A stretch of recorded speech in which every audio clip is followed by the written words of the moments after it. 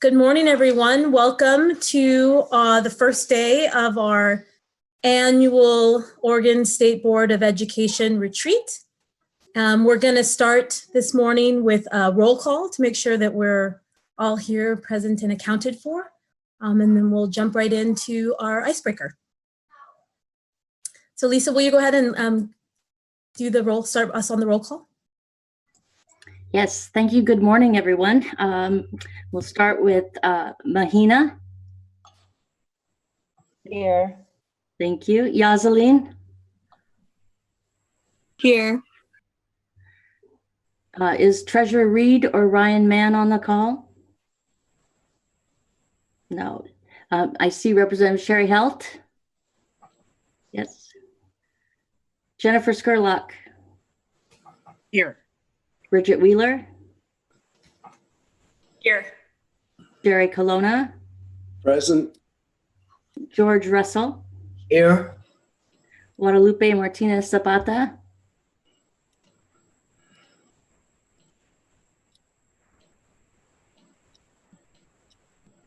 I see you. Thank you.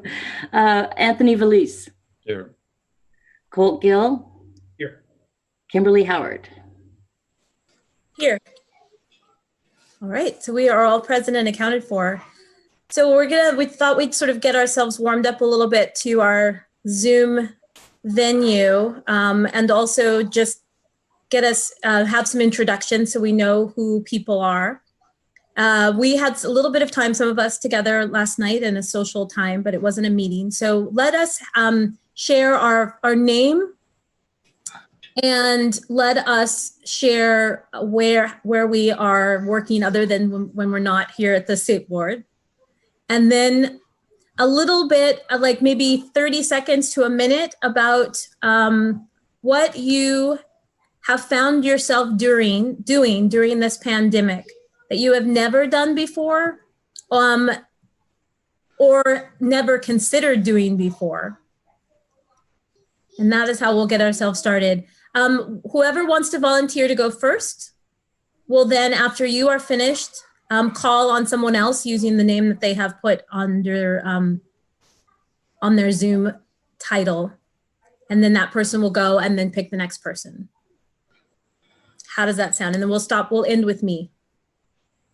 Does anyone want to volunteer to go first? Guadalupe, it looks like you are trying to talk, but we can't hear you.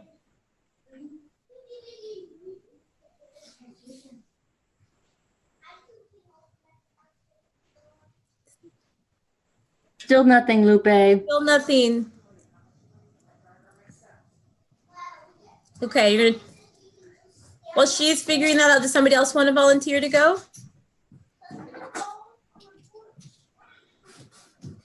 Okay, Jennifer. Hi, everyone. I'm Jennifer Broadus-Skurlock. I am a teacher at Churchill High School in Eugene, Oregon. In addition to that, I'm also what they call an NEA director, National Education Association director. So I represent over 40,000 educators here in the state of Oregon, and meet with our federal senators and congressmen and women on Capitol Hill and also via Zoom.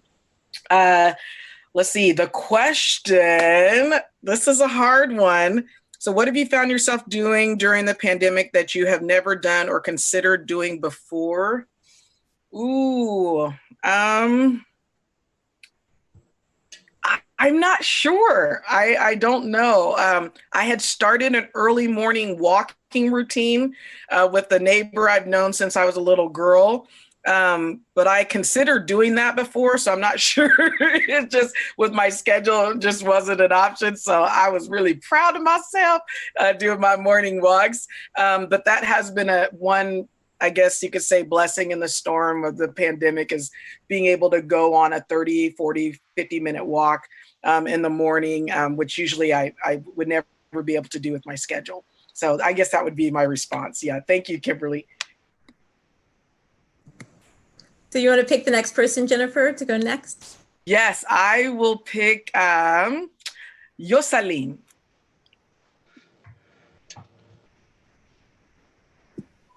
My name is Yosaline, and I am a student at South Medford High School. One thing I've never thought myself doing is I think like the amount of cooking I've done in quarantine. That's one thing for sure. And let's go with Colt. Thanks. So I'm Colt Mcgill. So I'm the director here at the Department of Ed. And I've done a lot of cooking too, but I think what I've done a lot of is exploring new music and sharing it back and forth with my son who lives in Washington, and each of us kind of challenging each other to find a great new music artist that the other one hasn't heard of and sending that back and forth. So a lot of music happening. And I will, let's see. I'll go to somebody who has their camera on. Bridget. Good morning. My name is Bridget Wheeler. I'm an enrolled member of the Coquille Tribe. I've worked for the Coquille Indian Tribe for 20 years in social services, and I'm now their culture and education director. I was trying to think of something new that I've done during the pandemic. It seems like all I do is Zoom and laundry, but a new thing would be what I shared last night, which is running. I'm not much of an athlete or very athletic, but I've started running, and by no means any long distance, but that's my new thing for the pandemic. And Anthony. Buenos dias. Good morning, everybody. Anthony Velis. I am a business owner. I own 2 companies, ESO Public Relations and Marketing, that targets the Latinx community, and Story Jobs, which is a digital diversity recruitment platform. 5 generations here in Woodburn. My family arrived as my grandparents as farm workers in 1946, and we've been here ever since. So we're 5 generations of professionals, educators, coaches, everything, you name it, our family does it in our Woodburn, cousins and whatnot. What I found I guess to answer the question, what have you found yourself doing during the pandemic that you thought you'd never do? And I think leading a statewide Latino movement called the Oregon Latinx Leadership Network. It's comprised of over 80 plus community-based organizations and or Latino leaders and organizations that serve Latinos.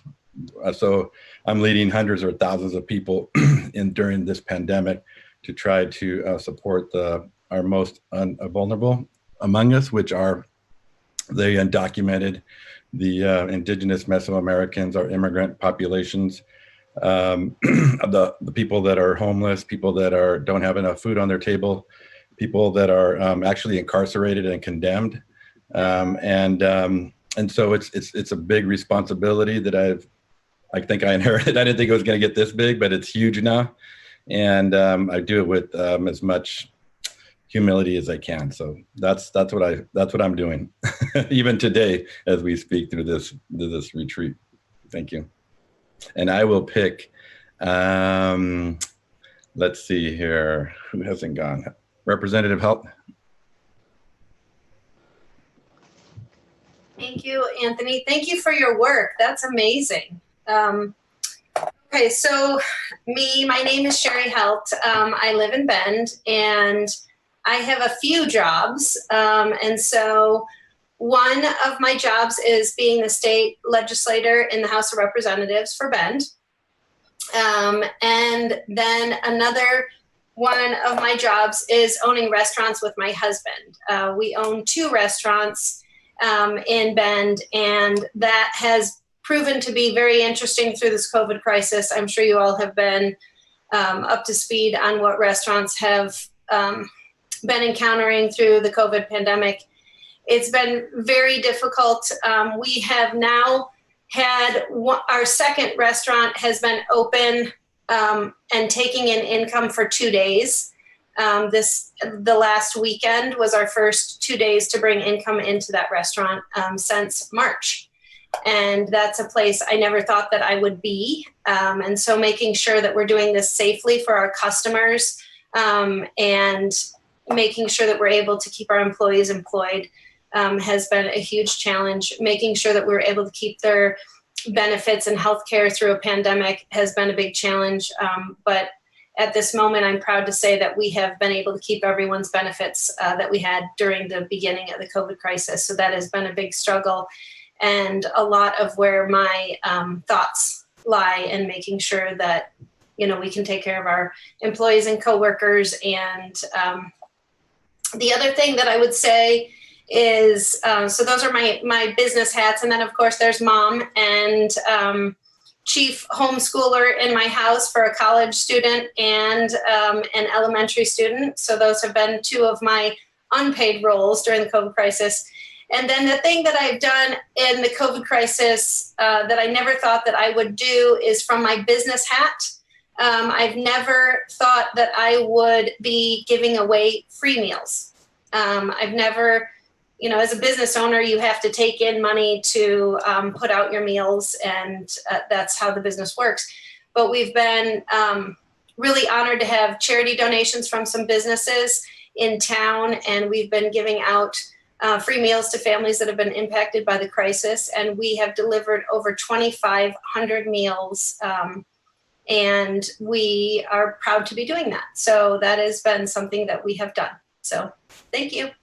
And let's see who hasn't went. Let's do George. I don't think George has went yet.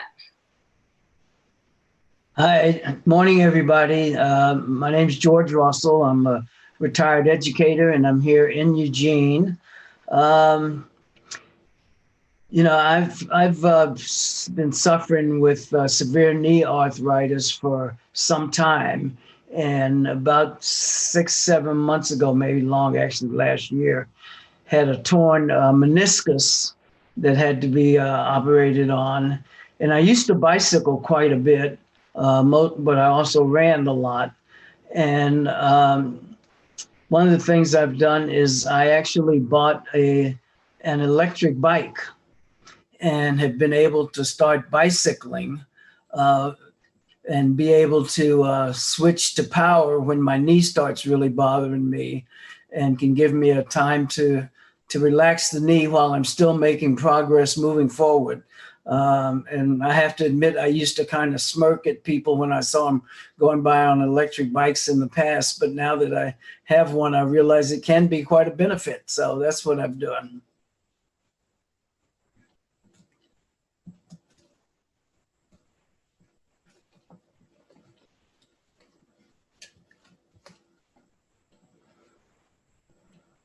George, who would you like to choose to go next? Let's see, who hasn't gone? Jerry, you haven't gone. Okay, be happy to. Thank you, George.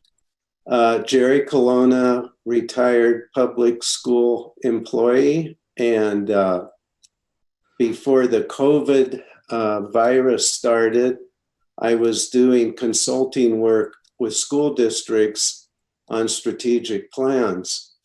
The virus has shut that down because the work that I did with districts was to figure over a 5-year period of time what goals they would like to achieve, and new mission statements and vision statements and so forth. But when you think about today, we're really going from day to day, week to week, sometimes hour to hour. The idea of somebody coming in and helping you with 5-year plans makes absolutely no sense. So I think that visit is done, or excuse me, that vocational aspect of my life is done and over with for maybe the distant future. One thing that I have done that I had never done before the virus, and has been very rewarding, and I know I had mentioned this earlier, but it was to take 2 hours per day, not including the weekends, and I chose from 10 to 12 to call people on the phone that I haven't talked to for long periods of time. These would be friends over the past, even going all the way back to college. And some of the people I had not talked to for over 10 years, but I have a very extensive address book. And I just started out And each day I would talk to about 2 to 3 people. I found it extremely rewarding and somewhat embarrassed that some good friends and acquaintances from over the past I haven't bothered to say hello to or write a note to or ask them how they're doing. And as a result of that, some good relationships have been built where before they were just neglected. And so that's been very rewarding, and I've really appreciated it. And I think with that, I will pass on. I'm Kimberly, no, Mahina, I don't think that you've had a chance to speak yet. I'd like to ask you to go next. Thank you. Thank you. My name is Mahina Navoa, and I am currently a high school senior. One thing that I didn't think I would be doing during this pandemic would be taking a lot of Zoom meetings or a lot of Google Chats meetings. As a senior, you think about your high school experience being fun and doing things that normal teenagers would do, but instead I am in a Zoom meeting. A lot of my retreats have transferred to being online, but a lot of things I've been doing that I also didn't think I would be doing during this pandemic was I've been a part of a lot of book clubs.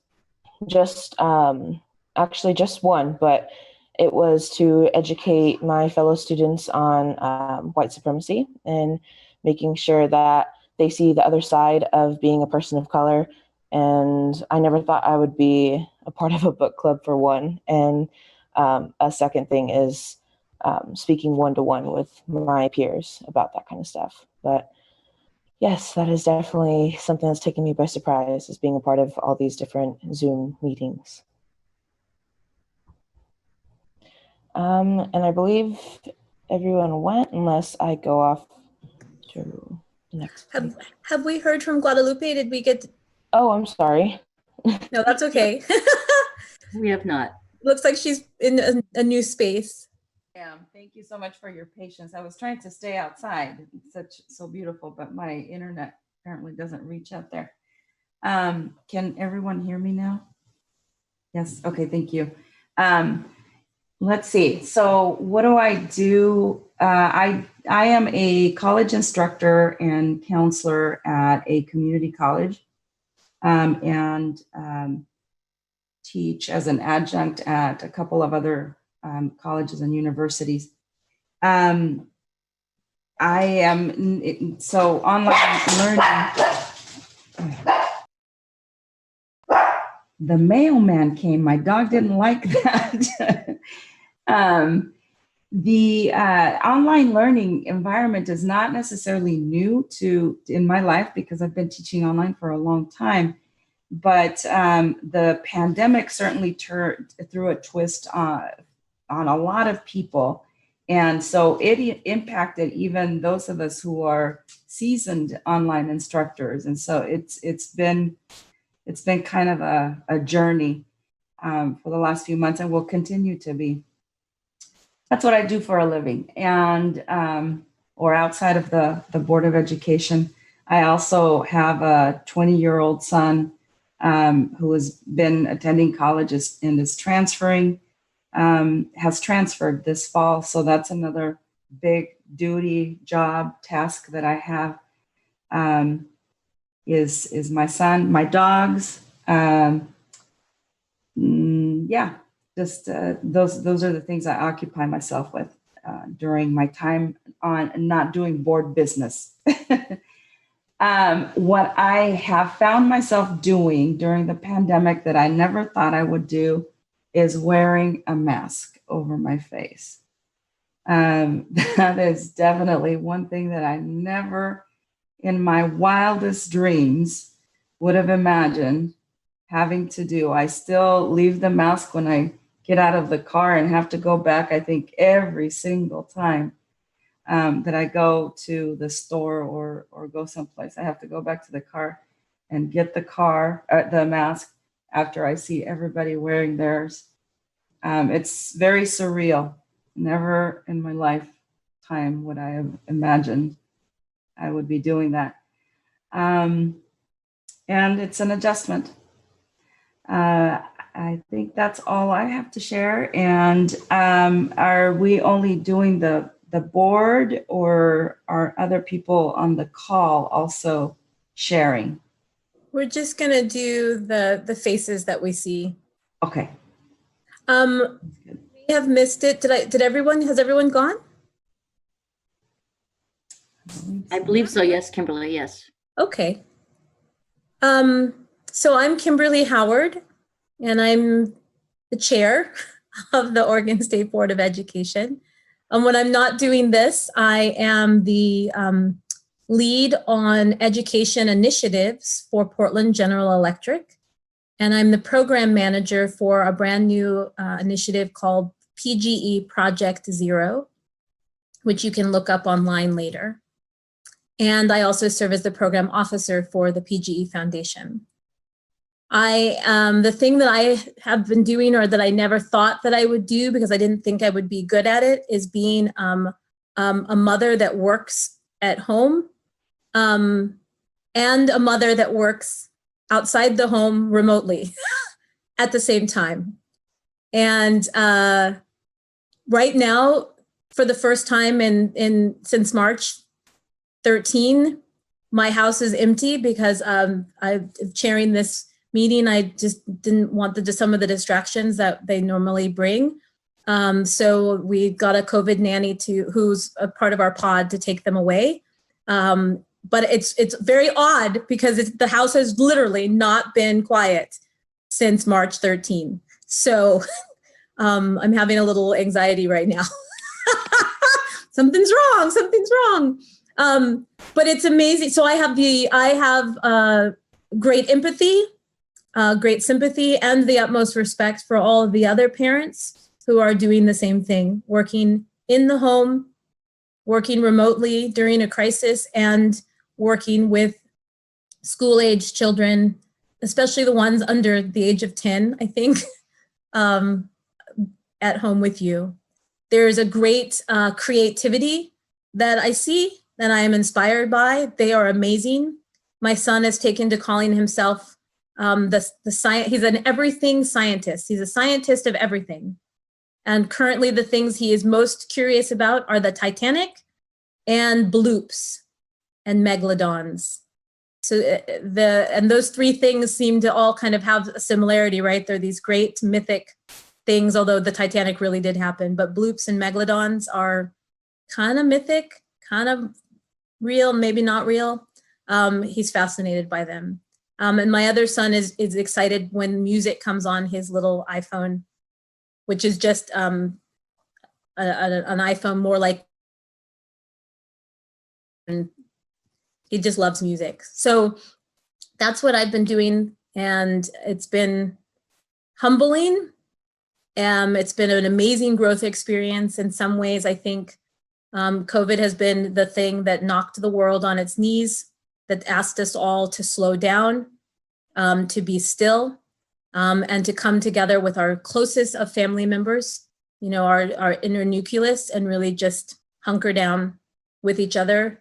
And for many of us in this 21st century, where it's always go, go, go, go, go, go, go, even though there's a multitude of Zoom calls, I still think there's a much quieter, slower connection to the immediate family than I think we've experienced as a culture, as a community, a world community even, especially here in the United States, for a very long time. So that's where I am. Thank you everyone for sharing where you are and what you've learned and what you are doing and what you are accomplishing during this time.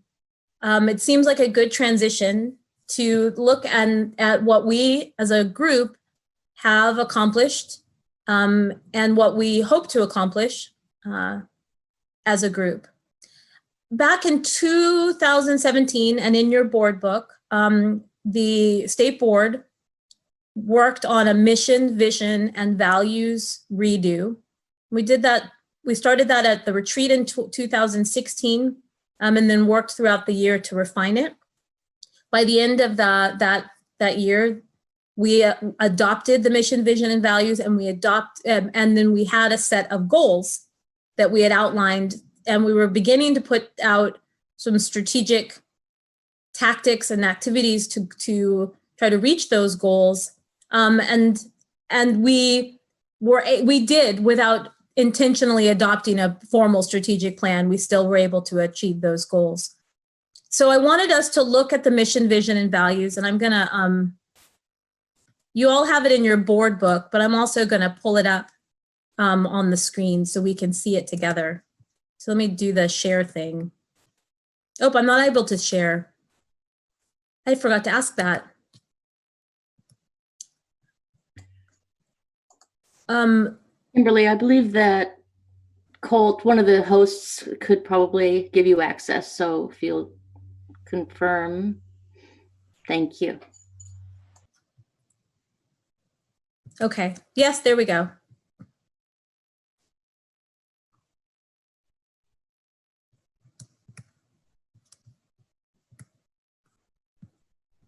So here is what we adopted as our mission, vision, and values. And I'm wondering if somebody could volunteer, raise your hand and say, and read the mission out loud for us.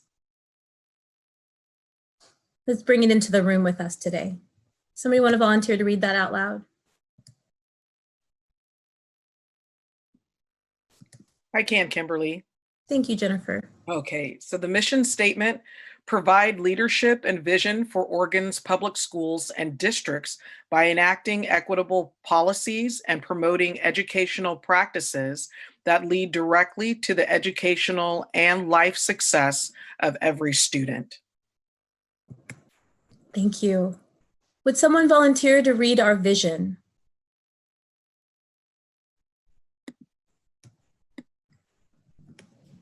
I'll do that part. Thank you, Guadalupe. The Oregon State Board of Education will work collaboratively and inclusively with stakeholders to develop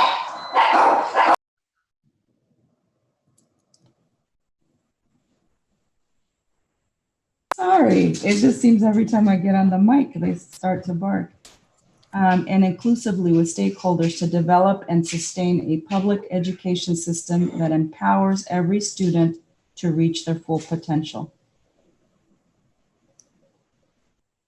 And then you see our values there. And let's do this as what I like to call a popcorn response. So someone pick your favorite value and go ahead and unmute yourself and share that. And it's okay if you start to speak at the same time as someone else. We'll find a way to sort of give space for that. So everyone unmute and try to watch people's faces, and one at a time, pick your favorite value and just share that word with us. Inclusion. Equity. Equity. Innovation. Student-centered. Every student.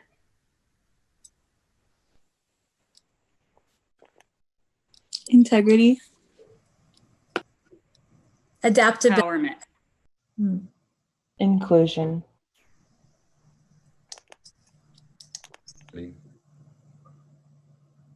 It's on my integrity. Empowers.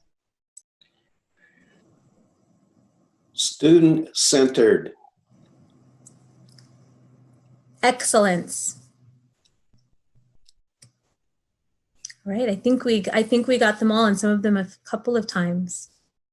So with mission and vision and values, I wanted to do a little exercise where we think about, so those of you that have been on the board, for those of you that are new to the board but have been watching what the board has been doing, think about what we have accomplished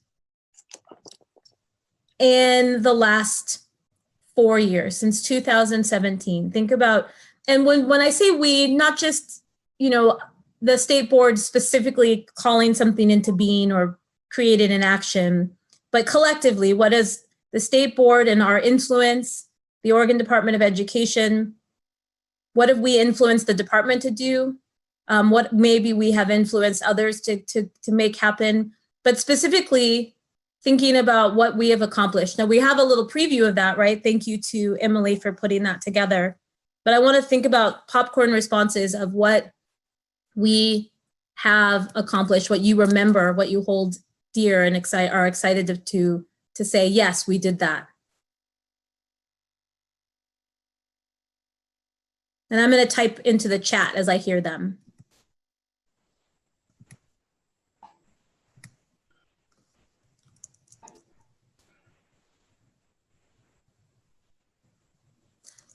Well, I'll go first. I think that the sports safety and student safety work that Anthony and Colt led us through was very, very powerful and very, very important.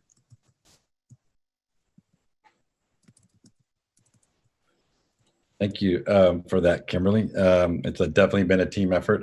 I would say, I think, and I've been here about over 7+ years, and I just think that like equity, like we brought that to the core, but not just in name, but in action. And so what I see is like ODE and other entities inside and outside of ODE, that they've understood our stance pretty clearly. And it's not only in name, but it's in action. So I think that's what really stands out to me, is moving forward with that message and making it become real.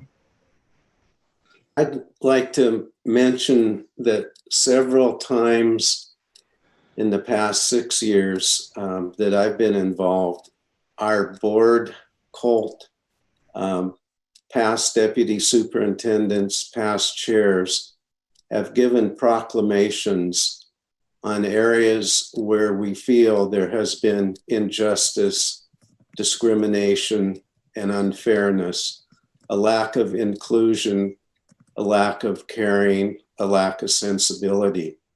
And these proclamations have come out, gone to every school board member, superintendent, most teachers, most of the news media, OSBA, OEA, and others, in a way that I think it has clarified our direction, our purpose, our meaning, and our values.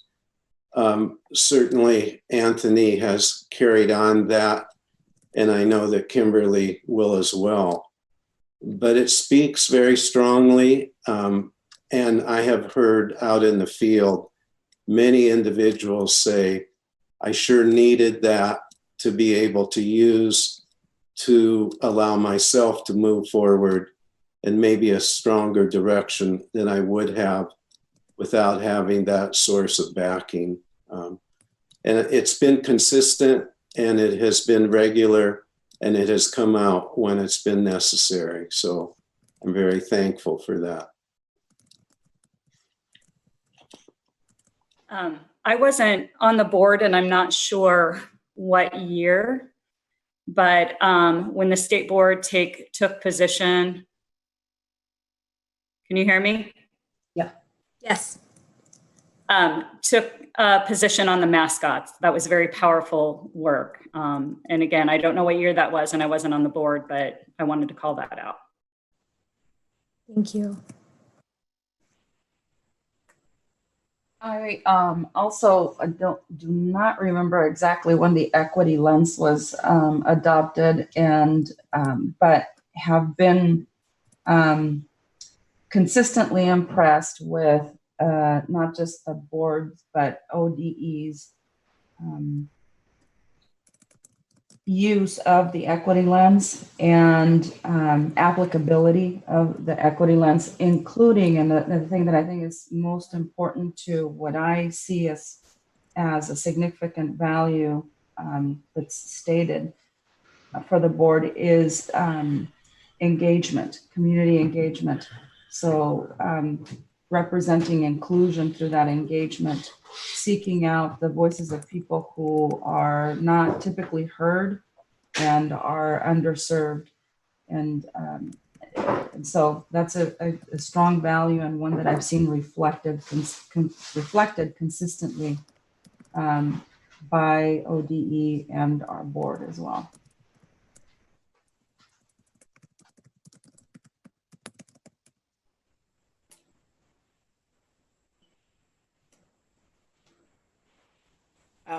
Thank you so much for this question. I agree with just what Guadalupe said. It's almost like she was, we're in the same room.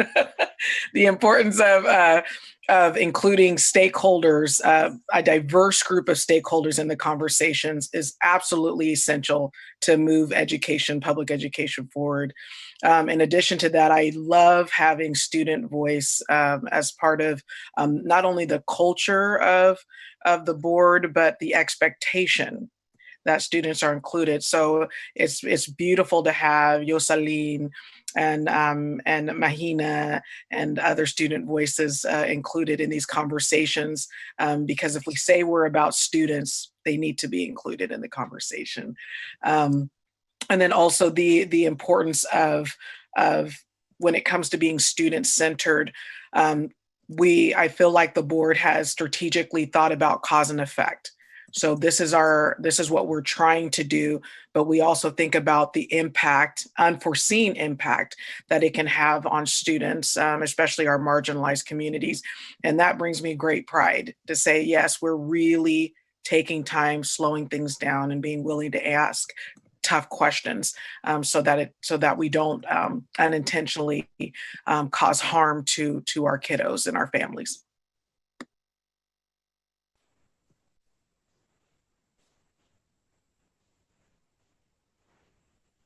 I think what I was going to say has already been said by Jennifer, Guadalupe, and everyone else. I was going to talk about the students because I think the student voice is really, really important. And just having the lens towards all students. One thing that I think is really important is that I've been reflecting a lot on this through the COVID crisis. We're always compared as an education system to the world, right? And we don't rank in the top of the world systems, but a lot of the systems that rank above us, well, all of them, just take out their top tested students and really push those top tested students ahead. And that has never been an American value or an Oregon value.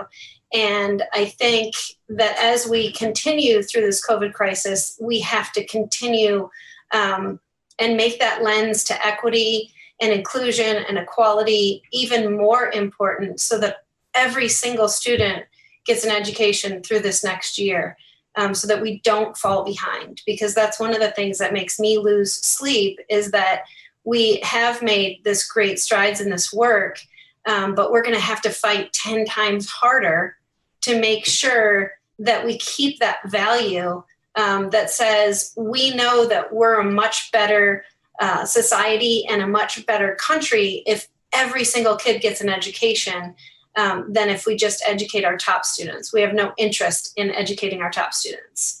We have interest in educating all students, including everyone. And so I think that's really important that we double, triple, quadruple down on those principles as we continue to look over what the next year looks like and make sure every student is included.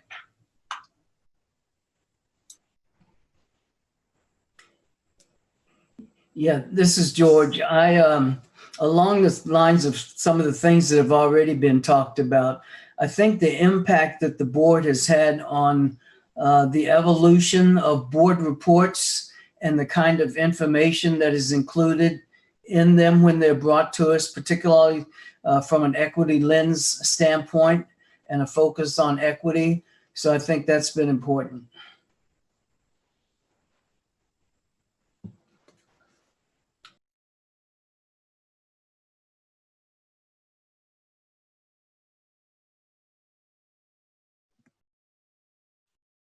Great. It sounds we've accomplished a lot. And what I'm hearing is at the biggest thing that we've accomplished at the core is a transformation in how we go about the business of doing the work that we do as a board.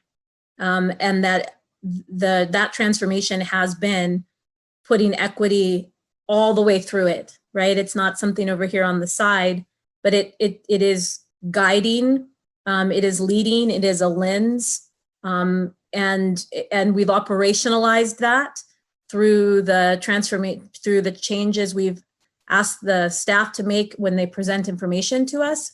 The docket change that happened last board retreat has been really useful in having these conversations.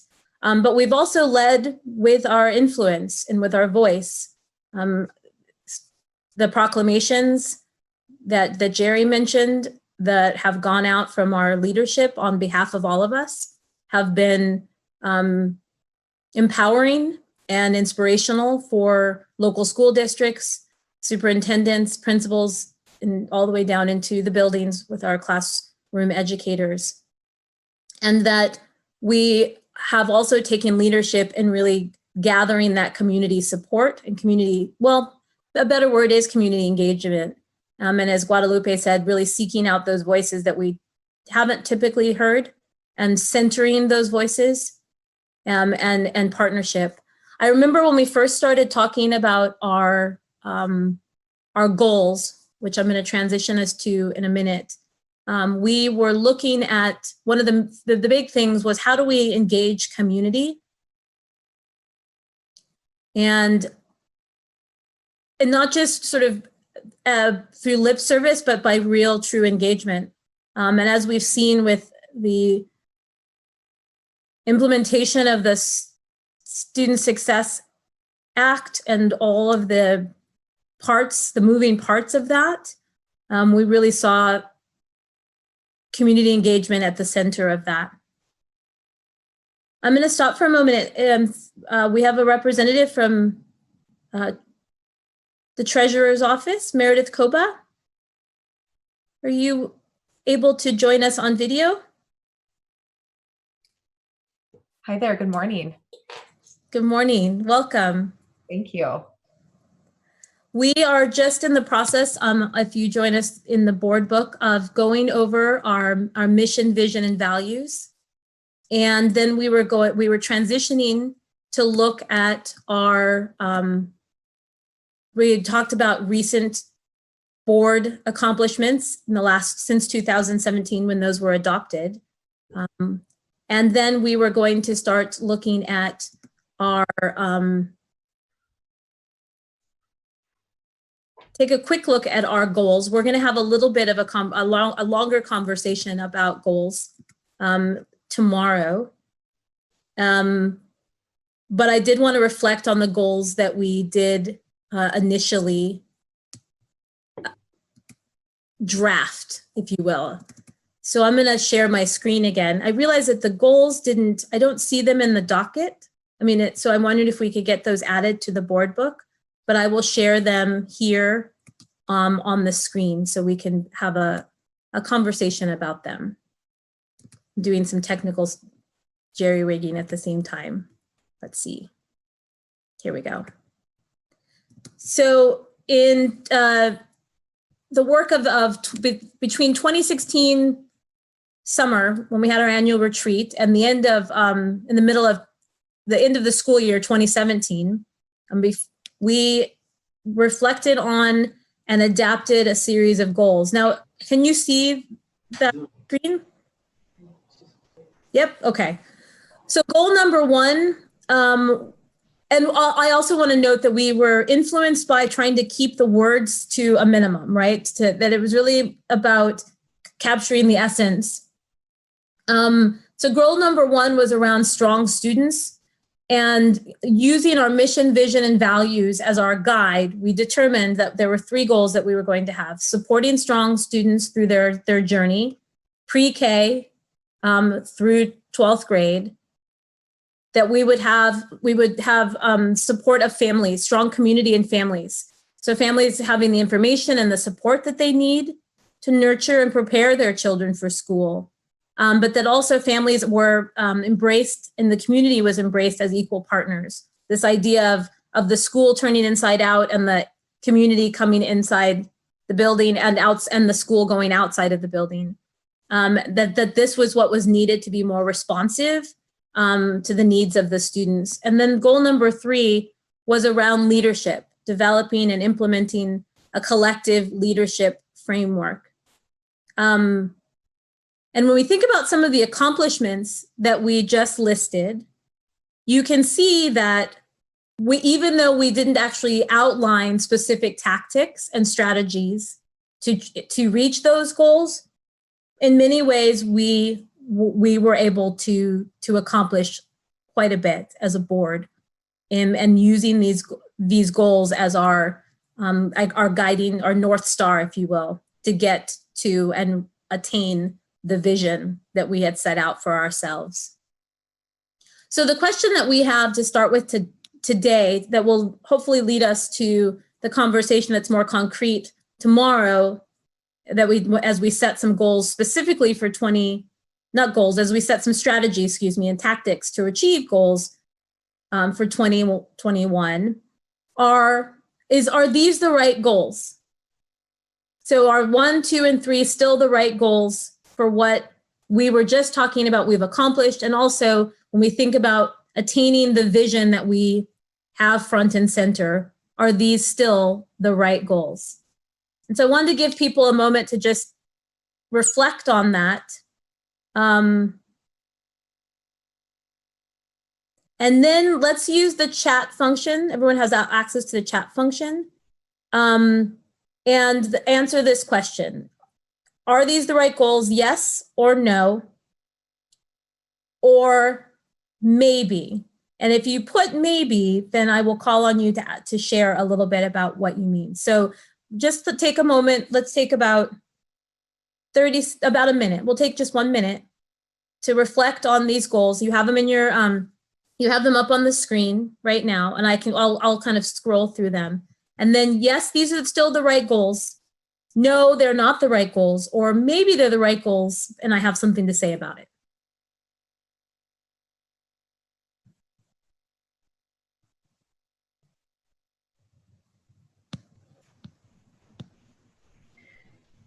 Can we type those also maybe in the chat if it's, or maybe they're too long? No, I think we can type them in the chat. That's a great idea. I'll just do the high level goal and not the,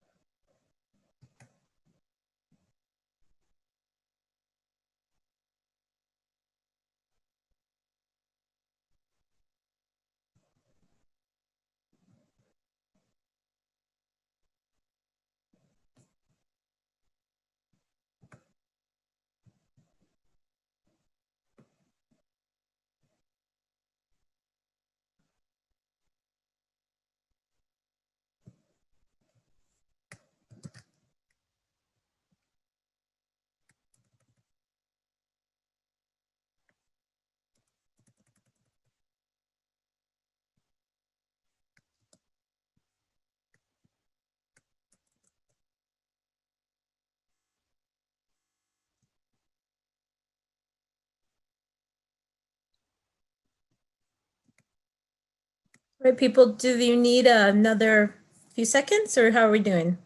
I see only a couple of responses, so I'll give people maybe a couple, 1, 3 or 4 more seconds to go ahead and type your response so we can see everyone.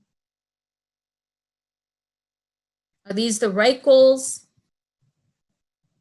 Yes, no, maybe.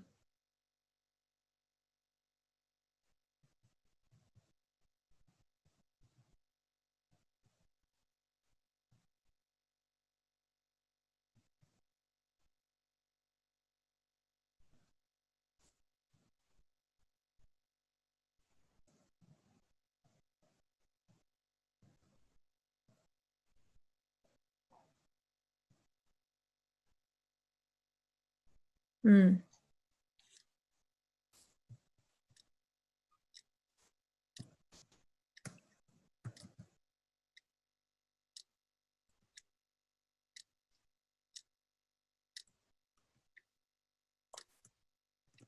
Kimberly, Yes. I can't see if I wrote mine in, but I don't know if it went anywhere after we write it in. Do we need to send it? I think so, yeah. You just have to either press return or there's a little arrow. I'll try pressing return and then you can tell me if it makes it. Okay. Did it make it? It did not. Okay, I do see file. Should I go to file and do it that way? No, you should just be able to type and then press return.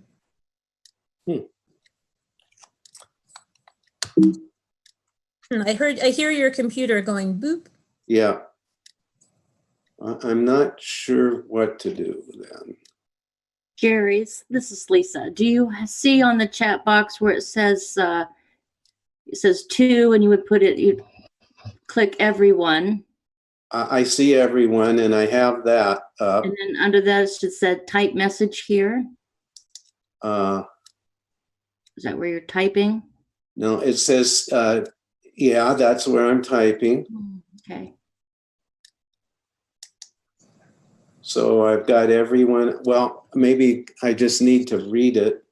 Yeah, why don't we start with you, Jerry? Okay. So you had a maybe, it sounds like, and I'm No, I have a yes, and what I said was I like the idea of students, community, and leadership being represented, and I'm happy that we don't have a lot of goals because I think we accomplish more when we're able to focus on fewer big ideas. So I am in favor. awesome. I'm sorry I wasn't able to get it through properly. That's okay. I just typed it in for you, Jerry. Thank you. So I'm going to start with Senator Helt. You had a yes and the first thing I saw in the chat. Thank you, Chair Howard. You're doing a great job today. I just wanted to say that. I'm really enjoying your leadership here and your direction. I think these 3 goals are exactly the right goals, but with the COVID, I'm really concerned that there's a lot more goals for the moment, and I agree with Jerry that 3 goals is way better than 25 goals because you actually can move the needle, and that we want some autonomy under these goals. We just want you to get there, and so keeping them small is important. But the things that I'm thinking a lot about right now is access to connectivity with devices and broadband. And then I'm also thinking about mental health. I really think that, one of the hardest questions to ask anybody at this moment in the COVID is, hi, how are you today? And then you have to put in my schedule when I'm going to ask someone how they are, I'm going to add an extra 5 minutes. Because if they're not okay, I want to be able to listen to them and hear them. And I'm an adult and I sort of have my life, figured out on somewhat of an even playing field most days, right? But with kids and kids that are struggling, and now their parents are struggling, and online is hard and it's different. And I just feel like there's so much more through the COVID, and maybe there's a way to add goals while we're in COVID and not mess up with the entire plan. But the big plan, and I think I stated this earlier, is that we're going to have to fight 10 times harder for these 3 goals to make sure that everybody is getting an education and everybody has access, and that all kids are being educated. Because I think this is really the moment of truth of how do we make sure we get that education to everybody. So I'm really concerned about mental health. I think there are a lot of people that are really struggling with mental health, and a lot of kids, because this is really a tough time. I do have a freshman in college, and it's been extremely difficult. There's been a lot of questions about her path. I've got a 4th grader who has questioned her path as well. So how do we provide more mental health supports, more family supports? Because I think that it's really important that these families feel supported through this. A lot of people have never been on a Zoom call before this moment in time, and how do they help their kids through it? And then also, how do we make sure that we're getting the professional development, the support? Because if you've read the op-ed from the Khan Academy CEO, he doesn't believe that we can deliver lessons in the same way. They have to be shorter. They have to be more directed. And how do we get that information out to everybody? How, as a state board, when we're not actually directly in charge of any education other than the 4 charter schools that you all oversee, how do we provide that leadership and that structure to be able to get some mental health support, some parent support, some professional development, make sure that lessons are not more stressful when they're online, and make sure that there's connectivity as we go through? And how can we make sure that there is in-person access for kids that need it and are struggling? And I'm thinking specifically of mental health. If you're a teenager that is falling into depression, maybe a Zoom call isn't enough. And how do we find the way to say that at this moment we're willing to do a risk assessment and say, we need to see you in person and we need to take care of you so that we don't lose you. And those are the types of things that I'm thinking of. I think these are exactly perfect, but is there a way to add more things that we're tracking and valuing through the COVID? Thanks for listening to me. Thank you, Senator Helt. Vice Chair Guadalupe. Thanks, Kimberly. And I want to second what Representative Helt just said a little while ago about appreciating the work that you're doing right now. This whole retreat concept over Zoom, I just couldn't imagine. And so thank you for doing such a good job with it. So my maybe is, I'm going to start with saying that I really enjoy simplicity. I think it has a lot of value. As Jerry stated already, I think having too many goals can really complicate things and won't allow us to really focus on any one thing. So I like the fact that we have some simplicity in the stated goals. That said, I also think that they are a bit too generic and broad. I mean, one of the things that I know is consistent to all of us and is consistent in our mission, in our value statement, in our values, is inclusion, equity. And I don't see that. I think that by extension, it should also be present in the goals. And I don't see that explicitly named in the goals. And it's concerning because I think that what Representative Helt has spoken about also is, by extension, issues of equity and inclusion. There are students who still don't have access to a stable internet connection.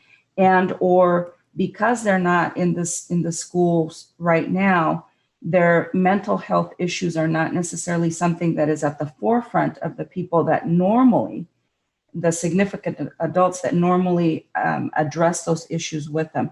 So I think as an overarching theme, inclusion and equity is missing in our goals. And I think it's something that needs to be present and embedded in those as much as it is in the other aspects of our mission as a board. I think that, well, I'll leave it at that with my maybe. I think that they're adequate goals, but they're too vague. Thank you. That's really helpful. Mahina, you said yes, but you have a question. Yes, I'm actually kind of excited and happy that the last two people that just went were kind of hitting on the same topic that I want to speak about, on how some of the goals that we have are a little too broad. I mean, when reading the first one with strong students and supporting students, that can look different for every student. Some students need mental help. Some students need a fellow person of color or a leader, a teacher, somebody familiar to them, or some students just need proper Wi-Fi access or a place to actually study and grow educationally.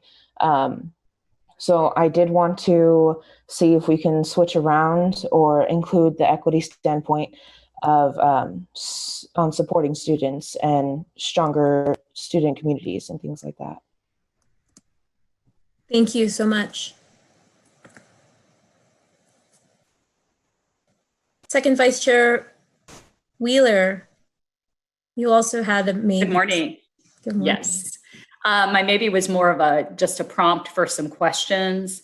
I agree, working in the world of drafting goals, I think that the fewer we have and the shorter they are, the more successful we'll be. So I absolutely agree with Cherry.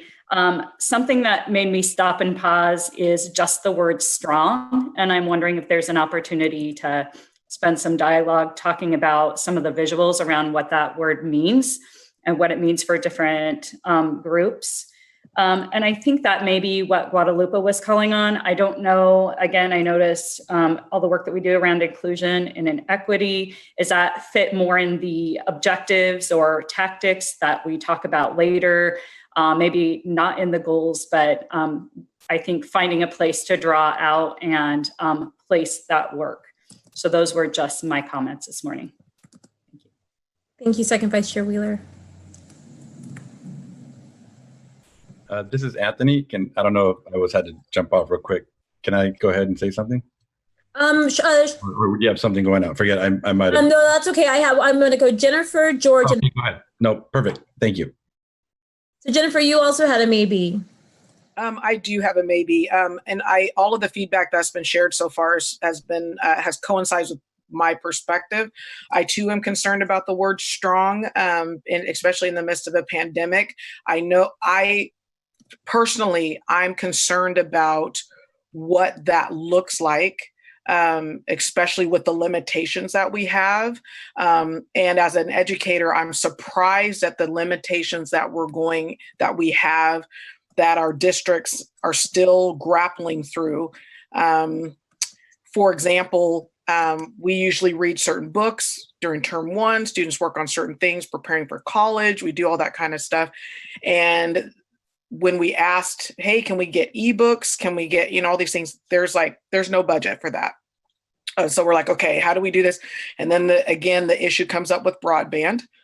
And it's like, well, we don't know how that's going to work out. And so as I'm looking at these goals, which I believe in, I'm concerned about strong, because even stepping into it, I'm like, we don't have the budget, the resources for us to be able to do what we know is necessary to support all of our students. And so I was concerned about that. The other thing, families have the goal too of community and families, have the information and support they need to nurture and prepare their students for school. I was concerned about that part too, as far as the integrity part of that statement. Because if every district is using different resources to educate students, so if it's Canvas or Google Classroom or all those kind of things, it creates kind of a unintentional chaos from district to district, from school to school, when people are doing multiple completely different things, using different programs, all those things. So if a kiddo has to move because a family member loses their job and they have to do things like that, all of the programs change. So it would take a kiddo like 3 weeks just to learn the new program with their families who are working and are trying to figure out how to balance these things out. And so in my mind, I'm thinking about what that means, supporting communities and families. If we have too many ways of doing education this year, it can add to a lot of mental stress. And I think it's unnecessary mental stress because they're already dealing with stress. But just having all these different types of ways of doing it, different access points, passwords, what have you, it makes me nervous to say with integrity that we're supporting our communities and families when we have those things that haven't been dealt with as they should. So those are some of my thoughts as far as the maybe, because I know that would be very frustrating as a parent and as a kiddo, just trying to navigate through these systems that we're literally building as we fly. Thank you, Jennifer. George had a question, which I put into the sort of whiteboard chat here. But George, do you want to expound on that or say anything? Some of the comments so far have been really good. I just, on the equity piece, it's my recollection that when we talked about keeping the goals short and succinct, that we referred them back to the vision and kind of talked about all the goals being equity centered or equity being a through line in terms of the goals. My question really is about, and the reason I said yes, but not maybe, is because I thought that it might be that within goal number 1 or number 2, we talked about somehow capturing the concept of support enhancement, work for educators and staff and school districts and so forth. But I don't see it specifically talked about. But particularly as we go through these times, I think some of the comments that Jennifer and others have made about making things work in this environment, the kind of support for all of our players in the education arena is going to be very important and have significant impact on overall education for kids. Thank you, George. And then I'm going to go Anthony, and then Yoselin had a maybe, and then I'm going to sort of try to synthesize a little bit so we can get ready for our next thing. So Anthony, and then Yoselin. Yeah, thank you. And thanks to everybody for their comment. And I think what's coming to mind is communication. And the reason why I say that, if we don't get that right, then what is there, right? Because of, and let me give you an example. So I see this as, how does ODE, and I'll go to the district level, parent or guardian, school district, and student, like a triangle, right? The communication is failing today. I mean, I talk to people all over the state, so I get to say this, that I get, especially Latinx community, that I get to poll people like every week, And in education, it's failing. It's failing because nobody really knows what's going on. And that's just a general term. And maybe nobody, but there's a lot of people that don't know what's going on. And then there's the issues with broadband, language, just people working. So I think like the goal, if we can't communicate with literally the people that we're there to serve in whatever way they can, then how do you like share information, right? Mm-hmm. Like, I mean, if you don't have somebody that speaks Spanish in a district that has 10, 25, 3, even 1%, but I mean, then that 1% is out, right? And so I think that that's huge, because a lot of people that I talk to, they have not heard from their school district at all. What they do is they receive an email. Email is a very mainstream or upper middle class form of communication. And a lot of people that I know, they don't even have email. Mm-hmm. And if they do, they use that email, they bring it to me. It's like their email and password. And then I help them set up some type of, whatever they need me to help. That's the kind of people that I hang out with and know. So I think the goals, big picture, are good. But if we don't nail communication down to the parent, to the individual, to the student, and the people that we're actually there to serve, then we're going to see some inequities that we've never even thought about, So that would be my message. And maybe that a thread that goes through all of them. I do like them, students, parents, family. But I do think it comes down to teacher, instructor, parent, guardian, and student. That's like that core. But again, do we impact that? I don't know. We have to think about it. So that's my thing. Communication. If we don't get that right in the multiple languages and multiple ways, then how do you educate somebody? Thank you. Thank you, Anthony. Yoselin, you put yes, maybe. So I put yes, maybe, and I would like to echo everybody else because I had a lot of the same concerns, and also while they were speaking, it brought up concerns of my own as well. One of the main things that I think I'm taking out of this whole thing is the word support. And almost like every goal, it has the word support, and I think that's where like support is a very generic word, and it's something that anything can fall under because everybody's going to require their own support, whether it's mental health, connectivity issues, whether that's supporting admin, and faculty.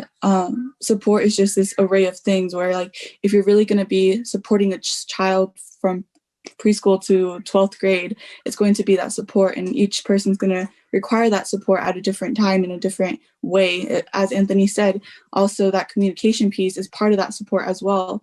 And I think that's where I got stuck on a lot, because as I read it, I felt like it was too generic, but at the same time, I thought, okay, so how are we going to perceive this? Like, when we are actually working on the goals, what are we actually going to focus on within those goals?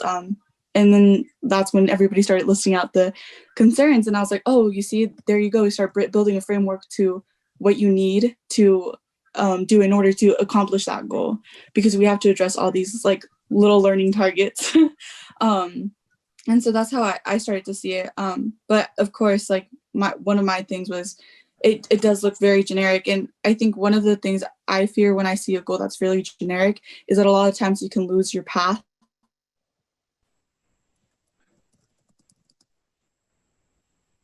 Want to achieve of my like clashing is, especially with this COVID situation, because although we have a goal that would work perfectly fine for a regular school year, due to COVID circumstances, a lot of times we'll get stumbled on like what's next, what do we have to address next, what goals are going to be like. We can't it's really easy to add on to a goal, and also very easy to forget things from a goal. And so that's where, for me, it's a little complicated, because I want it to be more addressing a lot of the issues of support of, every single individual will require their own support, and communication needs to be there as a fundamental for support. And I'm worried that we may miss out on some of the parts because goals are too generic at the same time. So, yeah. Thank you. Wow. So that was, and then there's some more notes that I will have added as you were talking that were from the chat, that we can pull in and think about as we move into sort of what we called on the agenda goal setting, but what was really what I'm hearing everybody say, and I think we're all in agreement. The goal is broad. The strategy that we take in this coming year, 2021, between September and June, are going to be specific to what's happening right now. So, when you think about supporting students through their PK through 12 journey, a strategy that this group might really want to hone in on are issues of connectivity or issues of equity in information and communication for families, right? That those are two for one for goal one, connectivity, and connecting, making sure families are connected to the work through communication, as Anthony said, in goal 2. But those are the kinds of things that when we come back together tomorrow, after we've heard a lot of reports and had some more dialogue today, we'll be able to really hone in on what are the specific strategies and tactics or actions that this board can and will attempt or will do. We're not going to just attempt it to make happen for this year that roll up to these very broad and general goals. But we could also talk when we have our facilitators from outside with us next tomorrow. Is there anything about rewording the goals, remembering that they're not just goals for this year, the goals are for the next 4 years, right? That's what a strategic plan is, usually 3 to 4 years. So the goal might need to stay broad in order for the tactics and the strategies within the given year to be very specific to what's going on that year. Kimberly, thank you for addressing that. I wanted to go back and clarify whether, because yes, the strategic planning that I've been involved in or I'm familiar with always has a timeline for goals. And so I don't see that indicated in the information that I've seen so far, but perhaps it would be appropriate to state that the goals are effective for this time period. And that way it'll give some more context or some additional context to those stated goals. So yes, I think that would be really valuable.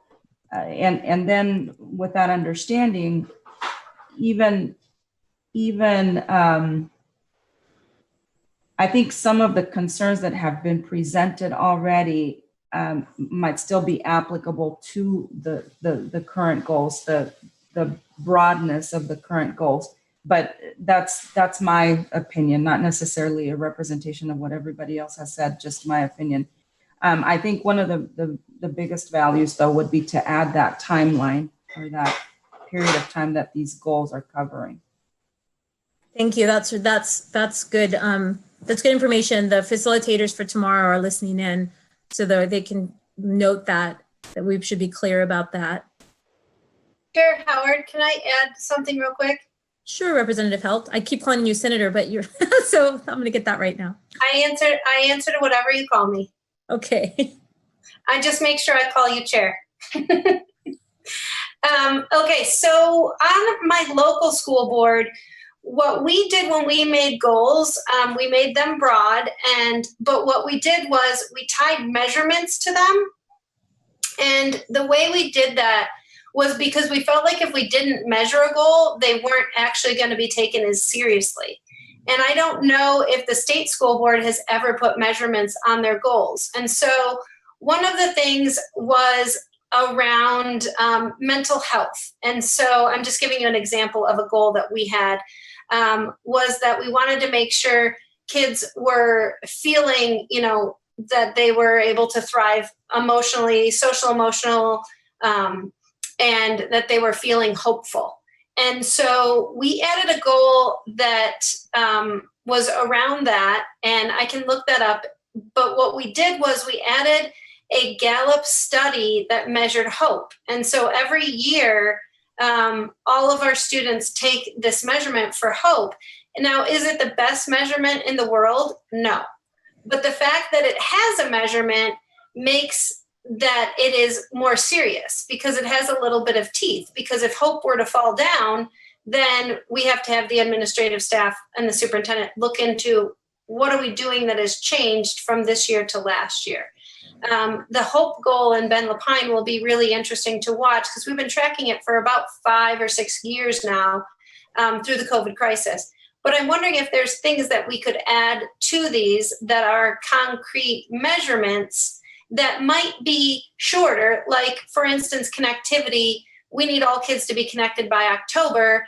I've met with the broadband companies. They think this is a possibility to be able to have it be done by October or sooner. And so could there be some sort of measurement goal? Because if we're going to have, supporting students through their K through 12 journey as a goal, could there be a measurement of making sure connectivity gets there? And then if connectivity isn't getting there, then what are the options that are being presented in those areas where they're not? But is there a way to measure that goal, to put some teeth behind it? And that's what I'm not sure of because of the structure of this board, where you're not in charge of hiring and firing the superintendent. We're at a local level. That is what we did. And we used that for his evaluation was essentially, and now it will be her evaluation, but essentially the goals were then measured and then that was reflected in the evaluation. But I'm just wondering if anyone has interest in putting some measurements behind this to make sure we can see what actually did we achieve. And it has some real concrete measurements. And some of, when I say concrete measurements, like the Gallup Hope study is not a super concrete measurement, but it is the best way that we could find to get at that, to make sure that it was a value. Because when you measure things, I think you strengthen their value. When we're talking about equity in all students, let's get some numbers behind there. What are those numbers? Yes. How are the graduation numbers moving up that are disaggregated data for all of our students, for our students of color, for our students in poverty, for our students in rural areas, those types of things. So thanks. Well, that is a really good point, and I think it's a good transition to, and I saw your hand, Jerry. I think it's a good transition to bringing Cindy in to talk with us about what is within our sphere of influence to make happen.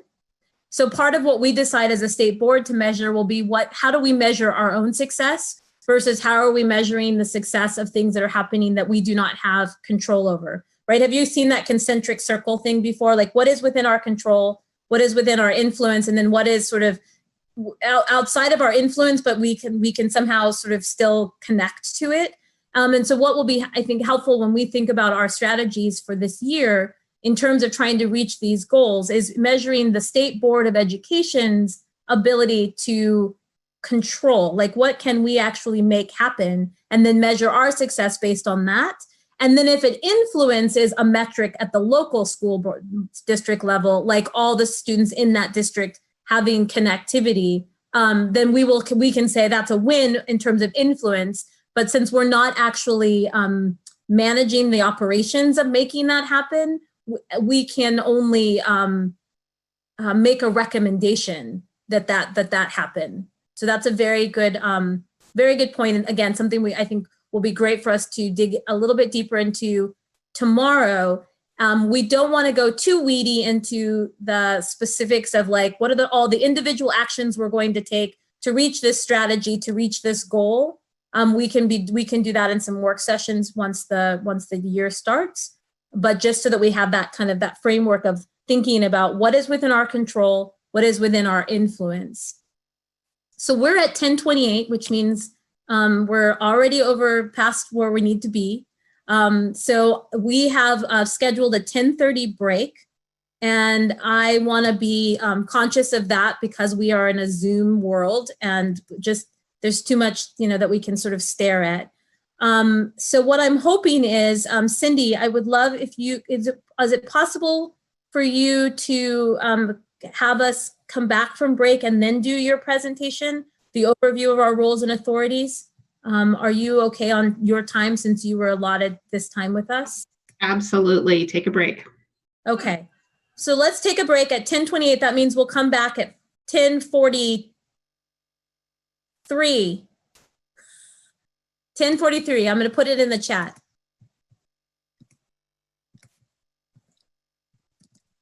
And everybody, you can turn off your cameras, go do your breaks, and we'll see you in a little bit. I wrote back at 10:30. I meant to say back at 10:43, but you guys figured it out, so that's good. We're going to start by hearing Jerry's final comment questions, and then we'll turn it over to Cindy. Thank you, Kimberly. I think I had mentioned this at an earlier meeting, but I believe it was the Harvard School of Business a few years back took a look across the nation at public and private sector organizations and their abilities to achieve goals. And they found that a little less than 20% of all organizations achieved their goals as they were stated and within the time period that they had designated.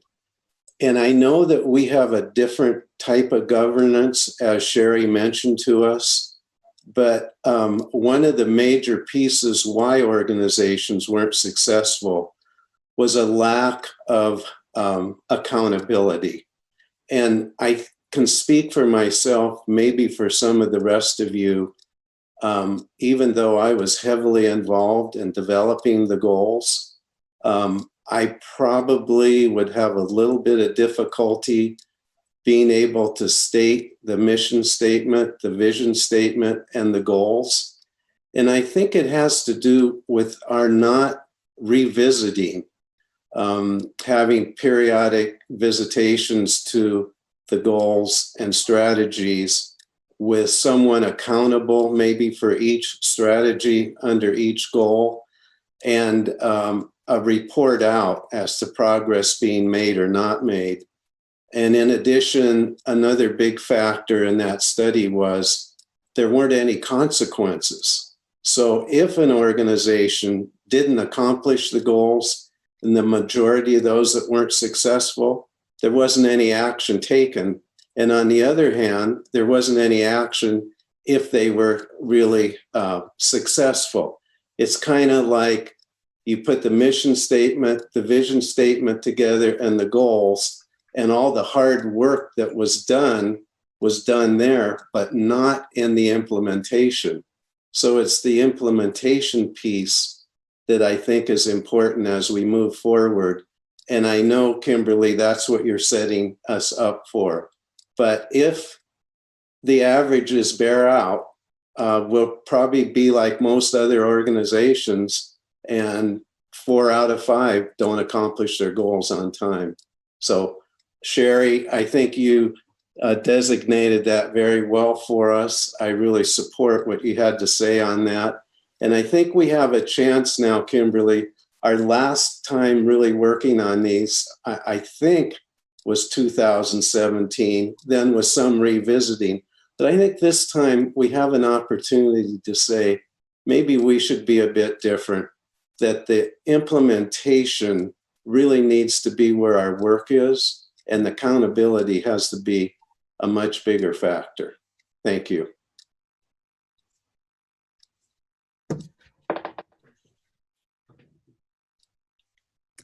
Thank you, Jerry, for reminding us of that. That is very, very important for us to keep in mind when we go into tomorrow's session.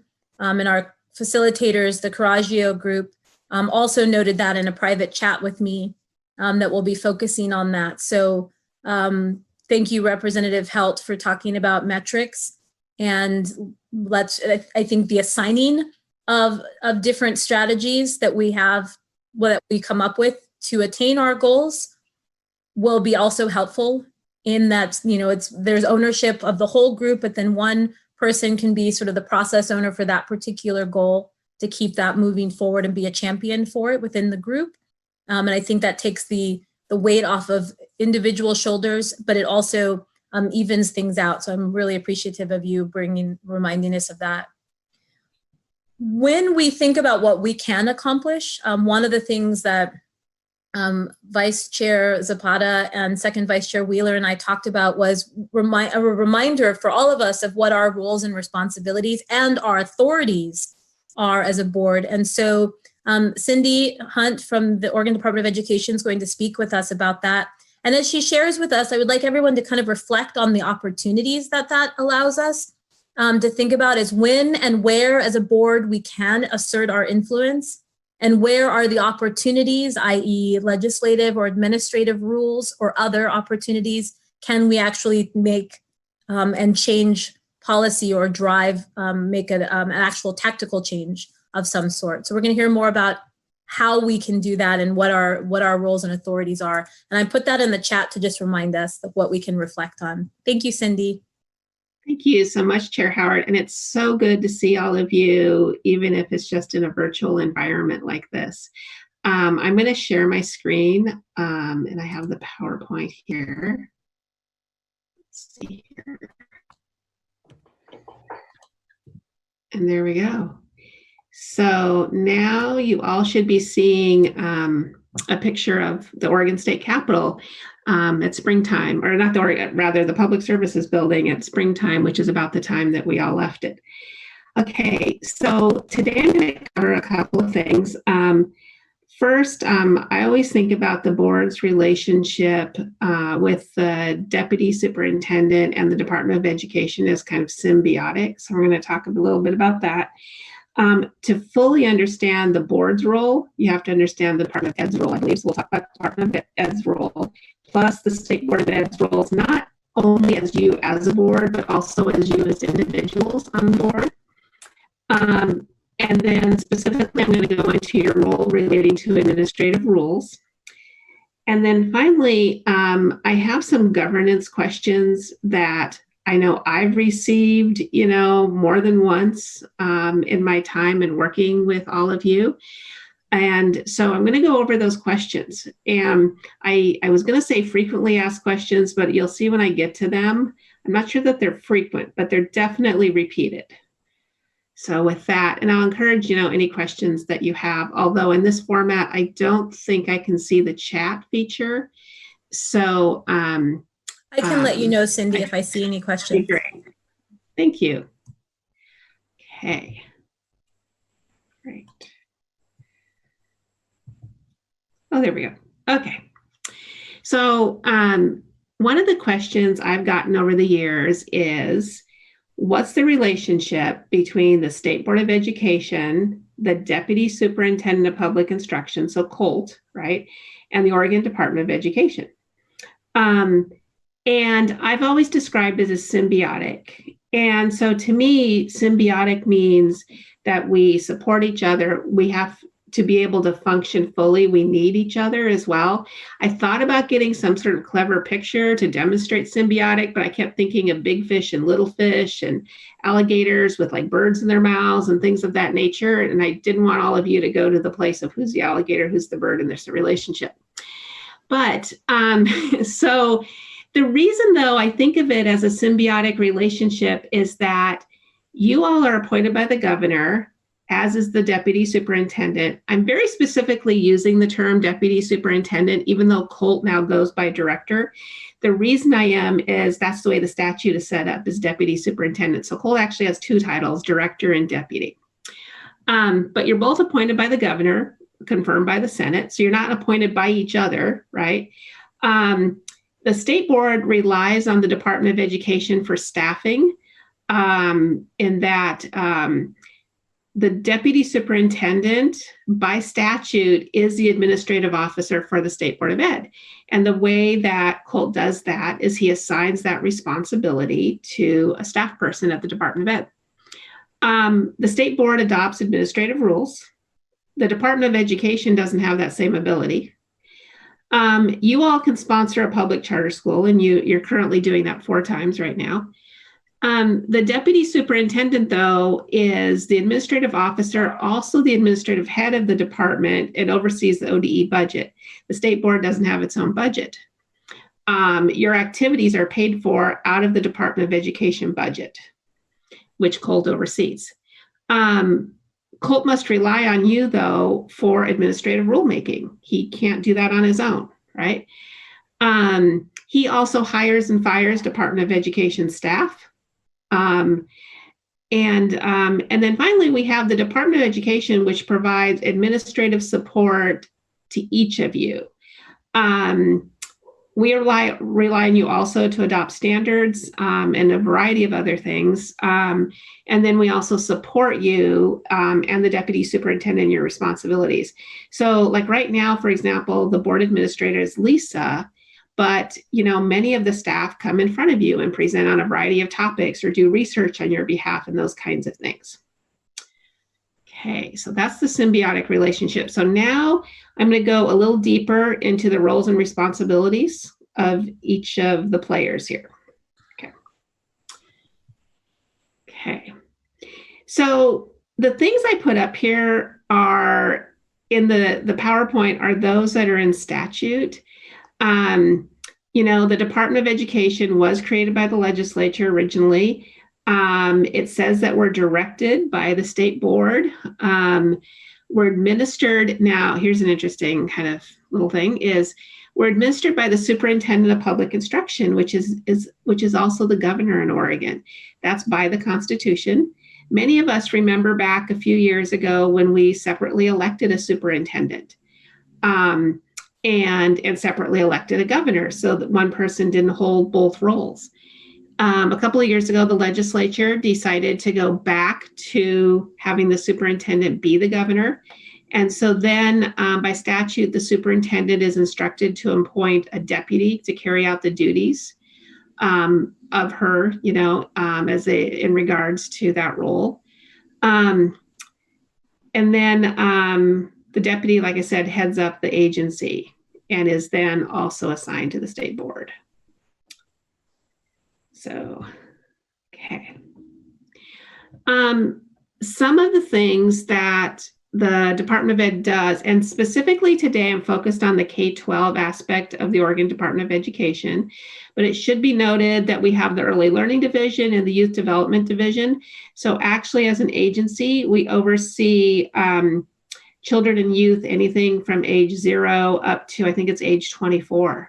Right now. But today I'm focusing on K-12 because that's your primary responsibility. Occasionally you'll have something in front of you that might be like early learning intersection with, like with special ed or something that intersects with higher ed, but really K-12 is at the core. Okay. So for the Department of Education, we're serving more than 580,000 school children now. There's also over 70,000 school employees out there as another very large constituency of the agency and the board. We do those content standards, develop, statewide student assessments. All these things are probably very familiar with you because you've seen them come in front of you, right? We deliver educational services to students experiencing disabilities. We have YSEP facilities, hospital settings, long-term care, a really big state school fund at $9 billion that provides operational funds for school districts, charter schools, and ESDs. Sometimes there's rules for the state school fund that come in front of you.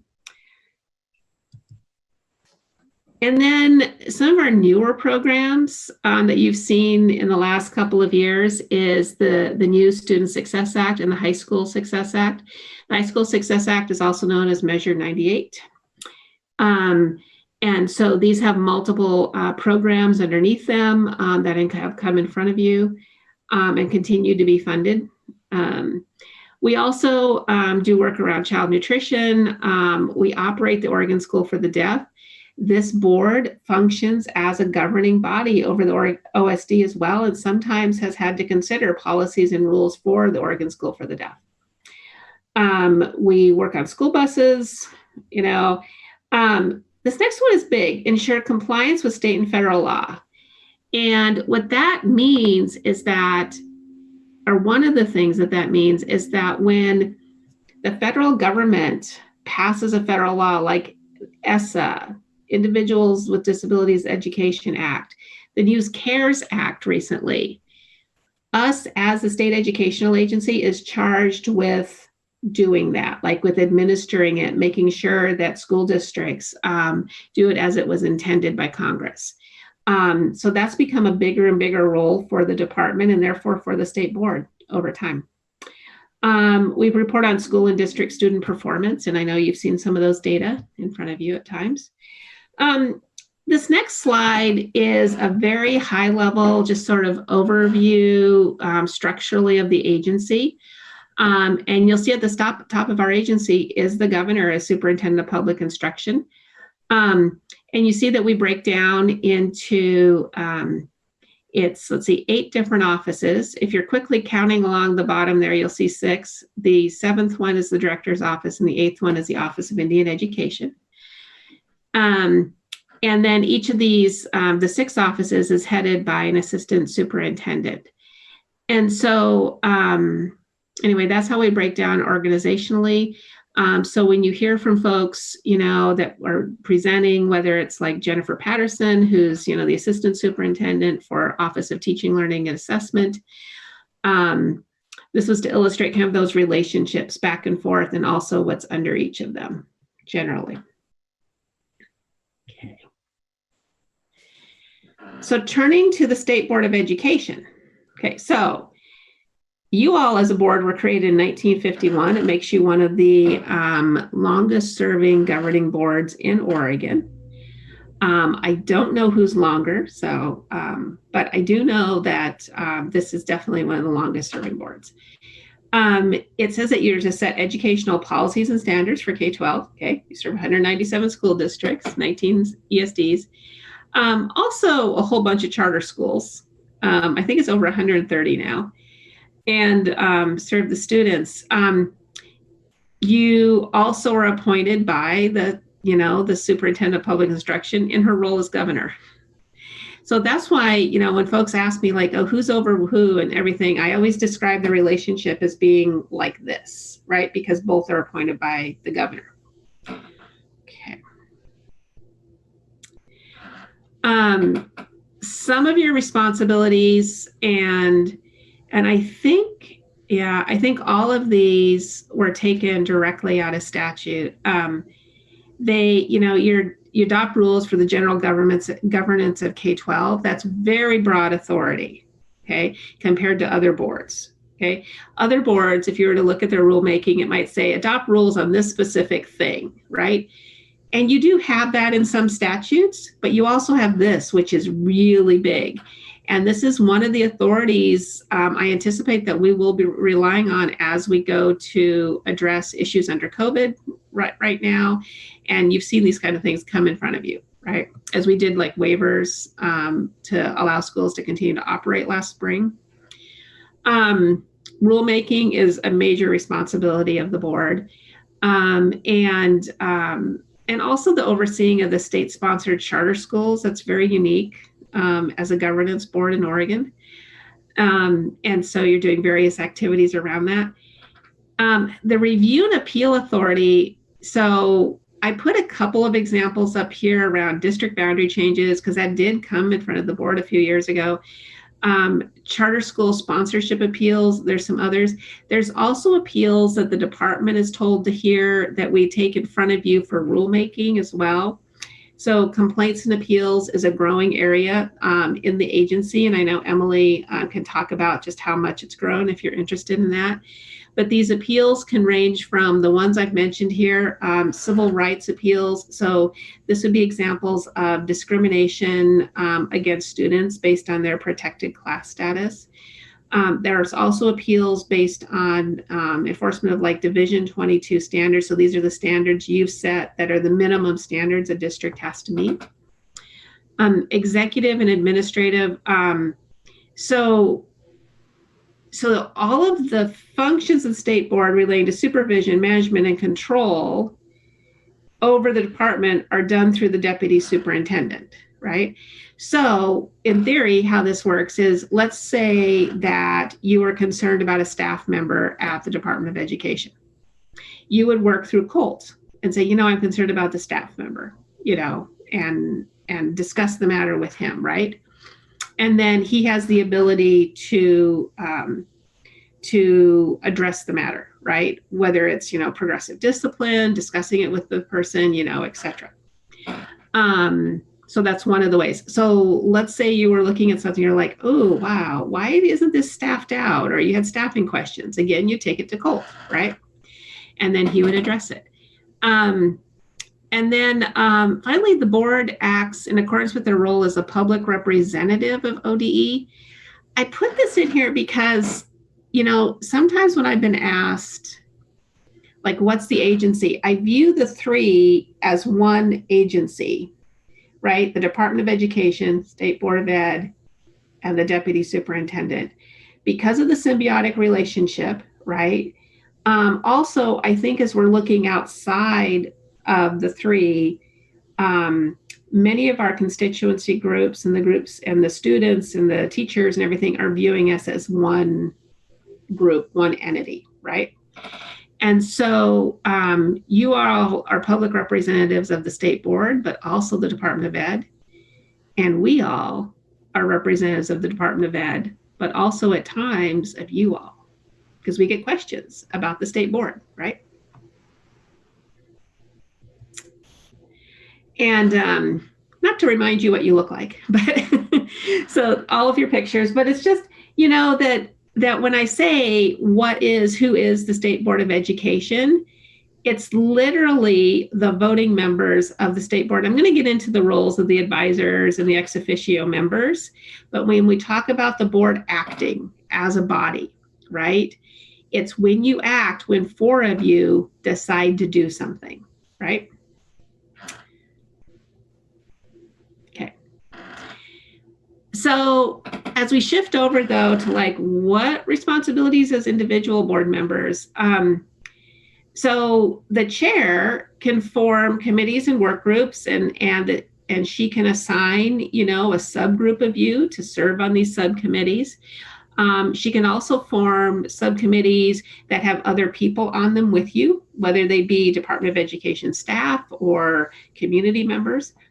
And then the state board members have authority only when acting as a member of the board during legal sessions. So like, for example, what this means is like one of you couldn't go to a school district on your own and say, school district, I want you to behave differently. You don't have authority to do that.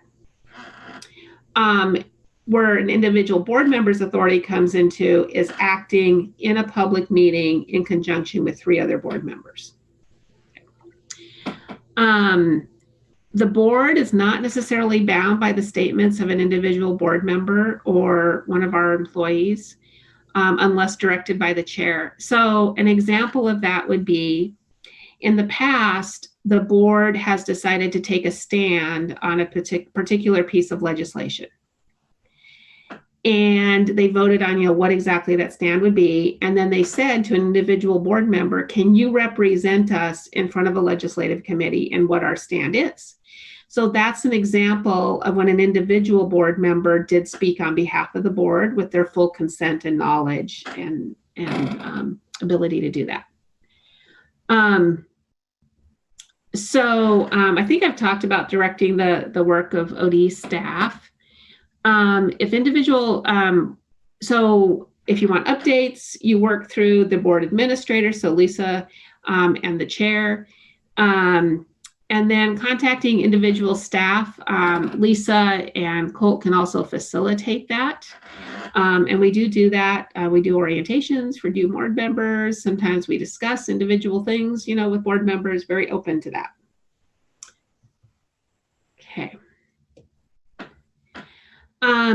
So the chair can ask, so for materials to be presented to the full board, as part of the agenda.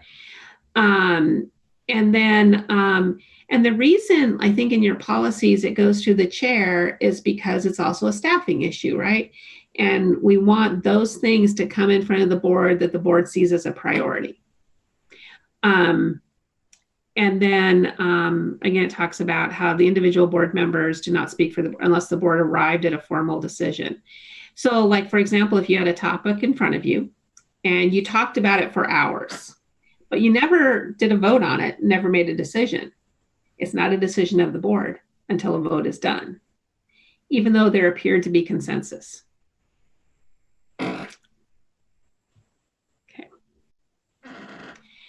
So this talks about, as individual board members, and then what's the role of staff to the board.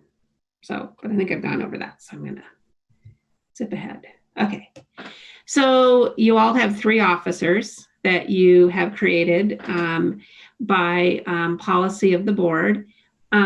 So I've talked a little bit about what the chair has as responsibilities. So the board, obviously you elect your chair, you've done that recently.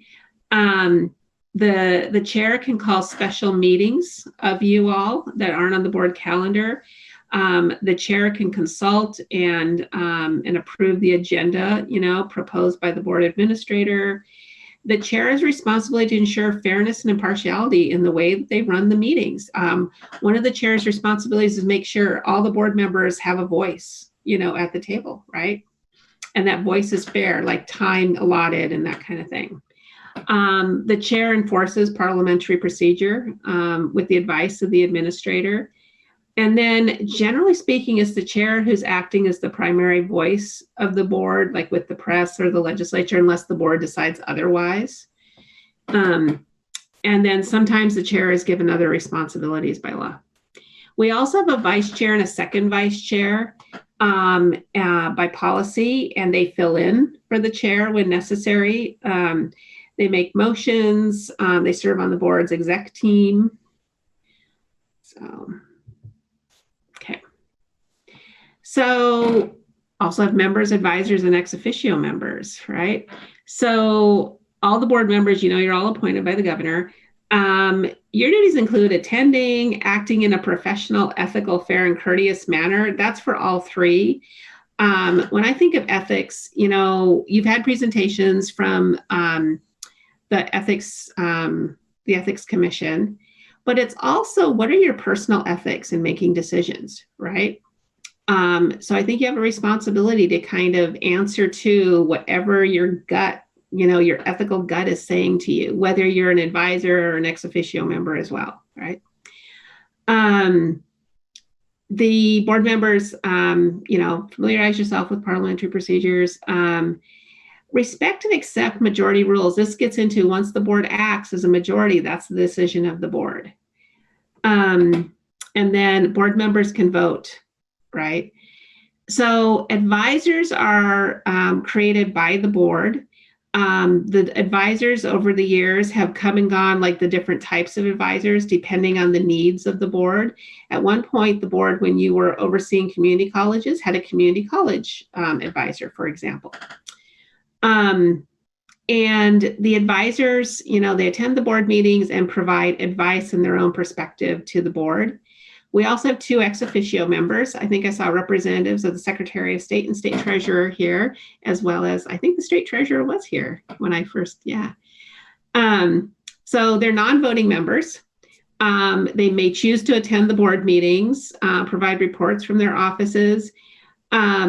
The other thing about this is that at times we also rely on those designees to provide briefings to the Secretary of State and the Treasurer on board decisions and discussions and seek input from them.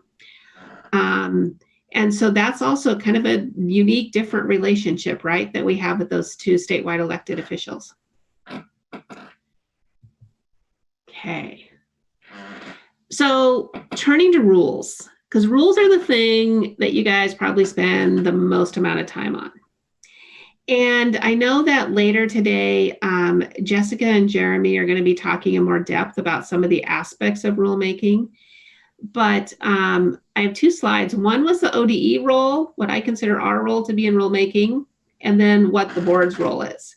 So ODE, often we're identifying rule topics and we're drafting the rules, right? We're seeking out diverse perspectives and input. Before the rule comes in front of you, we're ensuring it's clear, consistent with both state law and policy, and consistent with the equity lens of the board and ODE. I always viewed my role as support to the board. Presenting rules is to present clear information to you. And, whether that was background for the rule, what's the authority for the rule, what are the issues, what are the comments coming in, be very clear and provide very crisp and clear advice and complete advice so that you knew all perspectives coming in. Our role also is to incorporate your input into the draft.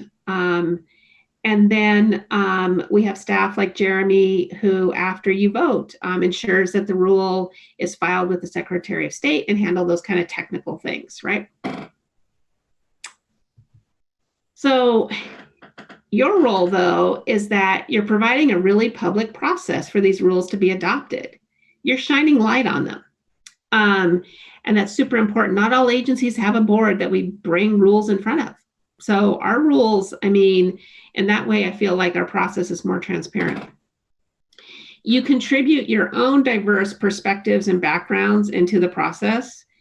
Your responsibilities, I think, are similar to us in the review of the rule, like clarity. I think I always used to say to you, if you have a question and something's not clear in the rule, maybe that's something we need to be looking at clarifying, right? You're also ensuring that, it's consistent with state policy, state law, the equity lens. You're reviewing and you're listening to the input coming in from community groups and other interested parties. And you're reviewing and hearing all this information and again, contributing your diverse perspectives and backgrounds, right? Who are influenced likely by some of the input you're getting. And then ultimately adopting the rule through vote. Okay. So these are those governance questions I mentioned that I've gotten over the time and multiple times. And I did put answers up here. And I swear I'm not going to quiz all of you on these. But the first question I sometimes get is who oversees the State Board of Ed? And sometimes, honestly, this is from someone who's grumpy. And I say, well, the governor appoints the state board. So in that way, she oversees you. And we have a chair of the board. So if you have an issue with an individual board member, you could bring it to the chair, is how I answer that question. Sometimes we get, how can I get an item in front of the board? That comes largely from outside the agency. And usually how we respond to that, anyone can come in during public comment and can present to you all. And I think you've seen a lot of those presentations. As far as getting an agenda item, got to work through the chair, So the next question, does the deputy superintendent report to the State Board of Ed? In other words, can you fire Colt? This has not recently been asked about Colt, by the way. I have to clarify that. So the answer is no. In the way that the deputy, though, you do oversee activities of the agency. So in that way, Colt does report to you. He, should be providing you a monthly report on the activities going on and ensuring that the information coming in front of you is information you need to make decisions. So in that way, yes, but hiring and firing, that rests with the governor. I just addressed State Board dismissing the deputy superintendent. So here's one. Can the deputy superintendent remove a board member? Haven't gotten that question recently, just saying. No, governor appoints. So Colt cannot remove any of you. He has no authority in this area. Number 6 is interesting. What happens if the deputy superintendent and the State Board of Ed disagree? We used to get this question more when it was a separately elected superintendent of public instruction, and the good news is it's very infrequent when I've seen this actually happen in a way that matters, right? There's little things like little variations of opinions or, those kinds of things. And way back, it might have even been in the 70s, an AG's opinion was drafted and, all this stuff. And I think they concluded that, I don't know what happens. This is kind of an area of concern. I don't know. And I think it comes from that kind of equal relationship. One's not over, it's like, yeah. And so it's kind of an interesting question to think about. Thank goodness we haven't had to wrestle with it too much, but sometimes I get that. Can the State Board of Ed take a position on legislation? Yes, by vote. Often you've chosen to only do that in very selected and specific areas. There's various reasons for that. One of the biggest reasons is the legislature moves pretty quickly and you're meeting typically once a month. And so you might say, oh, I'm in favor of Senate Bill 1 today, and then Senate Bill 1 totally changes tomorrow. And you're like, ugh, I've never, you know. So that's one reason. I think also the board a lot of times has tried to remain kind of not political in a lot of ways as another reason. I think the other thing to think about with that one too is, okay, if we take a position, how will that be viewed? You know, are we in alignment, like say with the governor? Like for the agency, we are not allowed to take a position unless the governor gives us permission to.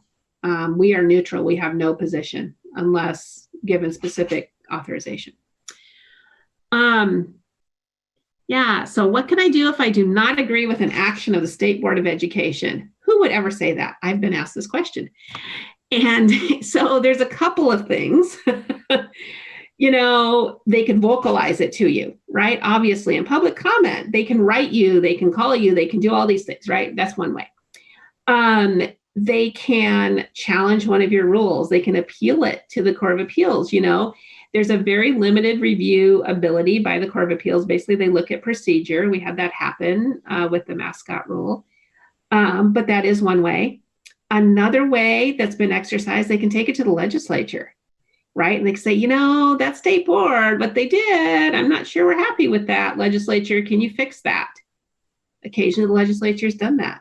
They have acted. Mascots was an example of that, where it was taken to legislature. Legislature adopted, you know, multiple bills and things, right? So that's just one example.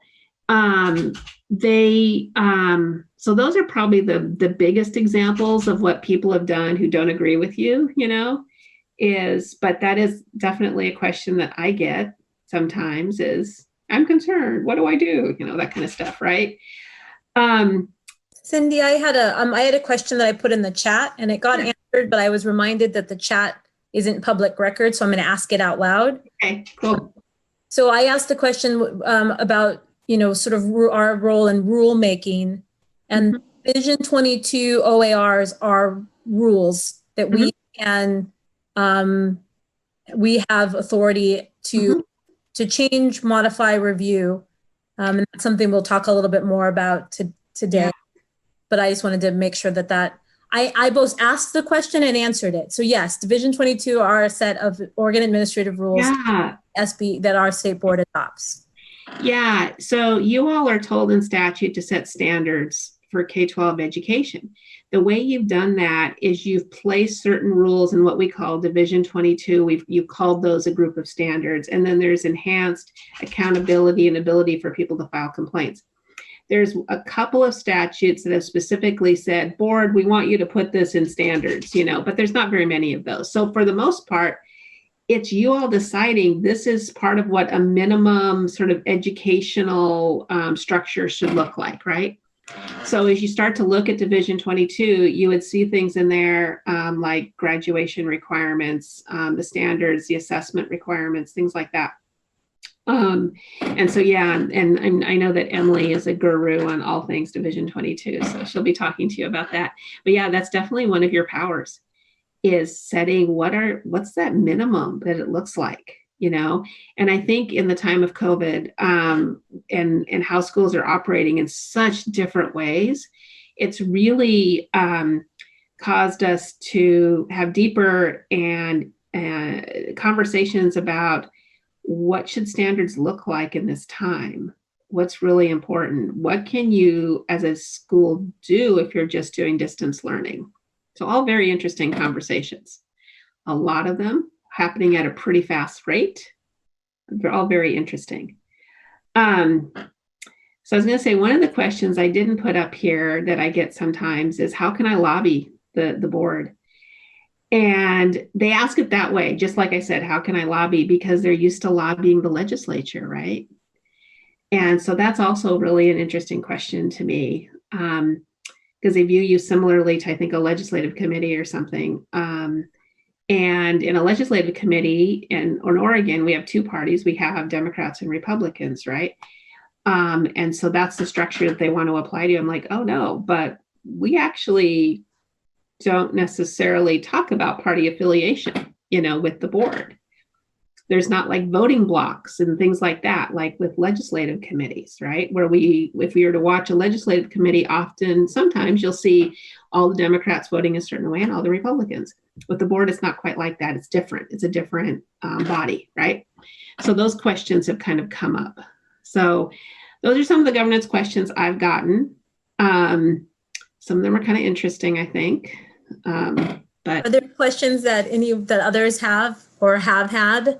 Yeah. New and being on the board for some time, we might still have questions that we could add to this for Cindy. Yeah. I see Jerry with his hand up. Jerry, let's go Jerry and then Representative Helt. Thank you very much. Cindy, thank you for the very clear presentation and the good questions at the end. I'd like to speak a little bit about question number 8, and it isn't about outside of the board meetings. It's more inside. There, when I have not agreed with an overall vote of the board, but I've always been given the opportunity to speak my mind. And if what I had to say could not convince the majority, then I've understood that I need to go along with what the board decides. Outside of the meeting, definitely. And maybe indicate, I had a chance to present a different point of view, but the majority didn't accept it. But the key thing I'd like to say about it is I feel as though when a board member has a feeling that they can't or they don't support what the vote is on a no vote, it's always a good idea to say, I'm voting no, but here's my reason why. And so I think that clarifies a person's position, and it also probably allows the person to say, well, okay, I didn't make it on this one, but I was able to reaffirm my point of view. It's time to go forward and support the board. Thank you. Thank you, Jerry. Representative Helt, you typed into the chat that you have a question. Yes, thank you, Chair Howard. Okay, so Cindy, my question is, where is the oversight for education besides the governor's office? Because it seems like all roads in education on the state board lead to the governor's office. The state board is appointed by the governor's office. The deputy superintendent is appointed by the governor's office, and the governor is the state superintendent. So where is the freedom to disagree with the governor? So if someone disagrees with the governor on the state board, could she just remove them from the state board and reappoint? Has that ever been done? And is there any oversight from any other office other than the executive branch being the governor's office? Thank you. Yeah, no, thanks, Representative Helt. Yeah, so let me talk about your first question, which was about removal of board members, okay? So in the statute, it says the governor can remove a board member. I don't remember the exact language, but it does say that. And generally what the power to appoint is the power to remove. I've been working with the state board since 2007, and none of the governors during my time have ever removed a board member. I was in the legislature before that, and being removed. So, however, having said that, we have had governors who have removed board members in other agencies. So I don't want to say it can't happen. It could, but with the State Board of Ed, it doesn't seem to be the course. Okay, under multiple governors. Relating to the oversight, the way I would answer that question is I feel like oversight in Oregon especially starts at the local level with those local school boards and the superintendents. In Oregon, we're known as a local control state. Those local superintendents and local school boards have a lot of authority in how they implement, their budgets and implement, directives from the state board or the legislature. If you glance at the current school safe learner guidance from the Oregon Department of Ed, you'll see things in there that say required, recommended. The recommendations are up to those local decide how are we going to do this best for our communities. So then the next level of oversight, we have the Department of Ed. I talked about some of the accountability measures. We have complaint systems, those kinds of things. The director of the Department of Ed, the state board. I listened while you were talking about some of the achievements that the board has done over the last several years. And some of you, talked about different actions that you did. I think some of those actions, definitely qualifies oversight. And ultimately the governor, right? As you called out. But there's another body, the legislature, right? So, every 2 years we're presenting on the budget. We're presenting on key performance measures to the legislature. I mentioned that at times the legislature has taken action and said, yeah, state board, we'd like you to go a different direction, or provided more detail, or, what have you. So the legislature also is a party to this, the legislature ultimately is who passes the state school fund budget. The board has very limited ability over the budget, right? You can adopt a few rules around, how the budget is divided up and those, ADM and those kinds of things, but the ultimate number has nothing to do with the board has no ability, right, to manufacture money. That's how I'm going to put it, but the legislature does. So that's what I would say. It's in multiple, the legislature can't manufacture. I see Representative Helt clarifying the legislature cannot manufacture money. Well, we're not the federal government, so you have to think. But we do have the state treasurer as an ex officio member, so that, so yeah, so I would say it sits with a lot of people. And, and finally, I would say it sits with community members. During my time with the state board and the legislature, but also at the local level, I have seen individual people in Oregon influence and be able to move policy items forward in education. And these individual people are not necessarily professional lobbyists. I have examples of people who were parents. And they're like, we wanted this thing that was happening in my school. I didn't agree with it. So I took my issue to the board, to the legislature, and they had success. So I think the accountability also, we have to acknowledge, it rests with individual Oregonians as well. Thank you so much, Cindy. That was a helpful answer. It does feel like there are a lot of controls in place.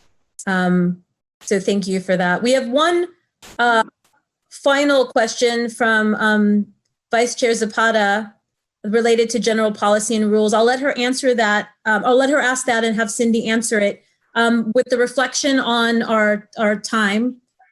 And before we ask this final question, I wanted to get permission from everyone to go until 12:15 before we take our lunch break. And that means asking people to do a 45-minute lunch instead of an hour lunch to continue to try to get finished by 3:30, or we take an hour lunch and agree to go until 3:45. So can I get a thumbs up that we take a show of hands for a 45-minute lunch, meaning we get out at 3:30. Okay, that looks like everybody.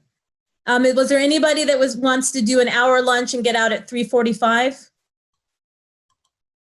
Okay, so that's what we'll do. So let's have Vice Chair Zapata's question, Cindy's answer, and then we will move on to the next presenters, which I believe is Colt. So, thank you, Kimberly. Just for clarification, my last name is Martinez Zapata. I just want to make that clear, because I know that it's easy to default to the second last name being the first one. but it's Martinez Zapata. So the question that I have, Cindy, is about, I was hoping I could still refer to the presentation that you provided, but I'm looking at it on board books. I'm just going to ask the question from there. On one of the slides where you talk about the board's role, and you have the cycle of identifying rules, topics, and then drafting rules. That particular place in that cycle of the process is what my question is about.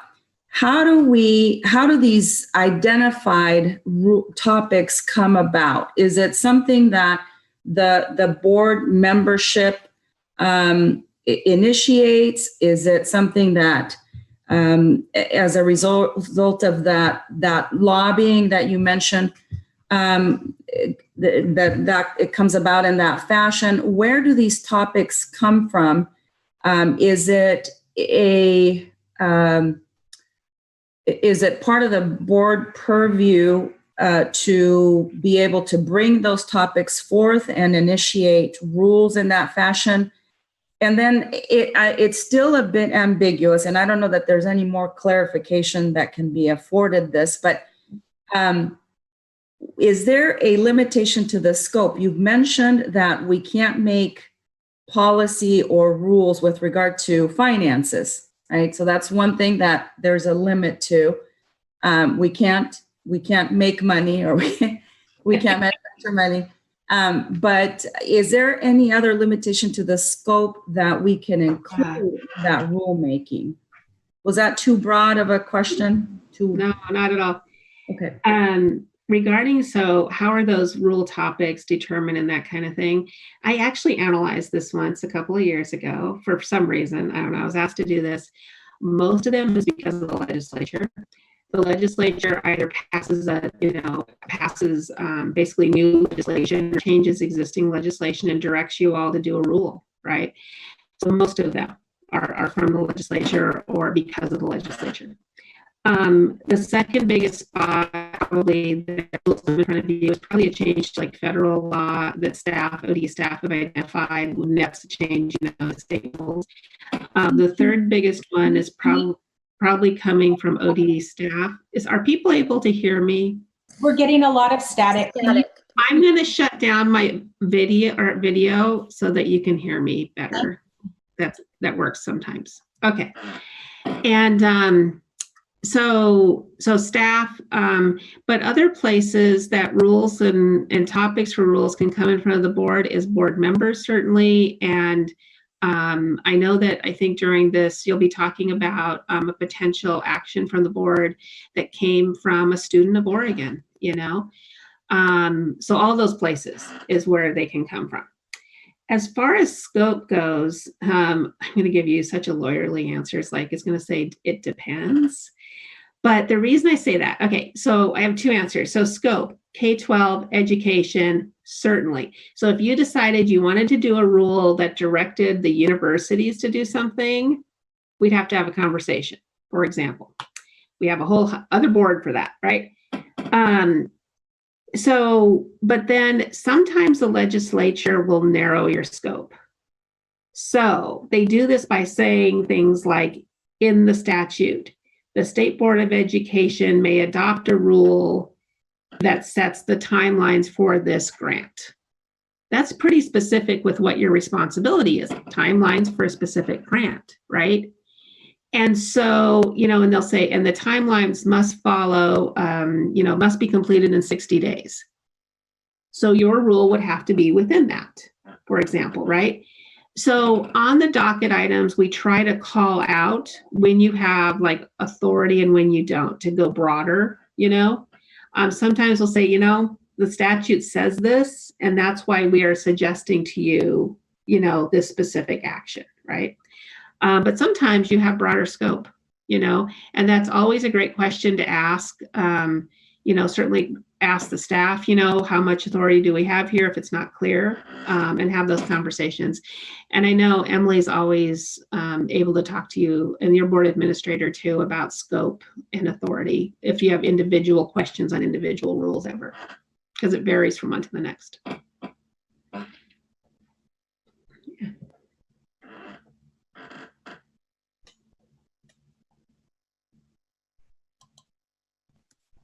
right. Thank you so much. Those were all very good questions. And Cindy, that was a really helpful presentation.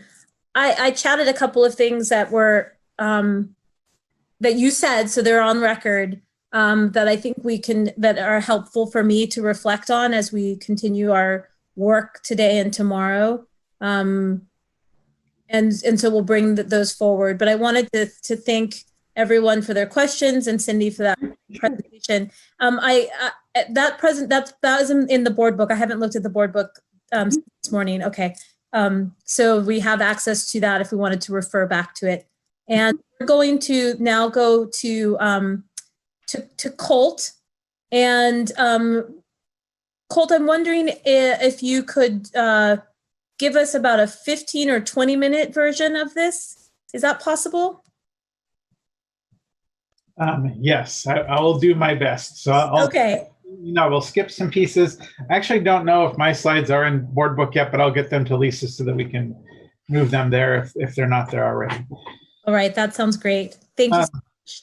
Yes, yeah. And then also let you know, so this was an hour, so I will condense it quite a bit. So when you see me skip slides, then you'll know you can check in, and I'll just try to hit the highlights and save a little bit of time for questions.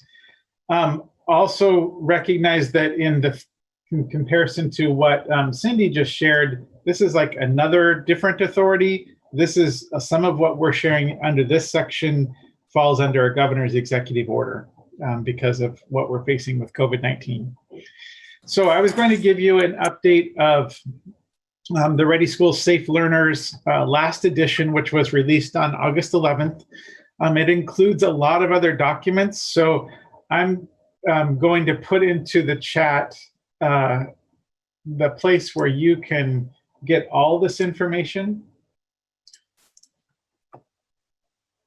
on our website, so that if you want to dig in, you'll see at the top of that webpage these 4 documents, and you can dive in, and there's a lot of information there. They all link to one another, and most of them, all of these ones actually link to other documents that are also critically important. I will jump around through this, so I'm going to read off the agenda to you. I do just want to say that as we think about the guidance that we're putting out right now, it is just so critically important that we keep our students and staff and the families that they live with at the front of our mind, because it doesn't take very much of a challenge to cause more people to be ill. And this is nothing against this particular camp. This camp was following guidance, the summer camp guidance, and some folks still came down with COVID-19. One of the reasons that I put this one out there for groups that I talk to is that our guidance continues to talk, as did this summer camp guidance, about cohorts for students. One thing that that guidance didn't discuss for camps was cohorts for staff members. So as they had 25 campers, note that they had 14 staff members. So they weren't thinking necessarily about, oh, we should be sure to keep our staff separated too, because that will quickly shut down a school. I'm going to skip over our guiding principles. They have remained the same, and I've shared them with you before. I'm going to skip over some of these pieces as well. I do want to talk about metrics in Oregon and when schools are eligible for opening to in-person instruction. I think that I have shared some of this with you all before. Actually, we have not met since these have come out for the first time. So in Oregon, for schools to open to in-person instruction, we worked really hard with the Oregon Health Authority to determine when that might be safe to do. And that is a challenging question, because what you're trying to measure is if there are enough people in the community that have COVID-19 and you choose to open schools and you bring in, like Cindy showed, our 580,000 students and another 80,000 staff members into close quarters for a long duration of time, 4 to 6 hours a day, you're going to further that community spread. Because you're inevitably going to bring someone in who has it if it's broadly spreading in Oregon's communities. So Oregon's communities, we're looking at county by county, and it does vary from county to county what the community spread is. So we came up with some metrics that are based on successful reopenings of in-person instruction in other countries, mostly in Europe and in the Pacific.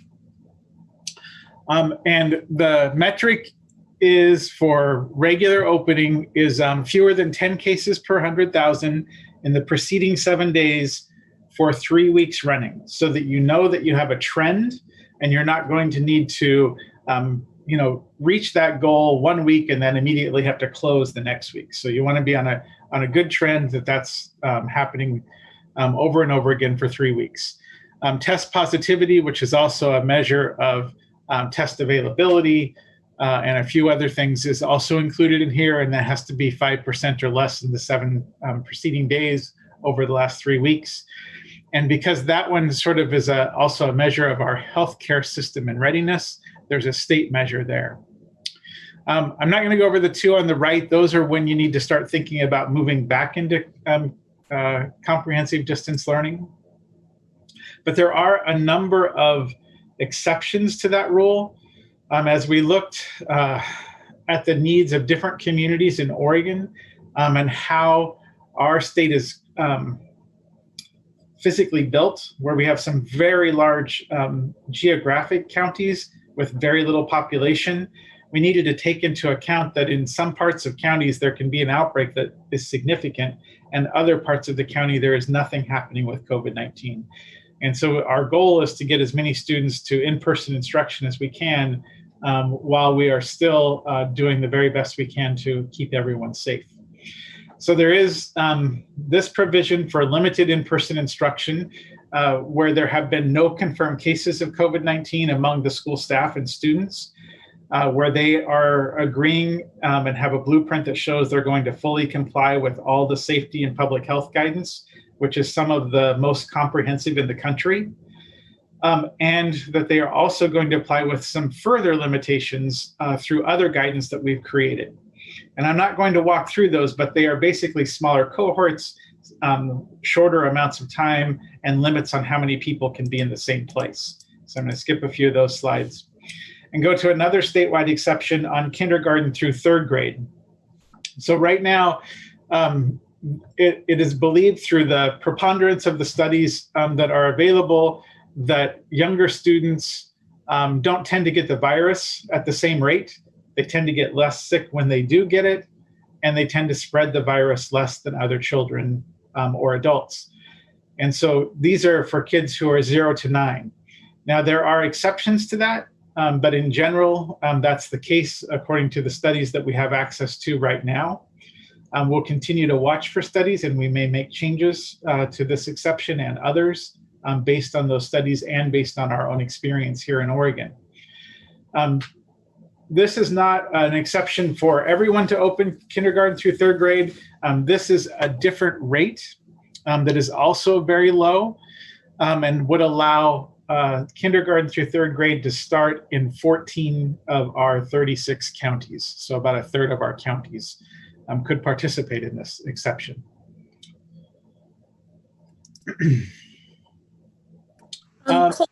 There was a question from Representative Helt about testing plan to test all students and teachers in order to meet this metric. So there's no testing required to meet these metrics. So these metrics are based on current health and metrics that are collected by the state. There are proposals and ideas moving through the Oregon Health Authority around testing capacity for surveillance testing when there are outbreaks in Oregon schools, and to be able to measure the impact of those so that we can quickly measure spread. But that's the model that's being considered at OHA right now.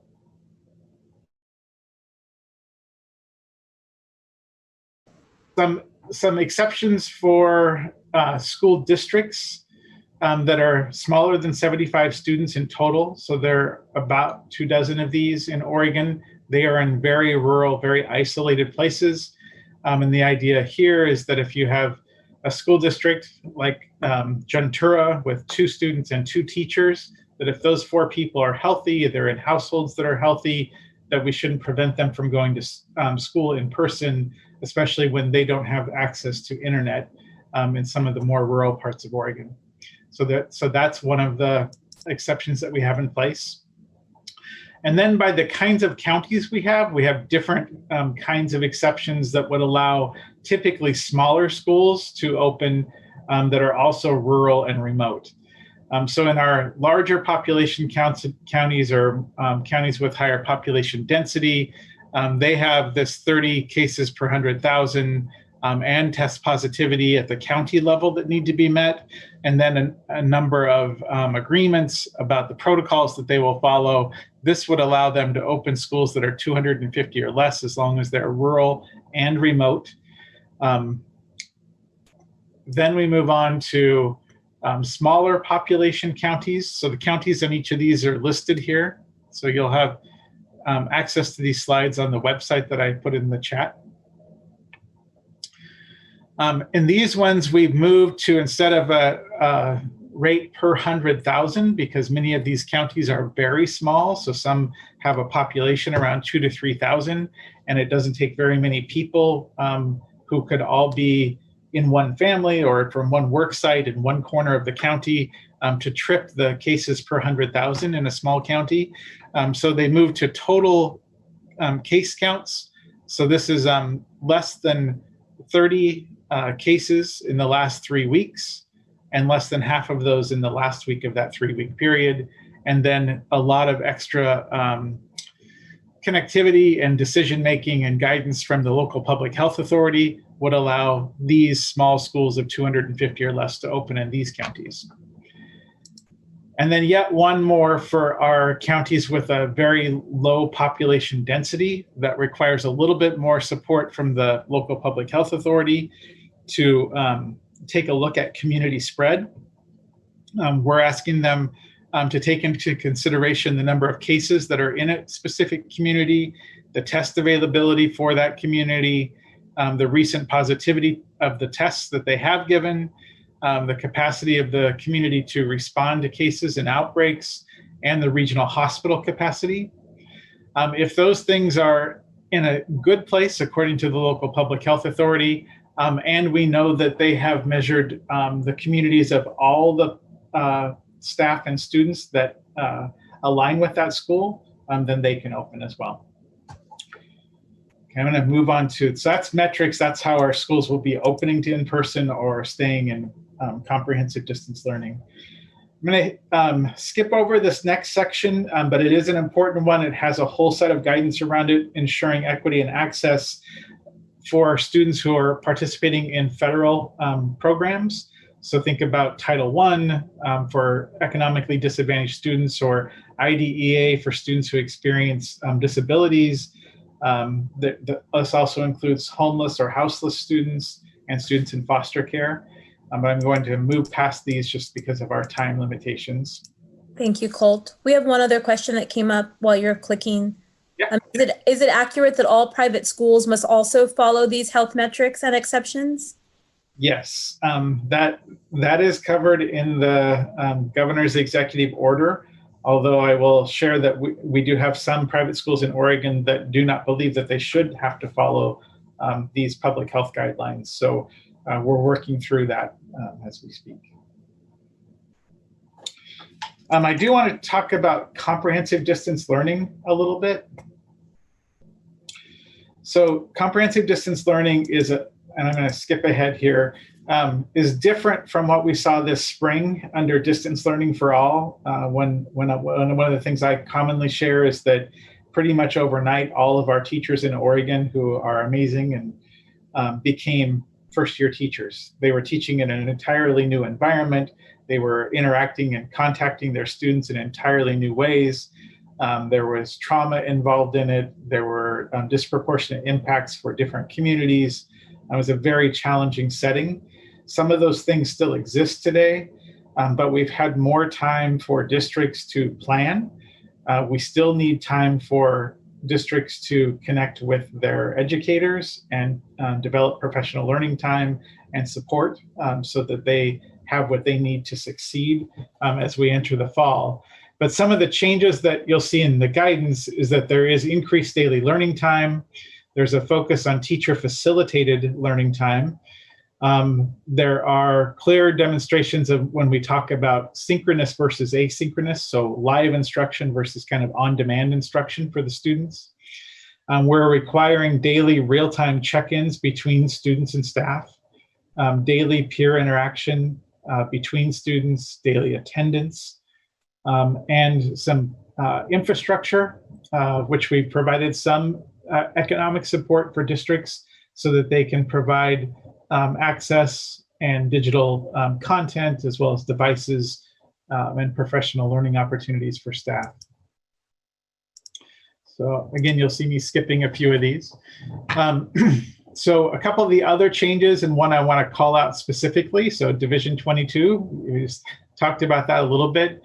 So last year, the state board waived Division 22 instructional time requirements. This year, we're going to come to you in September and ask you to maintain Division 22 instructional time requirements, but allow increased time for teacher professional development. We're actually going to ask you to triple that amount of time and triple the amount of time for family contact and family engagement so that we can have stronger connections with our families as we're doing school in an entirely new way. And in order to get there, we have some different required minimums for teacher facilitated and some adaptive learning time as well. We'll have, again, daily requirements for synchronous real-time live communication between students and educators. Last spring, we had state level equitable grading policy that we placed on districts. And this year, we're going to ask districts to create their own and kind of move back to that local control. And then we're going to require daily attendance as well, which will be a new experience for online education in Oregon. That's not something that's currently required. I'm going to move past this section. This is primarily when students are in schools and just some additional requirements for when they do like fire drills and tsunami drills, those kinds of things. How they go about that in a safe way, and a number of other small updates. But again, skip by that. This is the website that I sent you to. If you want to see what different district plans are, they're in this section here. In the first column, third item down. And not all schools have submitted their blueprints at this time. We also have a significant section I want to just talk about for a couple of minutes on a toolkit for local public health and school leaders to take a look at when there is an outbreak in a school or when somebody comes into the school who has symptoms of COVID-19, exactly what they do. So this has 3 sections to it. One is a common set of protocols for a number of scenarios, about a dozen of them. The second part of it is a communication toolkit. So that they can keep their communities, their families, their staff informed of what's happening, and then an FAQ with a lot of kind of specialized questions about what an outbreak in a school might look like. It has graphics like this that help them understand who should go into quarantine and who does not need to go into quarantine, even setups in classrooms and in school buses about who's impacted and what that means to the students and staff members around those people. It's nothing that schools need to memorize because they can quickly go to the scenarios like this one. This one happens to be scenario 5, where one student or staff member has a positive COVID-19 test. It tells the school what they need to do, the person who's ill, the steps that they need to take. The local public health authority gives them the steps that they take in this setting. What the school district leadership needs to do, what exposed persons, so people who were in that close physical contact with the person who has COVID-19, and household members of the ill person. So we try to cover all those aspects and have them work with their local public health authority to make final decisions. And then, like I said, communication tools and resources so that they don't have to start from scratch in our districts, but they have something to start from. Colt, we have another question. This is from Representative Helt about access to virtual schools The 3% cap is currently being exceeded and causing stress for families who are on waiting lists and trying to plan for their students' education. When will ODE give direction on how this will be handled? Yeah, the 3% cap for virtual schools is not a statewide cap. It is a cap for school districts that experience that they can choose to implement or not. So school districts who have more than 3% of their students choose to exit and enter into virtual schools, virtual online charter schools, can choose to say no, as long as they have an alternative online school ready. And most districts in Oregon now do. So you do see school districts beginning to say no, so that they maintain their current enrollment and have the state school funds to provide the services that are needed at this time. This is a state statute, so it's not something that ODE or the state board has authority to change. So we would look to the legislature to make a change in that cap that is set for school districts if they choose to.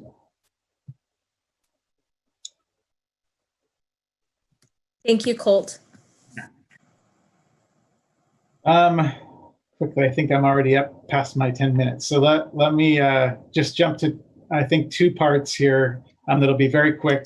Yes, please. As we were creating the guidance, we did provide an equity impact analysis. So we convened a team of equity leaders from across the state, asked them to take a look at our guidance with an equity, a racial equity, and an anti-racist lens.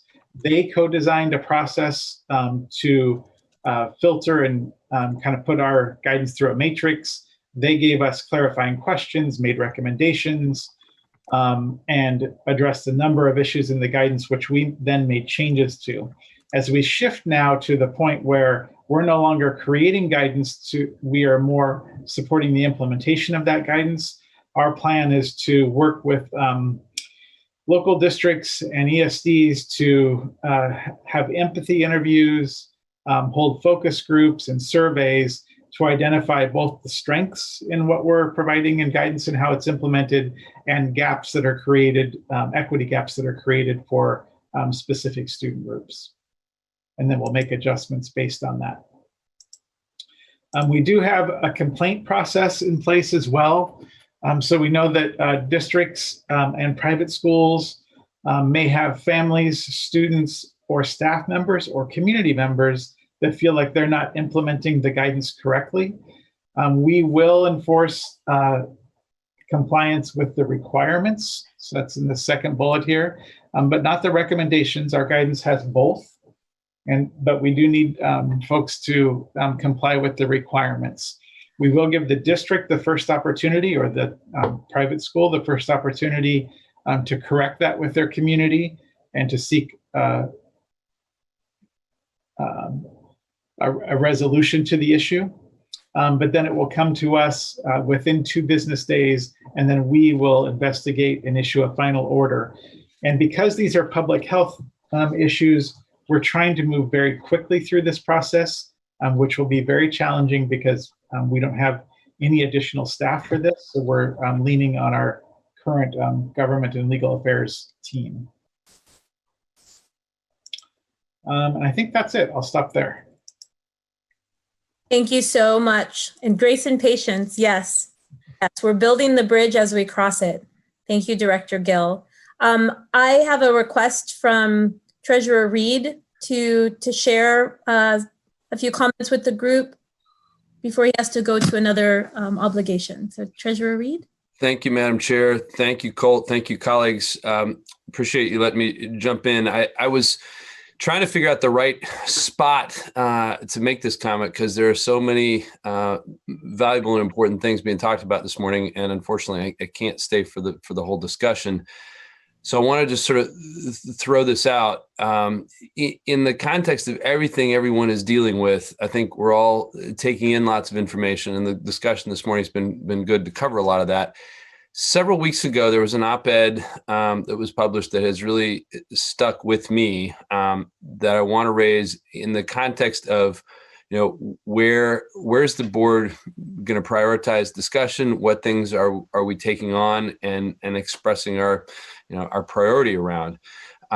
And for me, it stems from my days in the legislature and the work that I was really proud to have a role in around full day kindergarten. And I remember particularly in that discussion, the topic around reading milestones and the importance of third grade. That connects to this op-ed that was published a few weeks ago that made the point that, if I remember the statistic right, 70% of BIPOC students are not hitting that third grade milestone.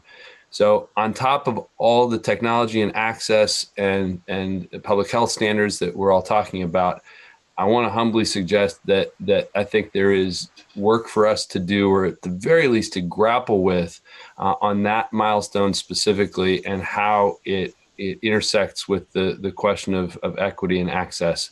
So again, probably my fault for waiting till the last minute to raise this, so not able to hear your reactions right now. But I will be back as quickly and as soon as I can, and I hope we can keep that conversation prominent among the work that we're doing. So, Madam Chair, thank you for letting me jump in.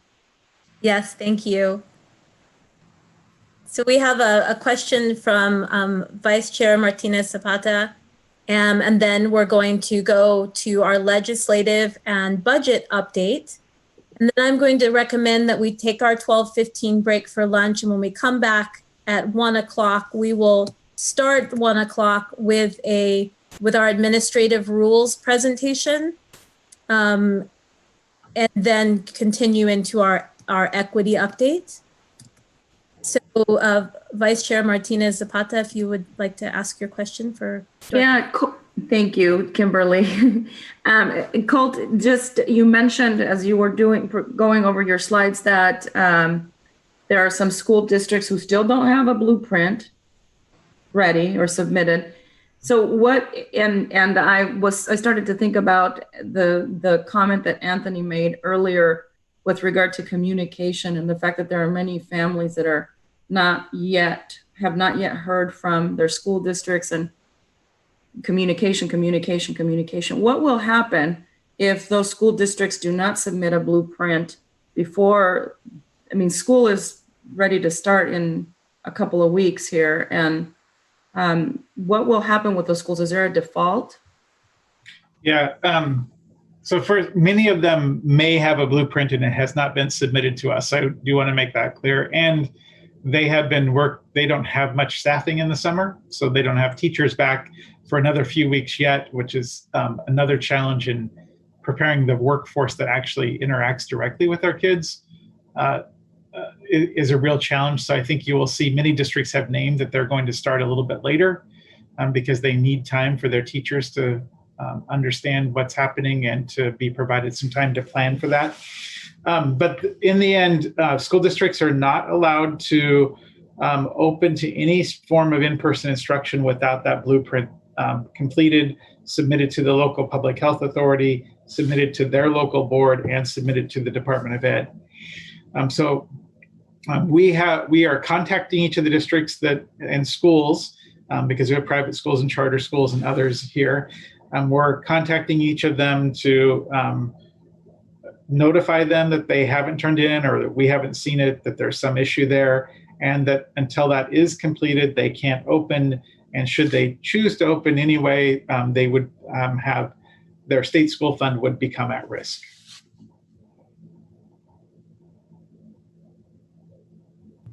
Thank you. Thank you. And then just for the record, Anthony Valise wrote that there are many parents who have not heard from their school districts. They don't know what they are going to do and how this is all going to work. So communication. And this especially impacts parents and guardians who work long hours or 2+ jobs. So just comment for the record, and also sort of continuing to influence from where we sit at the state board level to make sure that those parents that are disproportionately impacted because of not hearing from their school districts, how we can really sort of make sure that happens.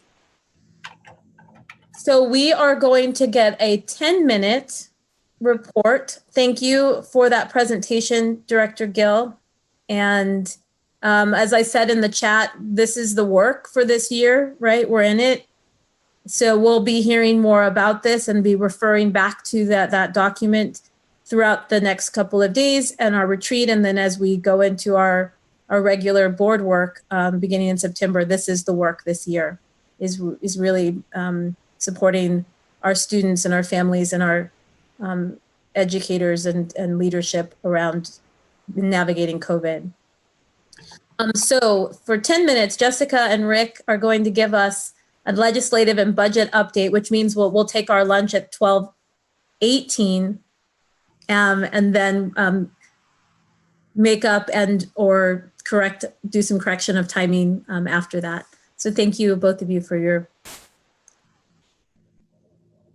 Yes, I'm hoping you can hear me. So I won't be able to see if folks are asking questions, but Chair, if you can let me know.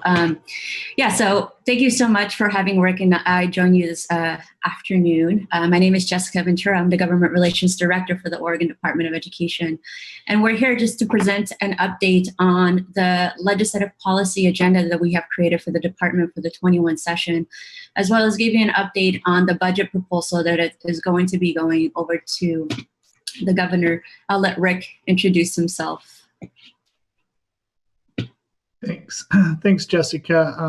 Madam Chair, members of the board, Rick Krager, Assistant Superintendent, Finance Information Technology. Thanks for having us today. So I'm going to go over some of the slides pretty quickly and then focus on three. But this particular slide.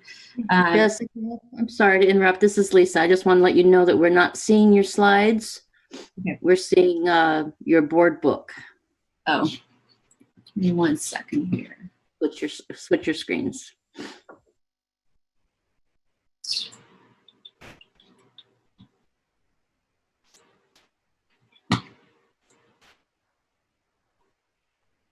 Did it come up now? Good. All right. So this particular slide was just meant for you to get a really good picture and understanding of the structure of the legislature and how bills get passed. I think a lot of you know that from the presentation that Cindy gave you earlier this morning, that in the executive branch, Governor Kate Brown is also the superintendent of public instruction. Both you and Colt get appointed by her. The role of the State Board of Education in this whole process is really at the implementation part. It's at the end of the legislative session. So here at the bottom, what you see is the department implements the rules and laws, and then we take those rules and laws to the State Board of Education for formal consideration and adoption. There's some information in here about the main committees that, as the main lobbyist for the department, that I tend to focus on. As you can see, we have 2 policy committees and the budget committees.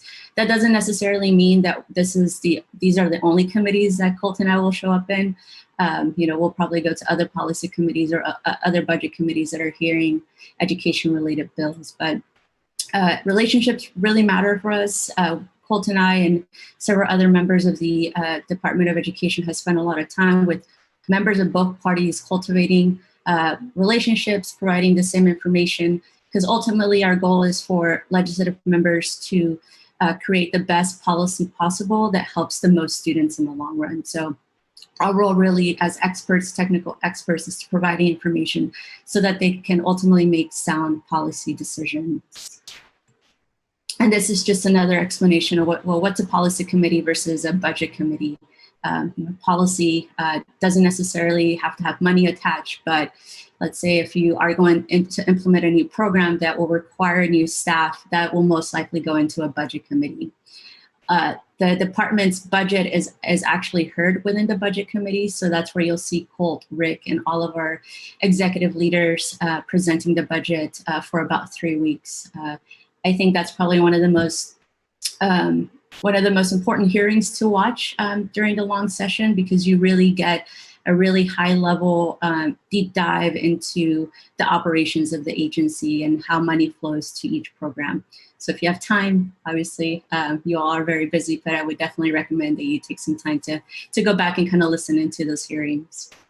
So I'm going to shift this a little bit right now to talk about our legislative agenda for the 21 session. And I definitely want to make sure that we ground this in our education equity stance, which is very centered to what the state board has done over the last 6 years that I've been with the department, and very integral to the work that we do here at the department as well. I think you've seen this over time, but I'm not going to read it, but I want to make sure that I put it in there. I also wanted to make sure that I define two items for you today, anti-racist and anti-racist policies. As the department is making that shift, I think that making sure that we have a clear understanding of that definition, then we'll have a very clear understanding as to how to get to those goals that we create. So I know that Rick and I have definitely tried within the structures and systems of this bureaucratic system to apply an equity and anti-racist lens. So I will see if I can make it this. I think that's better.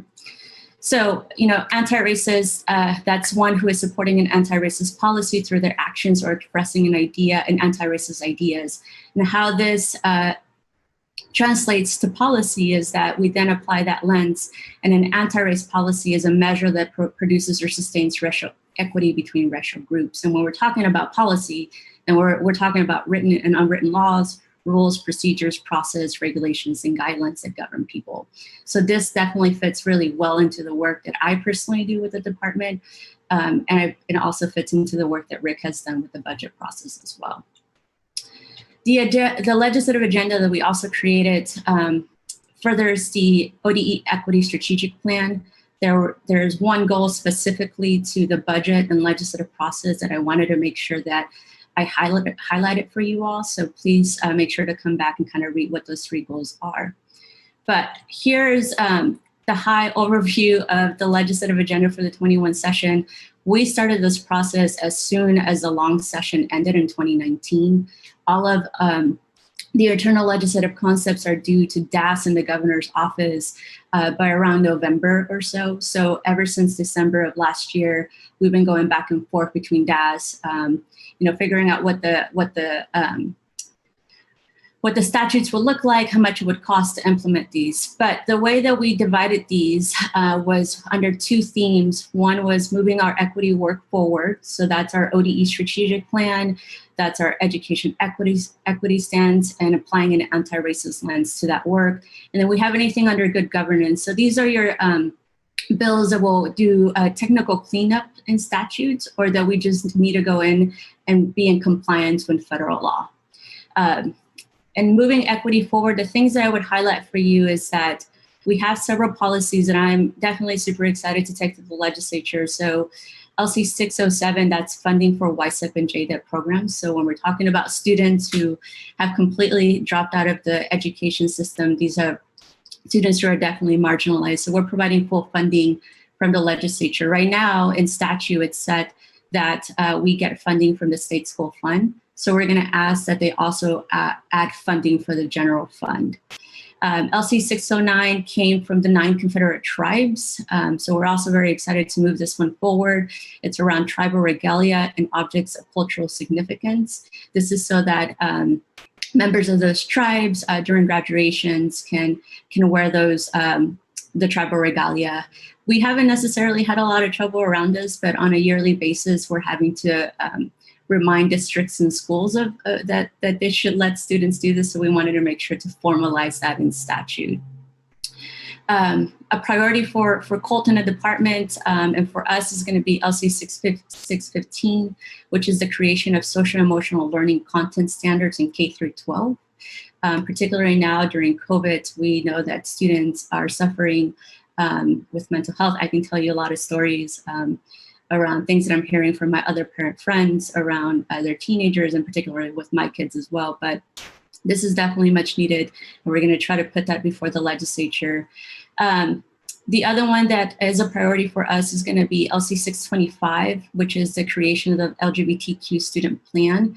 So the advisory group was convened. They came out with recommendations. Now we want to put that into statute in the same way that we've done with the African American Student Success Plan, the Latinx Plan, and so forth. So I'm going to stop there. and see if you all have any questions. I'm also happy to just talk offline with more details on any of one of these. I don't see any questions in the chat. Does anyone have any questions for Jessica? All right, Rick, it's all yours. Great. Thanks, Jessica. So first of all, Madam Chair, again, Rick Krager, Assistant Superintendent, Finance Information Technology. And let me just say it's great to see all of you. It's been a while since I've been in front of you. And I know you've all missed my exhilarating budget report. So, I'll try to, make up for lost time. And it's the one item I'm sure everybody waits for. In all seriousness, Madam Chair, it's been a very busy budget time for all of us. I'm going to kind of just real quickly talk about two things. I mean, I feel like we're kind of dealing with two budgetary situations, building two budgets at the same time. One, our current budget and trying to get through that, as well as trying to prepare for the 21-23. So let me first just focus on 19-21. Obviously, as you all know, the second special session has ended on August 10th, and we got a balanced budget, Senate Bill 5723. For us as a department, basically, the best way to sum it up is that there was $384 million of general fund and lottery funds taken from our budget, as well as $391 million, or approximately $391 million of corporate activity tax. As you all know, the reason for that was clearly the revenue forecast in May showed shortages, so there definitely needed to be revenue reductions to be able to balance to that. The way the legislature approached that was in several ways. First and foremost was looking at any one-time resources that could be used to backfill those type of reductions. They clearly had to look at budgetary reductions to be able to balance. And then finally, the Education Stability Fund was the last source. Next slide, Jess. So in terms of the balance, just to give you kind of in a nutshell how it all came together for us, we had the $400 million of the Education Stability Fund that essentially enabled us to stay at $9 billion state school fund. That's huge, obviously. We also had pretty much for the most part, the Student Success Act stayed intact. The only real change in the Student Success Act was to our Student Investment Account grant program, which was reduced from a little less than $500 million down to $150 million. This is the largest investment of the Student Success Act. And then there were a couple other grant programs I'll mention here shortly. We also had about $22 million in general fund declines that we had to take in agency operations and grant and aid. And again, I'll speak to those here shortly. And then our early learning and youth development programs had reductions of about $3.6 million. And then finally, we had some one-time resources that backfilled and prevented other programs such as long-term care treatment, YSIP, JDUP. There was available balances that could backfill those general fund reductions. Next slide.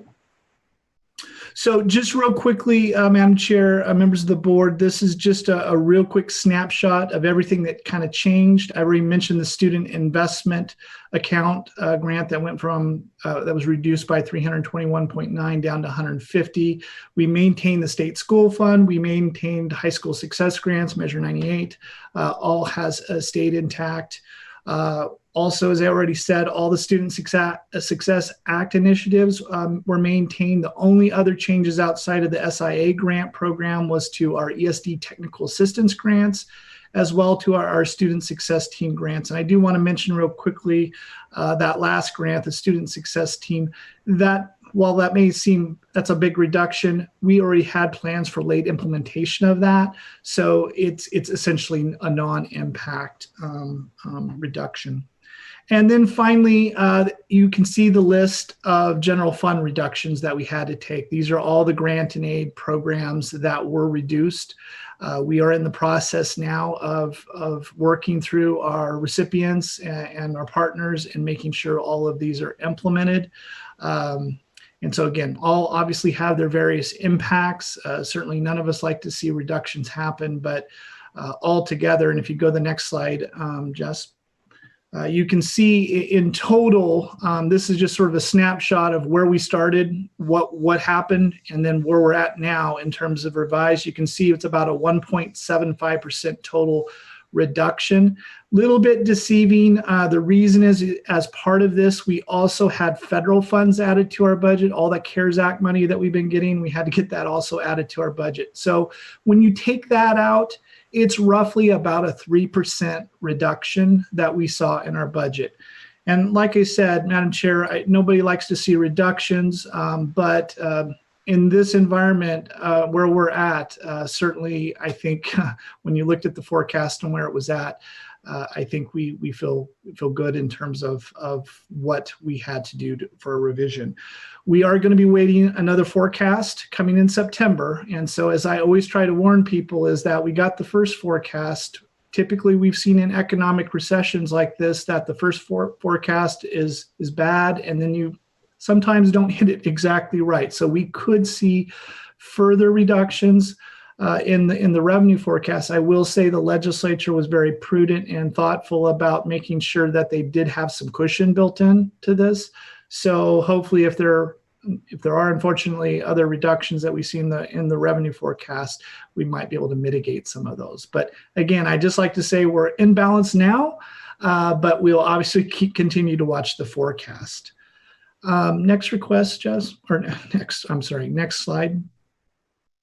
So, Madam Chair, I'm now going to shift a little bit to the new budget. And I was thinking to myself, this a sign of my age, I guess, this is my 12th budget build in state government. And I will say that this by far has been the most challenging that I've ever had in my career. And I think it's primarily because, we're obviously dealing with a pandemic. We're trying to balance a current budget and at the same time being thoughtful about 21-23 and how to put our best foot forward into an agency request budget, especially when there's so many uncertainty around. I want to absolutely go on record and compliment my staff who've worked their tail off in terms of the last 3 months, and it's been a very difficult and challenging. I haven't always been there to be able to provide the guidance, but they've done a heck of a job in terms of really getting us where we need. We're on track September 1st to put our budget submission forward. What I can tell you right now is a lot of people ask what impact did the last session, the special session, have on this budget. At this point, we don't know. That is a balancing. The last session was the special session was to balance the existing budget. It wasn't necessarily looking forward in terms of carrying those over. However, that certainly will be a discussion as we move here into the fall and with the governor trying to figure out, how do we balance 21-23? At this point, the governor, for those that, have been through this process, I know that this is repetitive, but for those that haven't, we'll submit our budget on September 1st, and then it will be the governor's turn to really look through and review all of the different agency requests and ultimately make decisions on the basis of where the revenue forecast is on what we will be looking at in terms of a governor's recommended budget, which will be due on December 1st. And that Jessica was talking a moment ago about the budget committee that basically starts to set the table for our presentation as we go into February next year to present. Again, a lot's going to happen between now and December 1st, with obviously knowing that there is a forecast looming and potential revenue shortages. But we are trying to put our best foot forward. Madam Chair, I will say I know Lisa is going to provide you a document if she hasn't already.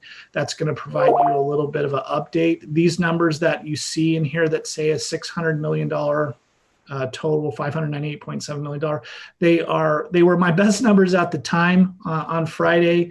The early learning division's numbers changed slightly, but what I can tell you, Madam Chair, $516 million is what our total net request will be at this point. You can see how these are all broken down in terms of the different areas, K-12 obviously being the largest. I will say that's a bit deceiving. A big portion of that other funds is capital bonds for our Awesome program, which many of you are familiar with. We have to ask for that each and every time. So a lot of that's bonding authority. And then we have our other areas of early learning and youth investment. The one thing I do want to point out is when you see the reductions area, this is new to our practice of budgeting because we have a new tax. And with that becomes a little bit of the deeper analysis that we have to do. And so what it's telling us is that right now we are about $206 million short of, with the current revenue forecasted for the corporate activity tax, $206 million short of what would fund what we call current service level.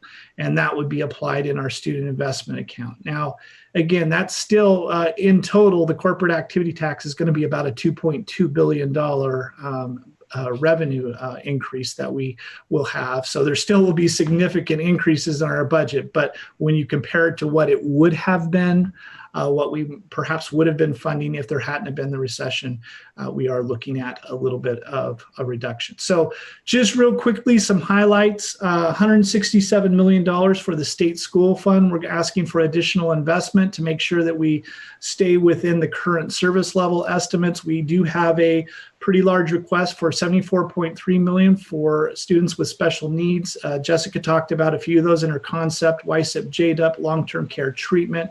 One of the biggest is early intervention, early special education. If we're going to keep adequate levels of services, we need increases there. A really big package that is going to be super important is distance learning and teaching innovation. So we are putting our best foot forward on trying to get state dollars to support those efforts. Jessica talked about the LGBTQ student success plan with her concepts. We're also asking to increase our current levels of the Latinx student success plan. Obviously, continue to really move forward with our equity work. I already talked about the $307 million of capital bonds. That is really for our Austin program and continuous improvement for our Oregon School for the Deaf. Next slide, Jess. And then finally, just to kind of round it out, I already talked about the $206 million on the student investment grant program that would go down.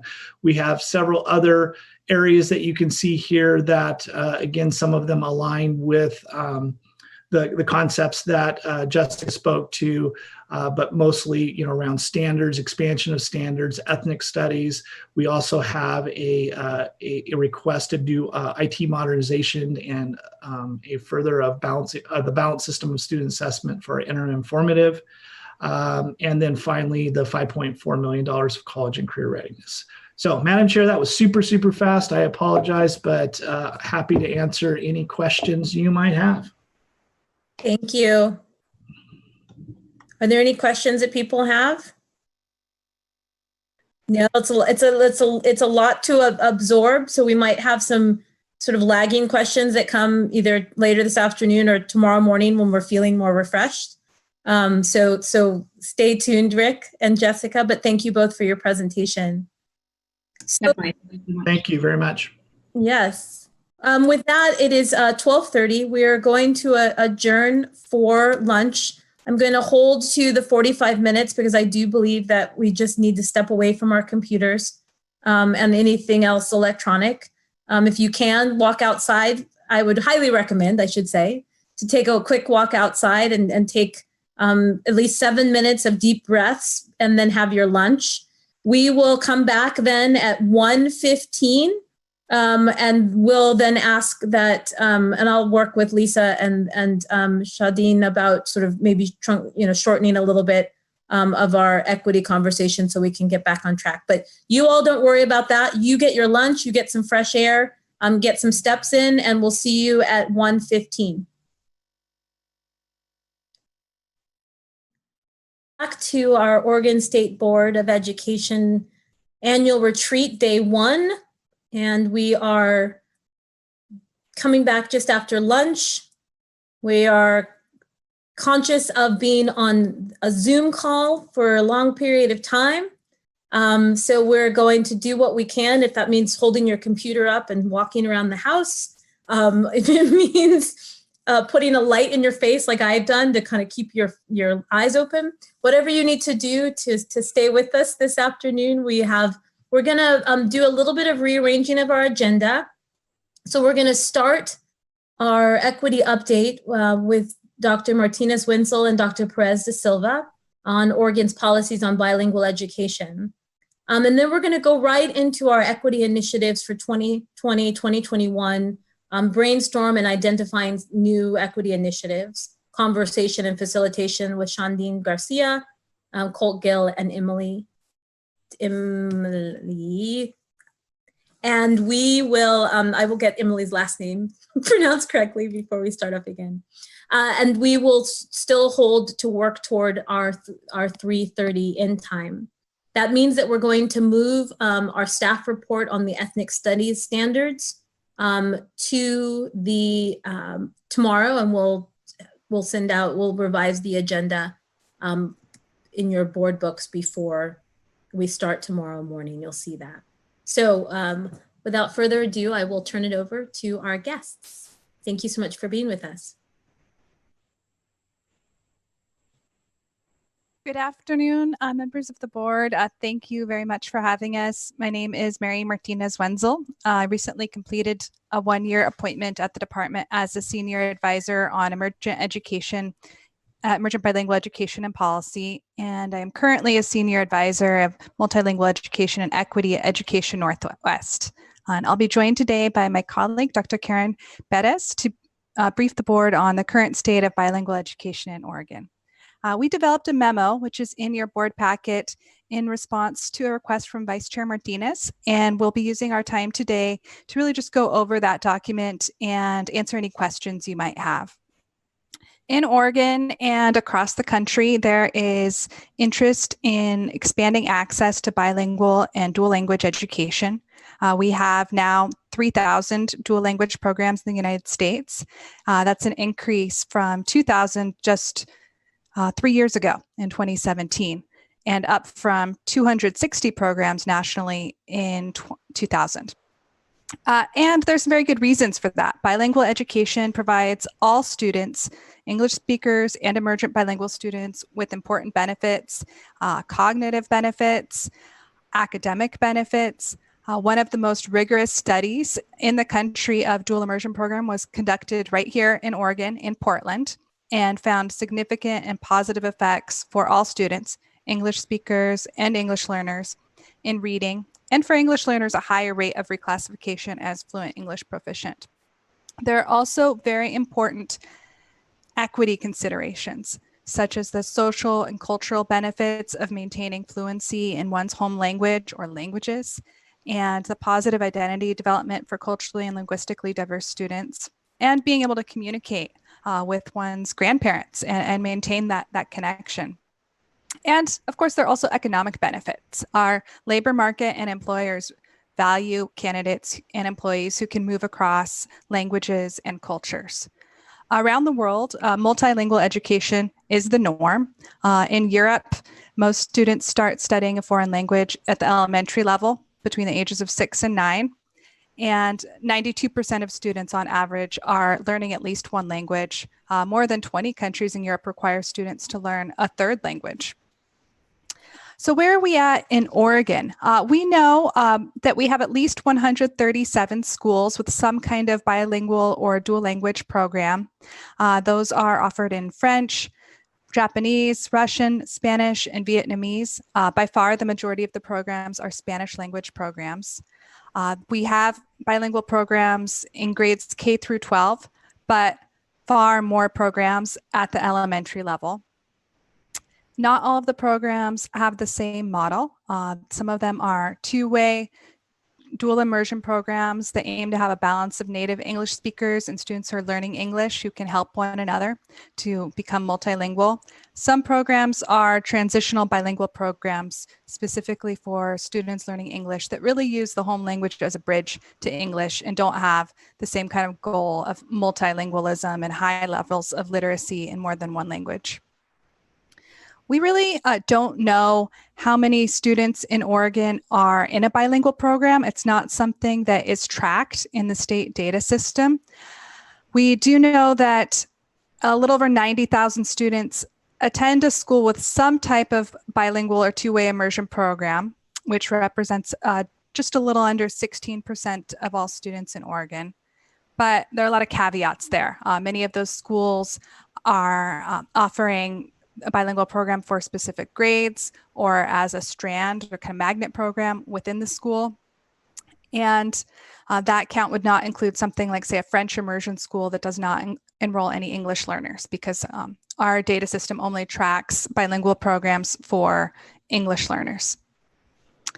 And as far as regionally, the access really varies across the state. The bilingual programs are concentrated in that I-5 corridor, and specifically Clackamas County, Lane County, Marion County, Multnomah, and Washington County. Among our students who are in English learner programs, not that many have the opportunity to learn in a bilingual program. And our latest English learner report to the legislature, we reported 11% of English learners in one of those two-way immersion programs, which is really the best type of program, and 6% of students in a bilingual program. So about 17% of our students who are English learners learning in a bilingual setting. We do know, to be more positive, that more and more students are earning a seal of biliteracy each year, and that this has been increasing steadily since 2015 when we introduced the seal. 49 of our districts are currently offering the seal of biliteracy. And in the most recent year, 2,727 students earned the seal in one of 22 partner languages. Another area where we don't have very good data quite yet is the exact number of teachers who are bilingual and might be able to teach in a bilingual setting. This is not something that we have a consistent measure for at the state or district level. And different districts may have different kind of proficiency bars depending on their perceived needs for bilingualism. There was, up until a few years ago, a bilingual ESOL endorsement, which would be one way of maybe seeing how many bilingual educators are credentialed in Oregon. Looking at the data we had access to, the highest number was at 643 about 5 years back. Another potential data source is our Oregon Educator Equity Report, which, as I'm sure you know, reports on the number and percentage of educators who are ethnically and linguistically diverse.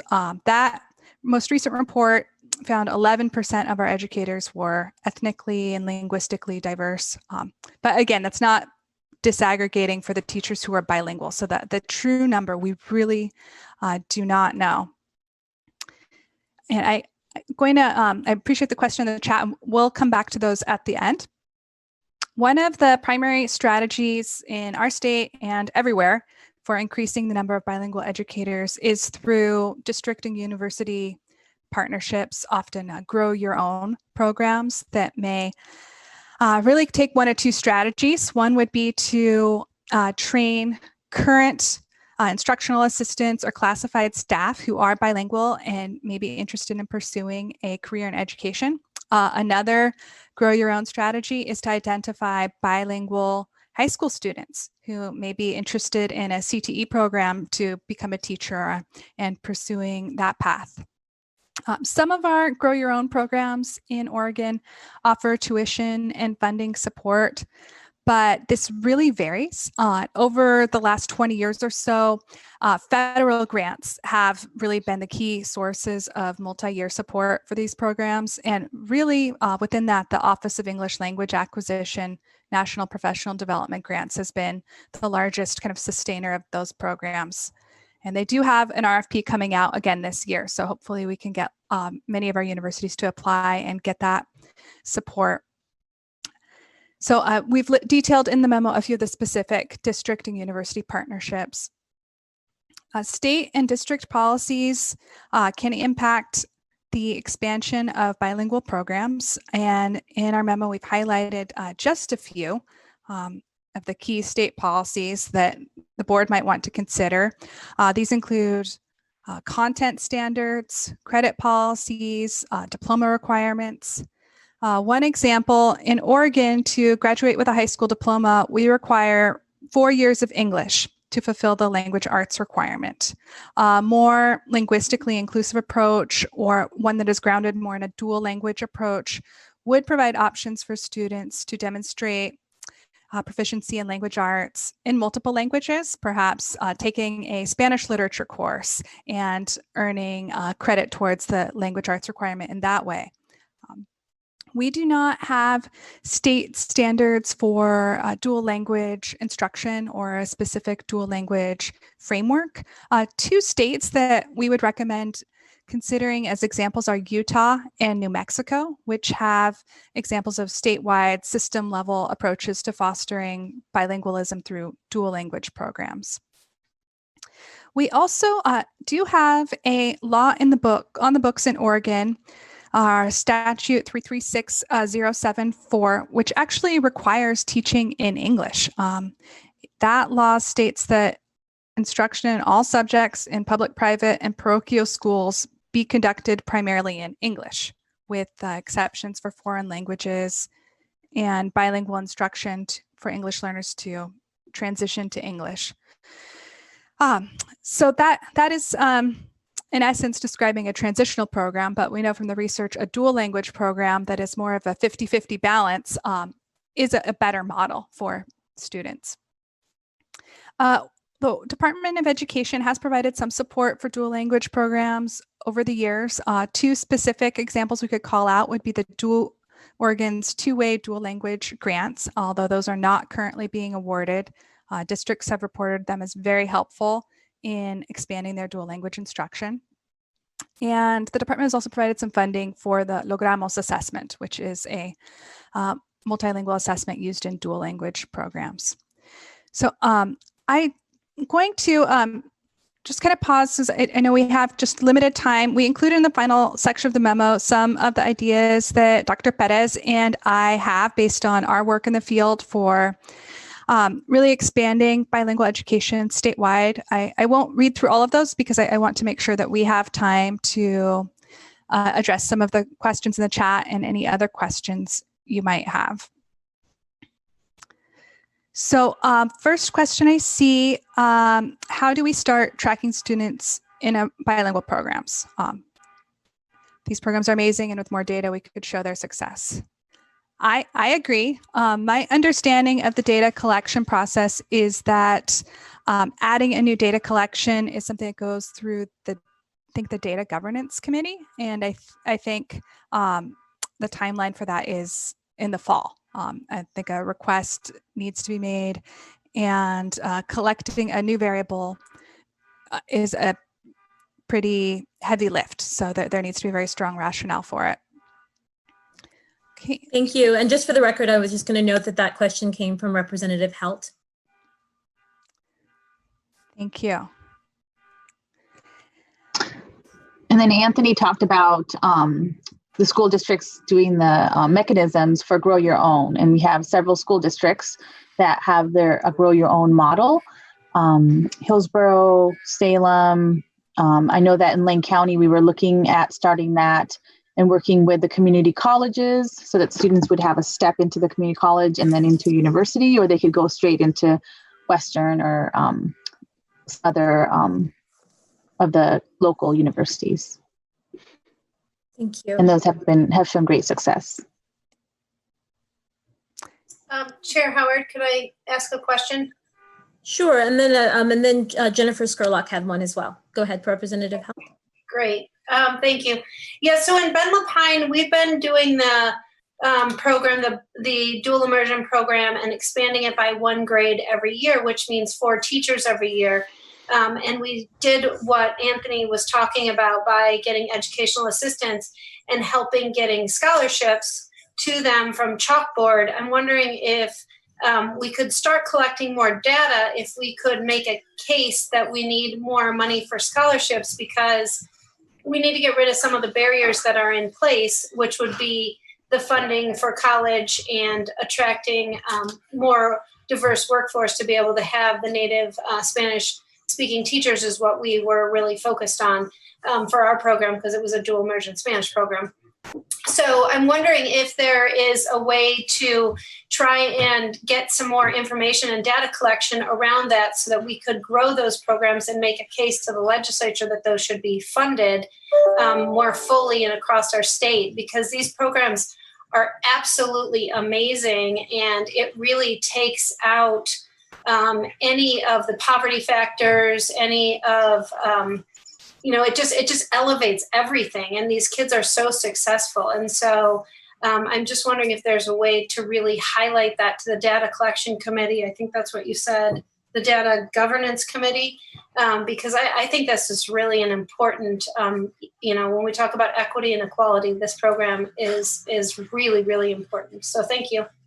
Thank you, Representative Helt. And there will be, there's the Educator Advancement Council written report, if you haven't already seen it, which has some of the data on the fact that we are in fact growing our own and where those teachers are or are not getting hired and placed. So we can continue that conversation with Shondine Garcia that's when we start speaking together in that conversation.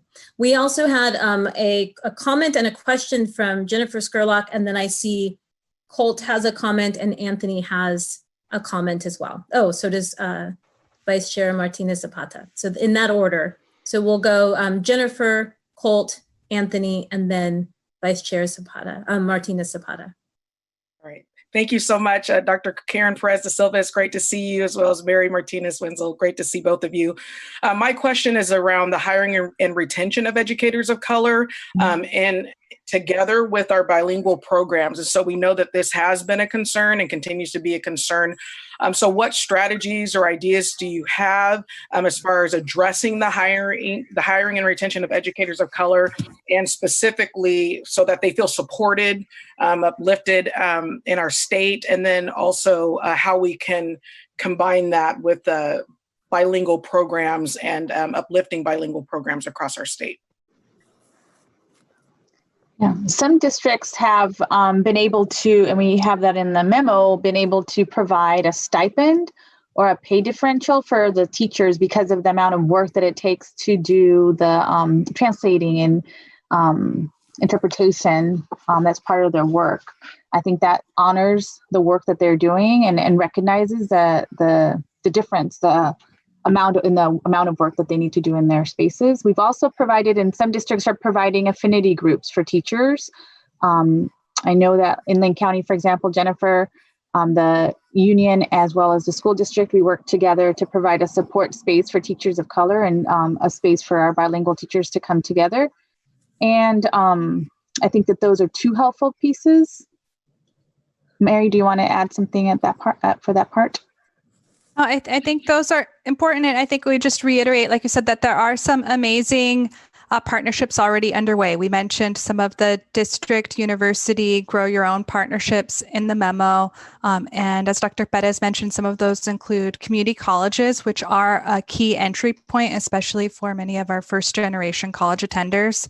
Chemeketa Community College and Lane Community College are two that I know of that have pretty strong transfer programs into a bilingual teacher prep program.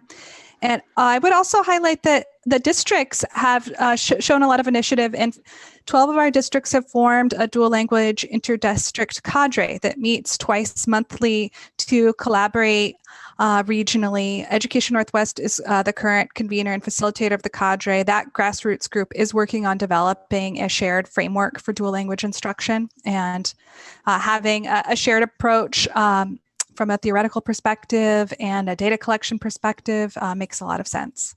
Mm-hmm.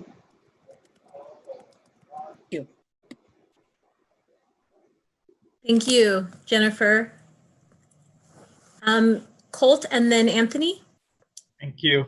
So just very quickly, I wanted to let the board know, and thank you to our presenters too, Karen and Mary, thanks very much. I wanted to let the board know that we do have a legislative concept in to remove that English only provision that Mary discussed. So I wanted to be clear about that. And also to just remind you that the diversifying our workforce is one of the primary functions of the Educator Advancement Council, and that Dr. Garcia did put into the chat that they're happy to come back and present on some of the work that they're doing and how we partner with them in the future. Thank you, Director Gill. Anthony, and then Vice Chair Martinez Zapata. Buenas tardes, everybody. I'm sorry for being a little bit late. My walk went a little bit farther than I couldn't hard to drag myself in. But this is obviously a subject near and dear to my heart. My dad's a retired teacher. I have family that are superintendents, principals all over the West Coast, Texas, all the way to Washington. And so if there was any, I guess like industry that we should have multiple generations of people of color, especially I'll speak more Latinx, Latinos, it should be education. We should have that, because in the 70s in Oregon, the majority of people that graduated from Colegio Cesar Chavez and all these other, when they went into Oregon, or all these other, they went into education. But for some reason, the system or whatever dropped the ball. But what I don't know if there's how much more data we need. I think Grow Your Own is the answer, because of the fact that those people live, work, and play they actually live in those communities. And most teachers don't live in their communities, they commute. So I think it just makes a lot of sense. I don't know what more you could say about that. I interviewed literally students, teachers, community members from that when I did that test, when I did that, it was a focus group listening session. And I think out of the 25 teachers that were in this Latina, probably like 23 of them had come from a Grow Your Own program. So that like proves it to me that and they all still live and work. I know them actually.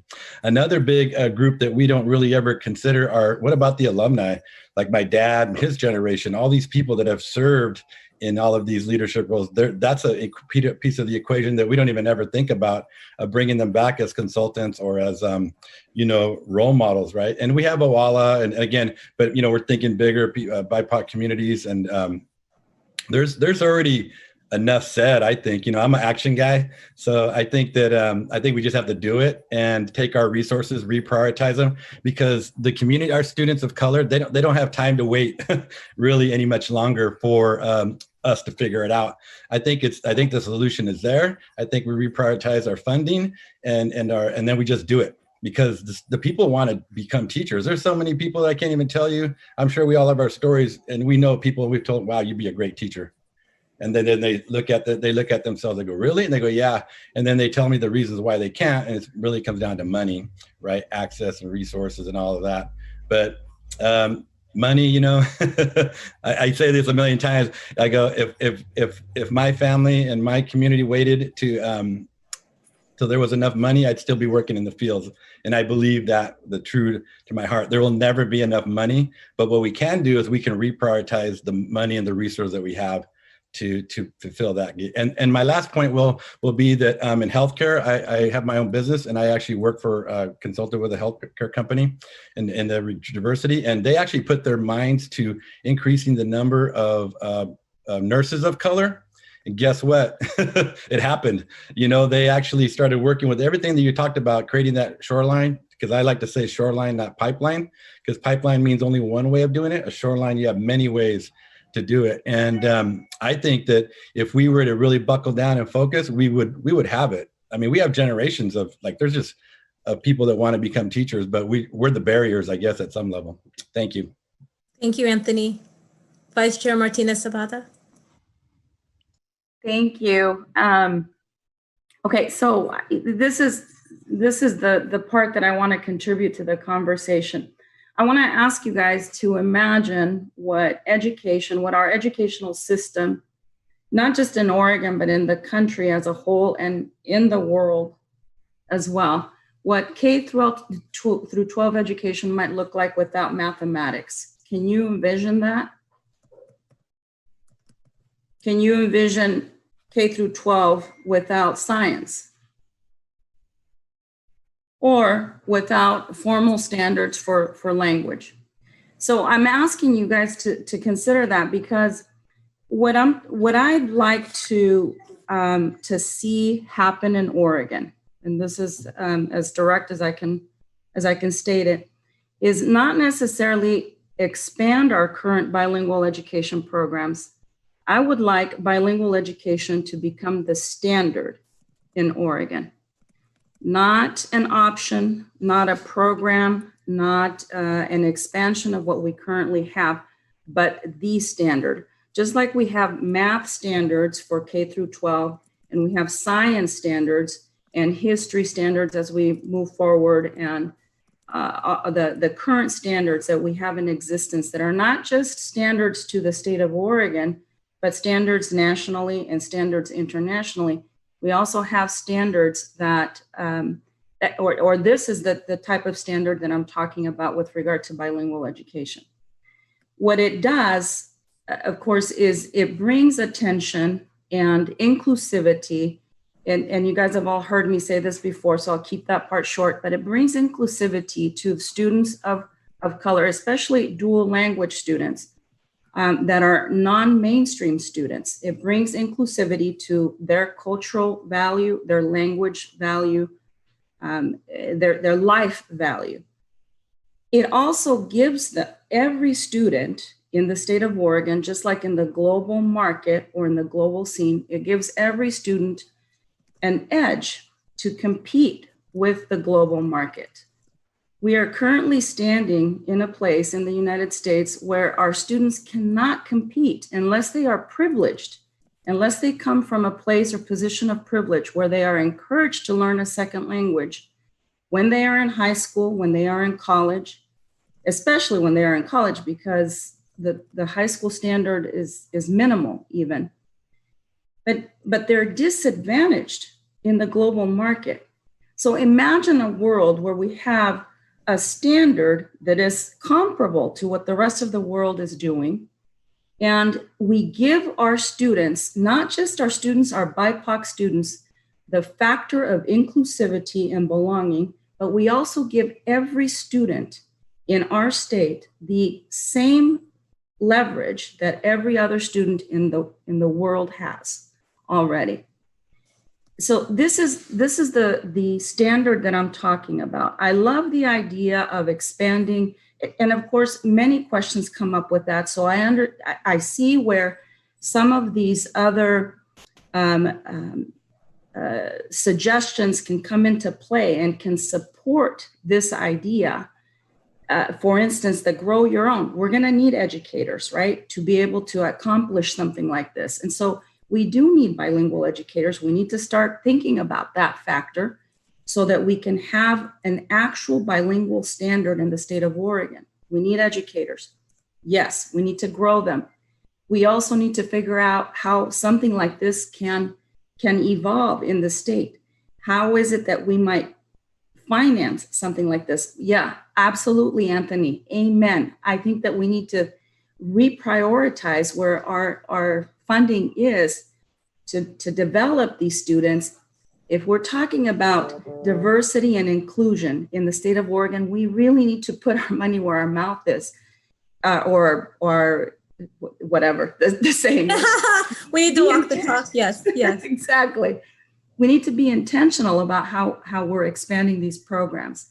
So, or the standard. I don't want to call it program because I'm not talking about a program. I'm talking about a full-fledged standard for the state of Oregon. Yes. So that's I just want to give emphasis to that because I appreciate the comments that we're making, the suggestions that I think all can contribute to this direction. Mm-hmm. They're not quite at the point or the direction that I'm speaking about moving our state in. Thank you so much for framing that for us, Vice Chair Martinez-Zapata. That is the core of our conversation that we're going to start to have in our next part of our agenda. So I want to leverage that. I want to recognize that that Mahina had a comment and a question. And then I want to say thank you to Dr. Perez de Silva and Dr. Martinez Wenzel for their presentation. So Mahina, would you like to give us our last comment question? Definitely. So what I was thinking about when everybody was talking is, have we established a ratio as far as how many teachers of color are with our students of color? For me personally, I meet with a person that represents me as far as being Mexican-American in school, and he's not Mexican, he's white. So I have no connection to him. When I go to my Spanish classes, there's a white woman teaching me my original language, which is kind of a hard disconnect from my culture and wanting to connect. And I know and I realize that between not just me, but a lot of my fellow peers. And as far as with home growing our own teachers and things like that, if we can establish a program inside our high schools that gives students opportunities to test out the waters of being teachers, such as we do for classes like veterinary science, or that we do for robotics or engineering. We have a lot of those programs that are trying to prep our students to go into college knowing exactly what they want to do, but yet we don't have those programs for students who want to become teachers.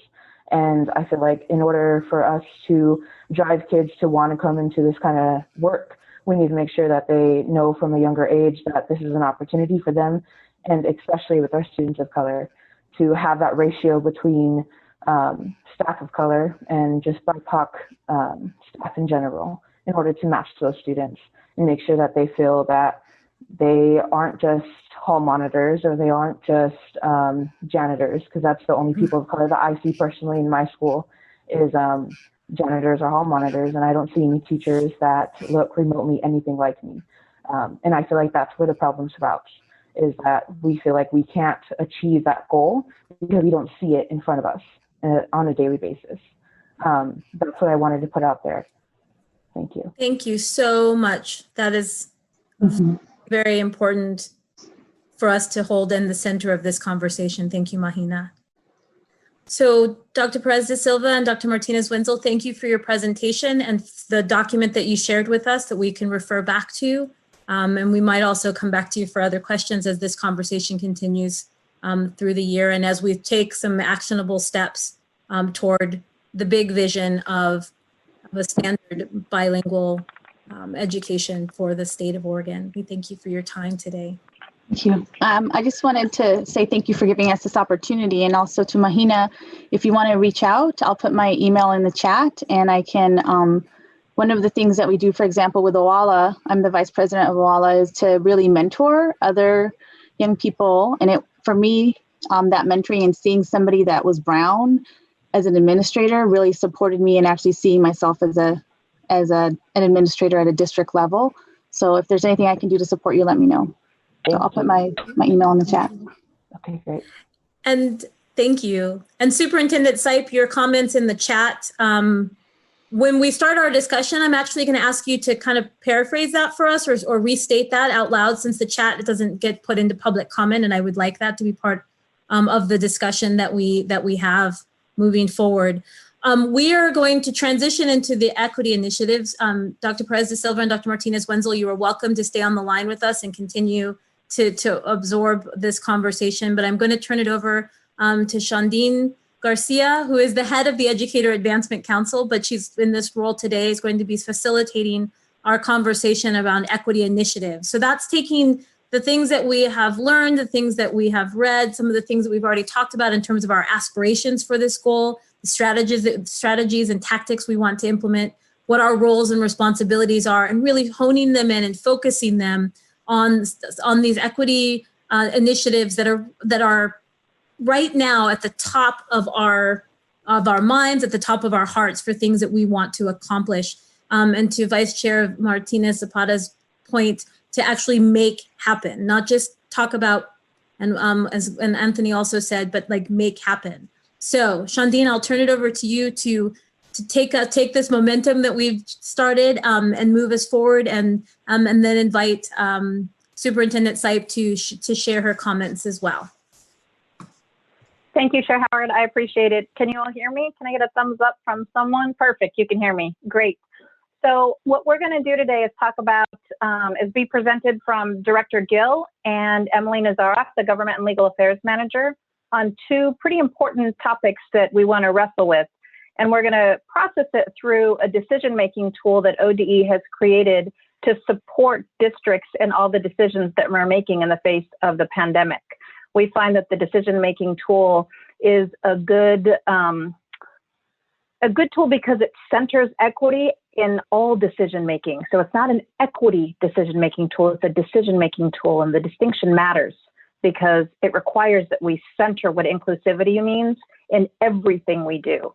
So the way it's going to work is first Director Gill is going to outline the disruption of education symbolism, and then we're going to do some Q&A, and then we're going to do a deep dive in the tool, and repeat that with Emily Nazaroff on the school district budget committee and school district equity advisory committees. So with that, I will turn it over to Director Gill. Thank you, Shandine, and Dr. Garcia, I should say. We're being formal. So I am going to take a little bit of time to introduce this topic and frame it, and it's because I desperately want to get this as right as I can. And then, like Dr. Garcia said, invite your discussion and invite you to give us some direction on it. So hang in, if you had a big lunch, I hope you hang in there with me through this. And write down your questions, your thoughts that you want to share back with the group, and then we can jump into the discussion with Dr. Garcia. So this morning I shared an email with you. Yesterday we received a letter from Governor Brown, and she wrote to, quote, strongly urge the State Board of Education to take immediate action to address and correct the adverse impacts symbols of hate and other manifestations of hate speech have on students in Oregon public schools. Her request is in support and affirmation of an Oregon student who wrote to her recently requesting that a new policy be established, and in recognition of the fact that no Oregon student should be subject to actions or expressions of hate, intolerance, marginalization, or racism. Just before lunch, I sent you another letter that we received from Representatives McEwen and Representative Brock Smith, also asking us to take action on this topic. I provided the students' letter to you as well as the letters from those leaders. The student is asking for something that every student in our state, I believe, should be able to already take for granted. The student is asking for uninterrupted access to their education.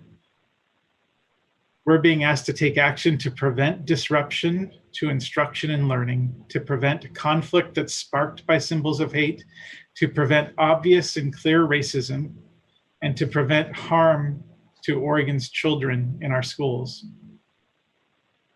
No student should have diminished access to their education and school activities out of fear for their own personal safety. This student and other students have come forward to show us the extreme disruption and harm that these symbols cause. And I'll talk about some of those. We're charged by our students to start the real work of repairing the damage of racial injustice, brutality, and hatred, starting with removing hate symbols from our schools and creating racially affirming learning environments. Some districts already have policy in place that prohibit racial harassment that's inclusive of racial slurs, gestures, insignias, acronyms, or symbols like nooses, swastikas, and the Confederate flag. Some others do not include direct policy, but note in training to staff that their harassment policies should require staff to take action when a symbol of hate is brought onto campus. Some other districts don't speak to the issue at all. The law in this area is really not quite complete. The Supreme Court ruled in the Tinker case in 1969, which led to this thing called the Tinker test. It sounds like a joke kind of, but it's a real thing. And what that test is the speech or expression of a student materially and substantially interfering with the requirements of appropriate discipline in the operation of the school. So in other words, when somebody brings something onto campus, your test for if that's free speech or disruptive speech is, does it materially or substantially interfere with the education? So to get at assessing material and substantial disruption, we ask these questions. Did any student miss school? Did they have to go to the counselor's office? Did they stay home because they were afraid? Are any students afraid? Period, whether they stayed home or not. Is there evidence of fighting, verbal or physical, threats of violence related to it? Is it distracting students in the classroom and distracting them from learning? Do staff have to spend time on the issue? Do other recent incidents create potential for further disruption? And is it directed at a specific student or group of students? The fact is that the presence of clear symbols of racism and hate like nooses, swastikas, and Confederate flags, do cause students to avoid parts of school or certain activities, do cause students to miss school altogether. They do cause students and staff to be afraid. They spark conflict, violence, and fighting. They distract students and staff from instruction and learning. They cause staff to spend time on those issues and to support students who have been impacted by them. They do lead to further disruption with protests that happen after a disruption, counter protests, and more things like that that cause students to miss school or have their education disrupted in some other way. And they are clearly directed at certain groups of students in our schools. So when that Tinker test is met, the circuit courts under the Supreme Court have consistently upheld the district's decision to prohibit items of hate like the Confederate flag on campus. So I'm going to tell about 2 or 3 of these. In 2008, there was the AM versus Cash in the Fifth Circuit Court. So this is in response to previous incidents. A high school adopted a policy prohibiting the display of the Confederate flag on school grounds. 2 girls came into school carrying purses adorned with large images of the Confederate battle flag. Administrators required them to cease carrying those purses, and they then sued. The court granted judgment to the school based primarily on its conclusion that the ban is permissible under the Supreme Court's Tinker decision. Then in 2009, there was BWA versus Farmington schools. This is in the Eighth Circuit Court. BWA was a minor and a student at Farmington High School who, along with 2 other students, were sent home for refusing to remove items of clothing that depicted the Confederate flag. After extensive discovery, the court granted the district's motion for a summary judgment, meaning they found on behalf of the district, on the grounds that Farmington High School officials had reason to believe that students displaying the Confederate flag would cause substantial and material disruption. In 2013, there was Hardwick versus Hayward. This is in the Fourth Circuit Court, so 3 separate circuit courts. The latest federal appellate court, this is the latest version of this, also upheld the school side when a high school student displayed the Confederate flag on clothing at school. In the Hardwick case, the Fourth Circuit Court concluded that the South Carolina School District did not violate free speech rights of Candace Hardwick when it prohibited her from wearing a number of shirts that depicted the Confederate flag over a period of 3 school years. Again, applying the Tinker substantial disruption test, the court ruled that there was ample evidence that the Confederate flag image could excite racial tension at Candace's school and create substantial disruption to the school environment. We're in the Ninth Circuit Court. To my knowledge, they have not made a judgment on the Confederate flag, but they do have related cases. There's Harper versus Poway Unified School District. In that, they ruled that school officials did not violate First Amendment rights of students whom they punished for wearing T-shirts with anti-gay messages. The majority reasoned that the school officials could limit the students' speech because it invaded the rights of gay and lesbian students. Then there was CR versus the Eugene School District. This showed kind of a reach outside of the school day and school building. So the school district had the right to suspend a student for off-campus sexually harassing statements that he made toward 2 younger students as they were walking home from school. And the court found that the suspension did not violate First Amendment free speech rights because his speech was tied closely enough to the school to permit its regulation. It then found that because the harassment happened at such a close proximity to the school, the administrators could reasonably expect the harassment's effects to spill over to the school environment. So again, the Tinker rule applied there. Surprisingly, no state has taken action to create a racially affirming and welcoming school system statewide by preventing material and substantial disruption of education and harm to students we serve by prohibiting hate symbols like the ones I've talked about. States have removed the Confederate flag from their state capitals. The US military effectively banned the Confederate flag. Even organizations like NASCAR have banned the flag.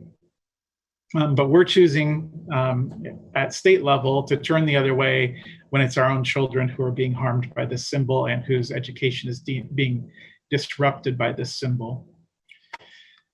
The Southern Poverty Law Center noted that some may say that the flag represents heritage and not hate, but that ignores the near universal heritage of African Americans in this country whose ancestors were enslaved by the millions in the South. It also trivializes their pain, their history, and their concerns about racism, whether it's racism of the past or racism that exists today. It also ignores the fact that the Confederate flag is not actually the flag of the Confederacy. It ignores the fact that the Confederate flag was used extensively by the KKK as it committed atrocities against Black people during the Civil Rights era. It ignores the fact that it was flown by defenders of Jim Crow laws, including the segregationist Alabama Governor George Wallace. He flew it over the state capitol, vowing segregation forever in 1963. More recently, the flag was flown by neo-Nazis and racist sympathizers in the Charlottesville demonstrations. The flag perpetuates division and discord and racism and hate. A position paper was presented to the Oregon Commission on Historic Cemeteries by a white professor from Mississippi College just last month. And it clearly stated that the Confederate flag is a symbol of treason, suppression, racism, and dishonor to the United States of America. It is a flag of the enemy of the United States of America, a symbol that makes many people feel unwelcome, unsafe, and directly conflicts with the original intent behind Memorial Day celebrations. Again, that's related to historical cemeteries. This reality that the flag makes people feel unwelcome and unsafe is also true in our schools. In 2017 at North Bend High School here in Oregon, a female student wore a hat which displayed the Confederate flag. An African-American female student saw the hat and other objects. Racial insults and threats were exchanged before a fist fight broke out. The superintendent banned the symbols of the Confederacy, flag and clothing from the middle schools and high schools. And soon afterwards, school alumni and area residents held a protest displaying the Confederate flags across the street from the high school.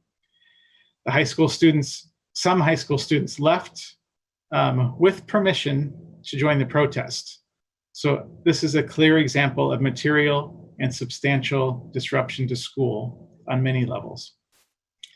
There are students at a few school districts in Oregon right now asking their school boards, superintendents, and principals to take action on symbols of hate, like the Confederate flag. A group at Sandy High School a group of students is petitioning and calling on the Oregon Trail School District to ban the Confederate flag, saying the flag is part of a larger culture of racism at the school. One student said the flag is still displayed on several students' vehicles and can be seen on some students' clothing.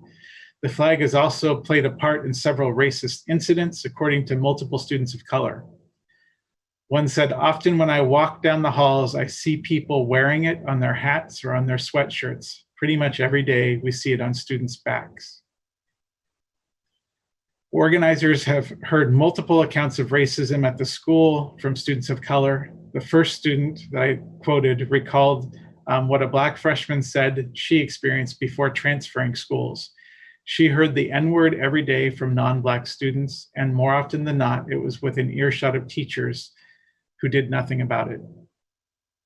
Seeing the flag flown, she felt unsafe, unrespected, and unheard, and didn't feel like she belonged at that school.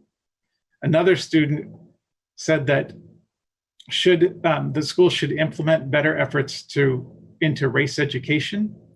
This student also wants teachers to do a better job of holding racist behaviors accountable beyond a slap on the wrist. Schools are expected to make sure that all of their students feel safe and are able to learn safely. And that's not what's happening now, the student said. She also said, just because we're in a school that is 76% white, doesn't mean that we should value the safety of our students of color any less. just because the administration may fear backlash from white students?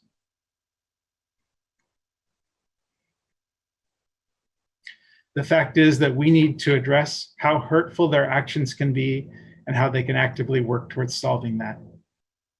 So clearly, again, a student pointing out a clear, substantial disruption of education. In February, Portland police say a noose was found at Benson Polytechnic High School in Portland. According to Portland Public Schools, a contractor doing work at the school contacted the custodian upon finding the noose. This is February 21st. The school resource officers, along with the Portland Police Bureau's Youth Services Division, responded to the Northwest Portland High School to investigate. 3 Benson High School students will not face criminal charges after they admitted earlier in the week to placing the noose on the roof of the school, prompting an investigation by the police team. Multnomah County District Attorney called the students' placement of the noose alarming, hurtful, and completely contradictory to the values of our community. But he said his office reviewed the case and determined they couldn't punish the kids with criminal charges. So no one can say that that action did not substantially disrupt education of Black students at that school.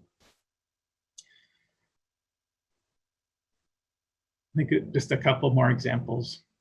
In November 2019 at Southridge High School, students spray painted the football field with swastikas.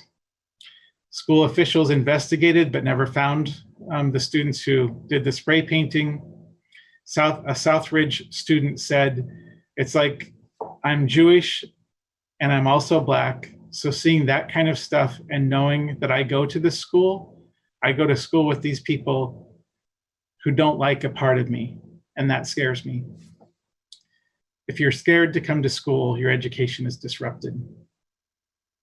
There are many, many more examples in Oregon schools, and these are what I suspect are the very few that just come to the state's attention. Most of them we don't hear about. The symbols disrupt and lead to further behaviors that are also hateful and disruptive in their impact.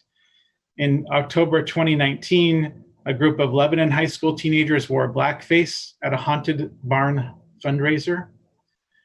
Images were posted on social media, sparking outrage and condemnation. The teens were at an event hosted by the local chapter of Future Farmers of America at a school-owned barn. They took a photo using an offensive hashtag, captioning the photo N-word gang. Again, no one could reasonably say this would not cause a disruption to the education at that school. Lastly, let me turn to the governor, or to the student who wrote to our governor.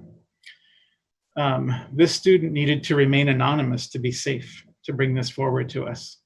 It's clear that their education is at risk.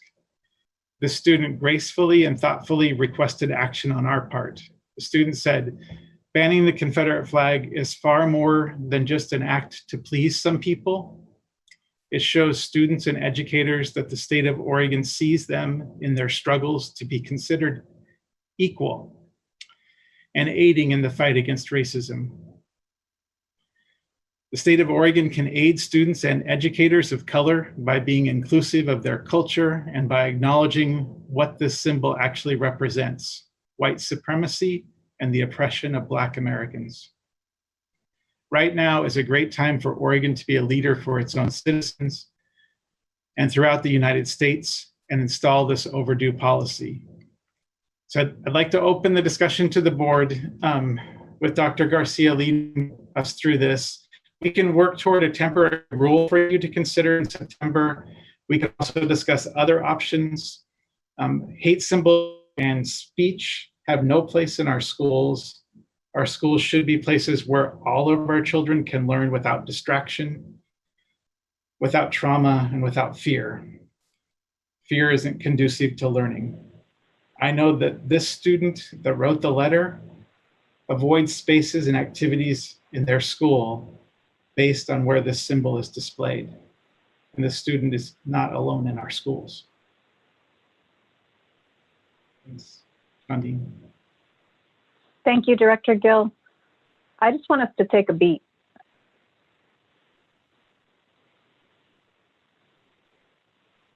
For a lot of us who are here on this board and even just listening in, these are not only examples that are close to them, but they're also examples they've experienced themselves. And so I just want us to take a beat, a couple deep breaths, because this is not, we tend to, yep, let's get to the technical, yep, let's focus. But this is happening in real time to us and to our families.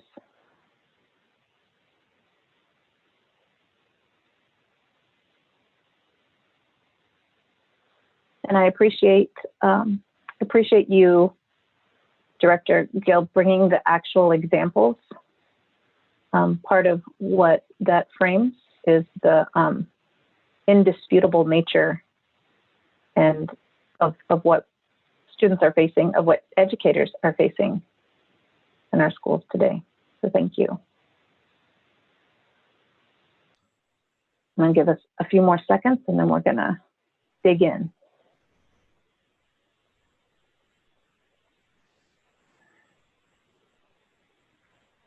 I'm going to share screen briefly. Actually, I think for most of us, not briefly. Hang on, share. And then I would love a thumbs up from Director Gill to let me know, are you seeing the screen or are you seeing my children? You're seeing the screen? Okay, good. So I wanted to sort of walk you through, here's what our timeline that we're hoping to stick by. And we're doing okay so far. He outlined this. We're going to take some questions and answers if there are any on what he presented. And then I want to walk us through this decision-making tool. So I'm going to show you the tool because your questions may be answered through this tool, and he can also answer them through it. So this tool, like I said, was created for the 2021 school year in the face of the pandemic. And what's beautiful about it is it walks us through step by step how we even approach a decision.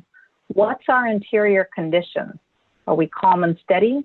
Are we full of turmoil and reacting? Is this a state from which you want to make a decision? What kind of decision is it? What's our timeline? And so for us, we're in the deep discussion phase. And we're going to go through 1, 2, 3, 4, and 5. And after we assess, this is an invitation for leaders or whoever making decisions to actually check themselves and the state that they're in.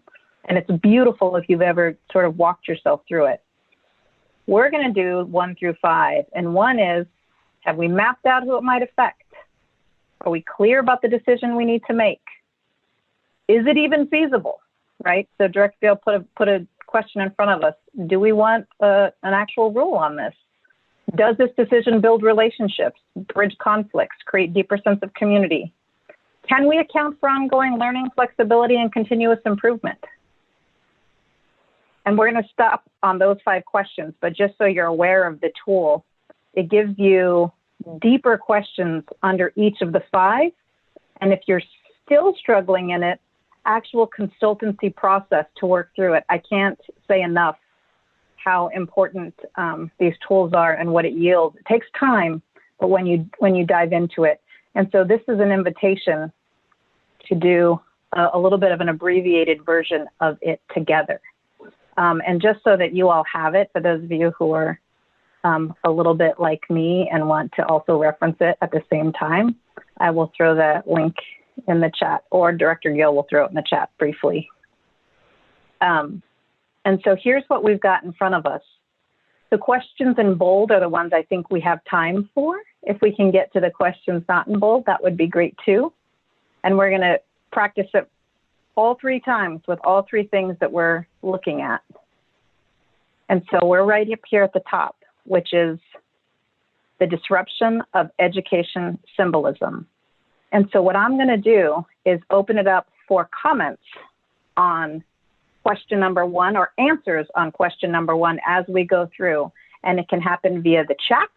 It can happen just unmuting and what I call, those of you who have been on calls with me before, a living room conversation, a little bit like Chair Howard had mentioned earlier, which is we're just respectful. If we accidentally talk over someone, then we talk over someone and we say, oh, sorry, and then wait. And then if you see the comment has already been made in the disruption in that column, then someone covered it. So you don't need to say, oh, no, I want to say also again. Does that make sense? I'm looking at nods. I'm looking at faces. Great. So then the first question is on the concept that Director Gill raised, which is an actual policy banning symbols that disrupt education. Who might this decision affect, and how should they inform the decision? So I'm going to open that up, and you can unmute and talk, and I will capture your notes. I'll capture your words, excuse me. Well, I guess I'll start. This is George. I think anybody who's been in a school or district can relate to what Colt has shared. I know that over the years I worked in school districts and in schools, I know that almost not a day that goes by that something along those lines happens to children and kids and raises those questions. So I think it's valuable to have this conversation and think about what we can do and what the impacts of that will be and what kind of pushback we'll get, because we will. Thank you, Director Russell. Others on thoughts about who this decision might impact and how they should potentially inform the decision?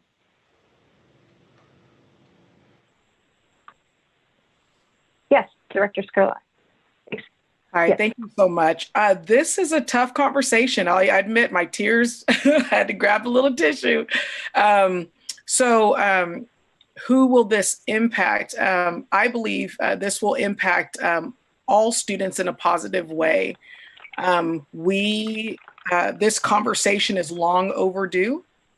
And our students are educated enough, and families and our communities are educated enough to know that the Confederate flag, although it's been argued that it represents heritage, that it represents hate. And so I believe it will have a positive impact as we are dismantling institutional racism, systemic racism, that things that have been overlooked are no longer being overlooked because we are looking at the whole child. And so as we look at the whole child and we think about, I always think about Maslow's hierarchy of needs, just above food, water, shelter is safety, the need to feel safe. And these symbols, especially the Confederate flag symbol, has a history of hate. It's not uncommon for people to post or historical pictures to show the Confederate flag next to a lynching, or the Confederate flag being used to support segregated schools or segregated communities. And so I believe it will have a positive impact for students, where they will not only feel heard, especially as referenced in the letters and the comments that Colt Mcgill mentioned in his presentation, but it will make it clear that we recognize hate, we're listening to our communities, and we are choosing to do the right thing to support our communities, especially in this case, our students and families of color. Thank you, Director Skurlock, and thanks for those of you who are patient as Director Gill and I are capturing the notes as quickly as we can. You can see our misspellings in real time, but I promise you we'll go back correct and capture your thoughts. Other thoughts on? I wanted to capture. Yes. I wanted to capture something that Yuseline said in the conversation about compulsory bilingual education. That learning another language isn't only about learning about structure and punctuation, it's also about learning the perspectives of that culture. And I think that in terms of who is affected and then how they should be informed about the decision, I think that there's a real learning opportunity for students who do or have been taught from a cultural perspective that it in fact is heritage, that there's a real learning opportunity for everyone to understand the true implications behind it being what hate symbols really mean, and what the difference is between something that is representative of someone's heritage and something that is hateful and therefore damaging and violent against somebody else. Violent doesn't necessarily mean physical violence, right? It can be emotional violence as well.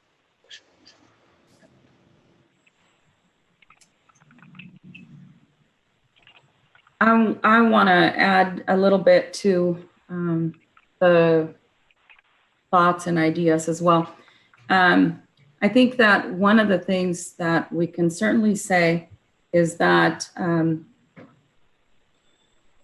it will impact students in a positive way. I think Jennifer stated that it definitely will impact students in a positive way. Why? Because we know that racial battle fatigue and trauma, exhaustion, because of that racial battle fatigue is real. Mental health, the mental health of our students of color is impacted in real time. I think those examples that Colt outlined are testament to that. But in professional terms, this is the impact that it's having on students, and this is the change that we can create for those students. I think some of the things that also come up for me about the variables at play, perhaps, and or the people that are also impacted is that I can think, or I can expect that there will be some students of color as well who believe that these symbols of hate are also part of their reality and their heritage. And so I think that it's critical that we do some of that restorative education that Kimberly is talking about, that be part of the plan, because it's vital for every student to understand why these are symbols of hate rather than a part of the nation's heritage. I think in thinking ahead, we need to be very aware of how we're going to address those situations when it's a student of color, whatever color. It could be a Black student, it could be a Latino, any non-white student. When they bring one of these symbols to the schools, or when they interject their desire to have the freedom to display these symbols, what is it, and what direction are we going to use in the conversation when that occurs? So just also, again, seconding Chair Howard's opinion about restorative education and how valuable and important that is. Appreciating that, Vice Chair Martinez Zapata. Also thinking about the corollary to our educators. So educators of color who might have, because we all are functioning in a world of where we're struggling with our own decolonized minds and like pushing ourselves through that, and what that, the gaslighting and the impact it has on BIPOC educators too. So thinking about a student who identifies because they've been raised to identify in a particular way, and that impact. And so really appreciating an additional ask, it feels like, and we can talk more about that. There's one thing to have a policy, right, which we can consider stage one, phase one. There's the next thing about what does the support, or phase two, stage two look like in that, in the implementation piece of it, to provide the support necessary to create the conditions that Director Gill named earlier, which is to create the conditions with the goal of racially affirming educational spaces. And that's not just about BIPOC communities, everybody. What does it mean to be affirmed as your most empowered self, as an educator and as a student? So as you can see, oh yes, Director Colonna. Is it okay to speak to number 2 yet, or would you like to wait until we finish number 1? No, that's perfect. That's what I was going to say next is let's sort of work our way down, and you'll notice that Director Gill is also helping me figure out where some of the comments actually push themselves, because these aren't all linear discussions, right? These all sort of lend towards the whole concept. So yes, Director Colonna, I would love it. Thank you very much. I am thinking that we should consider this as an opportunity to start the new year with a bold, important, and meaningful action that I understand would not be completed right away, but it would kind of give us a path moving forward. I don't know if I'm legislatively right about this, but my suggestion would be that we author an administrative rule that we would move forward. I do believe it is a leadership issue. It's really giving us a chance to strike at a social injustice where we have an opportunity to work toward human dignity, follow our mission and vision statement, and have an opportunity under the goals that we'll be working with to come up with a strategy where it would fit under one of our goals. The thing that that most appeals to me is something like we did earlier, where we had a very strong proclamation coming out of our school board, our chair, Anthony, about a year and a half ago, about the rights of individuals and the dignity of individuals as they participate in interscholastic sports. And so I hate the difficulty that this causes to students and staff, but I like the opportunity to take this on early in the year and would be very pleased to see us move in that direction. Thank you. Thank you so much. And Representative Helt, I think, would like to speak as well. Yes, thank you so much. This is a really, really important topic, and I think that we should take strong and bold action. The Confederate flag is a symbol of treason, racism, and white supremacy, and it has no place in the state of Oregon. And I want to make sure that we're supporting our students of color and our students that have brought this forward.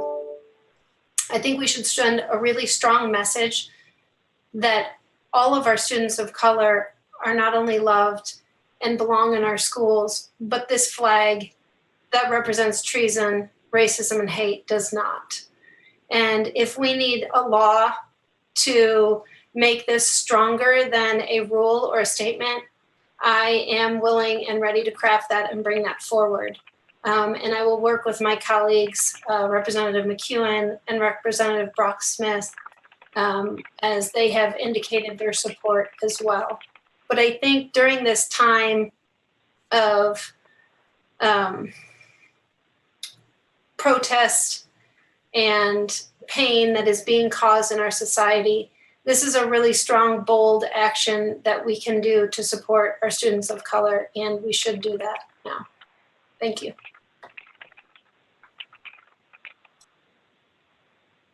While you're typing, I wanted to note, it looks like Yoselin and Mahina also had questions, comments. Would one of you like to go next? Thank you so much. Advisor Arena. Hi. So this is a really strong topic, especially with everything going around. And I'm sorry if my voice trembles a little. It's a really strong topic to me, and it's like really dear to my heart. So if I let out a tear, then just, you know, move along. But I just wanted to address how, although these are really impactful stories that have been shared and everything, I was talking to one of my friends the other day about it, and how I expressed to her how during this time, going back to school, my number one concern isn't COVID.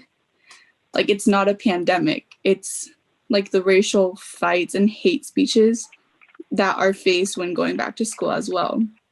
And I think I'm more scared for my life in that cause than I am about a pandemic.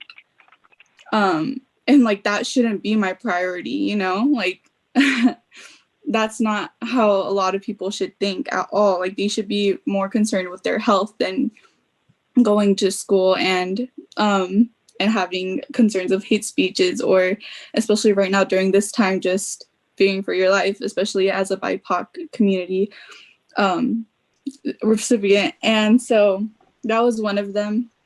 And then the other one was especially for staff, faculties that we can go to, that's extremely important as well, especially with addressing these matters, because I was on the STAR committee with Colt and Anthony a couple months ago, and we were there with other students as well. And I know one of the things that most of us expressed is that if we're confronted by hate speech, we're not ones to usually stand up, because we weren't taught that way. We were taught to just ignore it and move along your day. And so it's extremely hard to actually go up to a teacher and express the fear that you feel during that moment, because you don't know how that teacher will perceive it. And also you can't have that teacher connection if that teacher hasn't had those experiences in their own life as well. So that's why I would stress that it's extremely important to have a diverse teacher, and even admin or counseling therapist even, that we can go to and express, because again, we're not ones to stand up for ourselves when it comes up to those things. We were taught to brush it off and move on. And so even like a training of how to assert that, like how to assert a conversation with somebody, like I think it was Jennifer. I love when you're like talking about your daughter, how she was able to write the perfect comment. And I feel like that's something we really need, because we're not taught that in our households. Especially, I know in my Latino household, we're always taught to, like, there's a saying, it says, "Cuadrito te ves más bonito." So pretty much if you stay silent, you look, you know, lovely. And so that's what we were taught. And so taking that into perspective, I feel like, again, relating to hate speech and hate symbols, it's extremely important to be able to make change right now, because it's not something that we should wait on. Thank you. Thank you so much, Advisor Arenas. Let's go with Student Advisor Novoa, and then Director Russell. Okay. Like I was saying, though, I totally agree with everything she said. But for me, frankly, I was raised a little bit different. The saying around my house was "closed mouths don't get fed." So I feel like when teaching our students to face these kind of situations, we need to make sure that we're teaching them to approach it appropriately. So not always breaking out in verbal fights or physical fights, in order to educate them more on how to deal with this when you're outside of school. I mean, school is only from the age of 5 to 18, and then you go off to college, but there's not always going to be a society or a rule or a policy to protect us from these kind of symbols. So I think a part of educating our community and educating each other is a part of educating our BIPOC communities on how we deal with these situations. And along with that, it goes with educating our teachers as well on how to approach these situations and how to step in, because there's been numerous amount of times where I faced discrimination based off of my race, and teachers would just sit there, or they would be so shocked that that happened that they wouldn't do anything. And then that makes me worry about coming to that class when seeing that discrimination, rather than the education that I'm supposed to be attending that class for. So I think definitely educating our students and our teachers, that's 100% the way that we need to go. And as far as justice, not allowing these symbols into our school is just the beginning of it. I feel like that's something that we definitely need to put our foot down firmly on. Thank you. Thank you so much. Director Russell. Yeah, I don't know. I guess I want to go back to, first of all, thank Representative for indicating that she would push forth the law, because I do think at some point that's what's needed. But I guess for me, part of the question is, what are the options for us as a board? I think this is something that we should, as soon as we can, react to and respond to, whether that means an administrative rule or a policy. And quite frankly, I guess I'm a little bit chagrined to hear that the school district hasn't responded in a quickly affirmative way. But I'd like to know if we have an option of doing a temporary rule so we could do something quickly. I don't know why this should have to be that big of a deal. I mean, nationwide, folks are recognizing the importance of having to put a halt to this and to stop it immediately.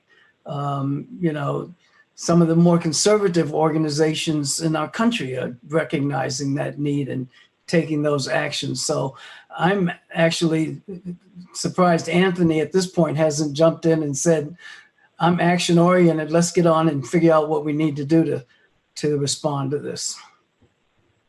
So based on that, I want to say two things and then make sure a couple of the board directors who we have not heard from also weigh in a bit. And so what the beauty of these discussions sometimes is less about the should we or shouldn't we, even though that does matter, but also uncovers and allows us to unpack the subtext and the nuances, a lot like what we're bringing up, right? Which is, it's one thing because this matters, but that impact on the student in the school, and I'm with you, Advisor Arenas, I like the thought of my children in school this coming year. I'm just, like, I'm terrified at what the impacts for our kids. And I know I'm not alone on this call in feeling that.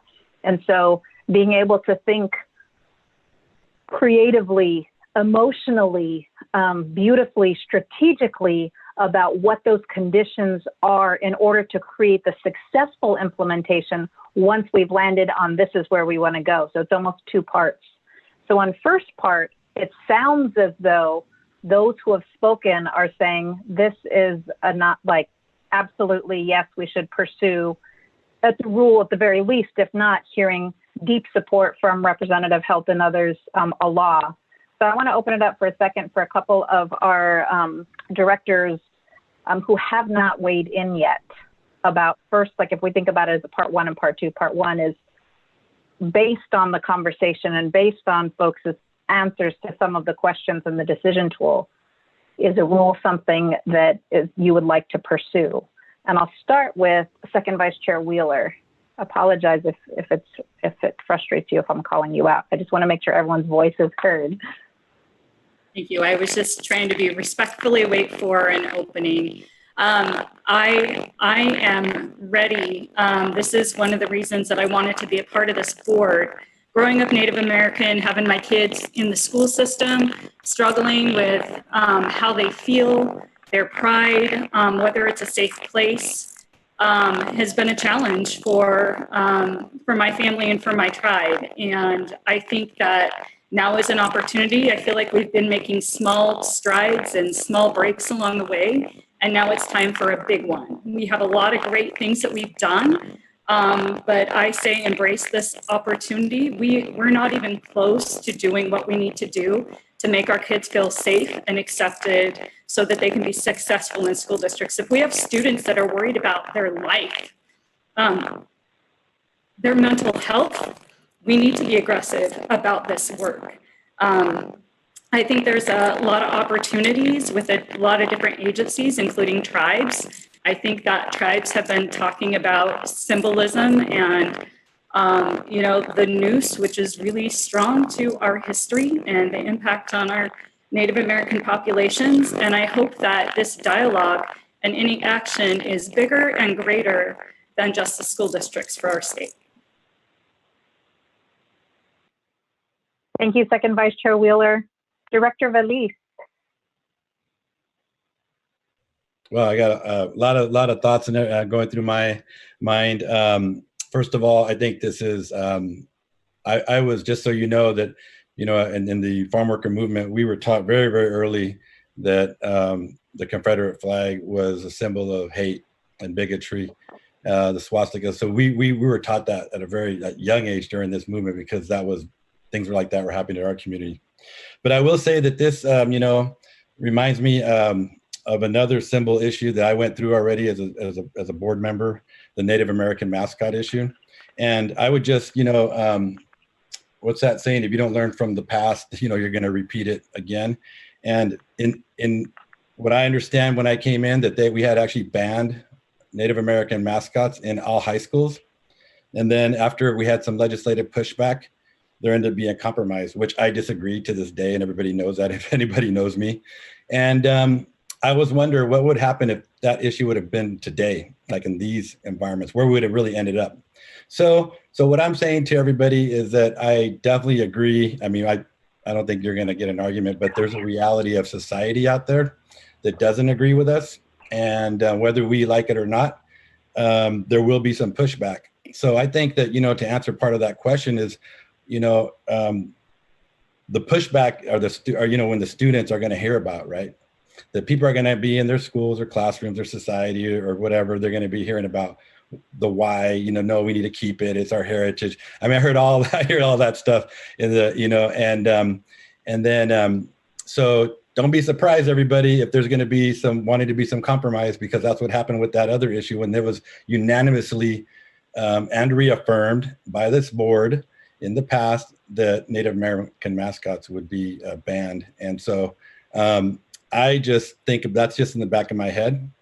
And I think that's the society we live in. And I don't want to just, like, you know, kind of ruining the positive mojo, but I've been through this already, right? And I think our communities of color have been through this. And so I am prepared for a little bit of, like, I don't know if it's heartache, but disappointment. That's why I'm coming into this conversation, because I know, and historically, people of color, when we bring up these issues, they get beat back. And so that's just me personally. But as a board, you know, we're gonna work with the leadership of Madam Chair Howard, I know, and the Vice Chair and the Assistant, and all of you. We're gonna move in the right direction, but that weighs on my mind during this time. And I also want to say, actually, I have the floor, that right now ICE is picking up people in Independence, Oregon, Latino community. There's a bus out there. So I think that's a reality that I have to live in right now as we're doing this work, and other people, that people in my community are being basically caged up like animals.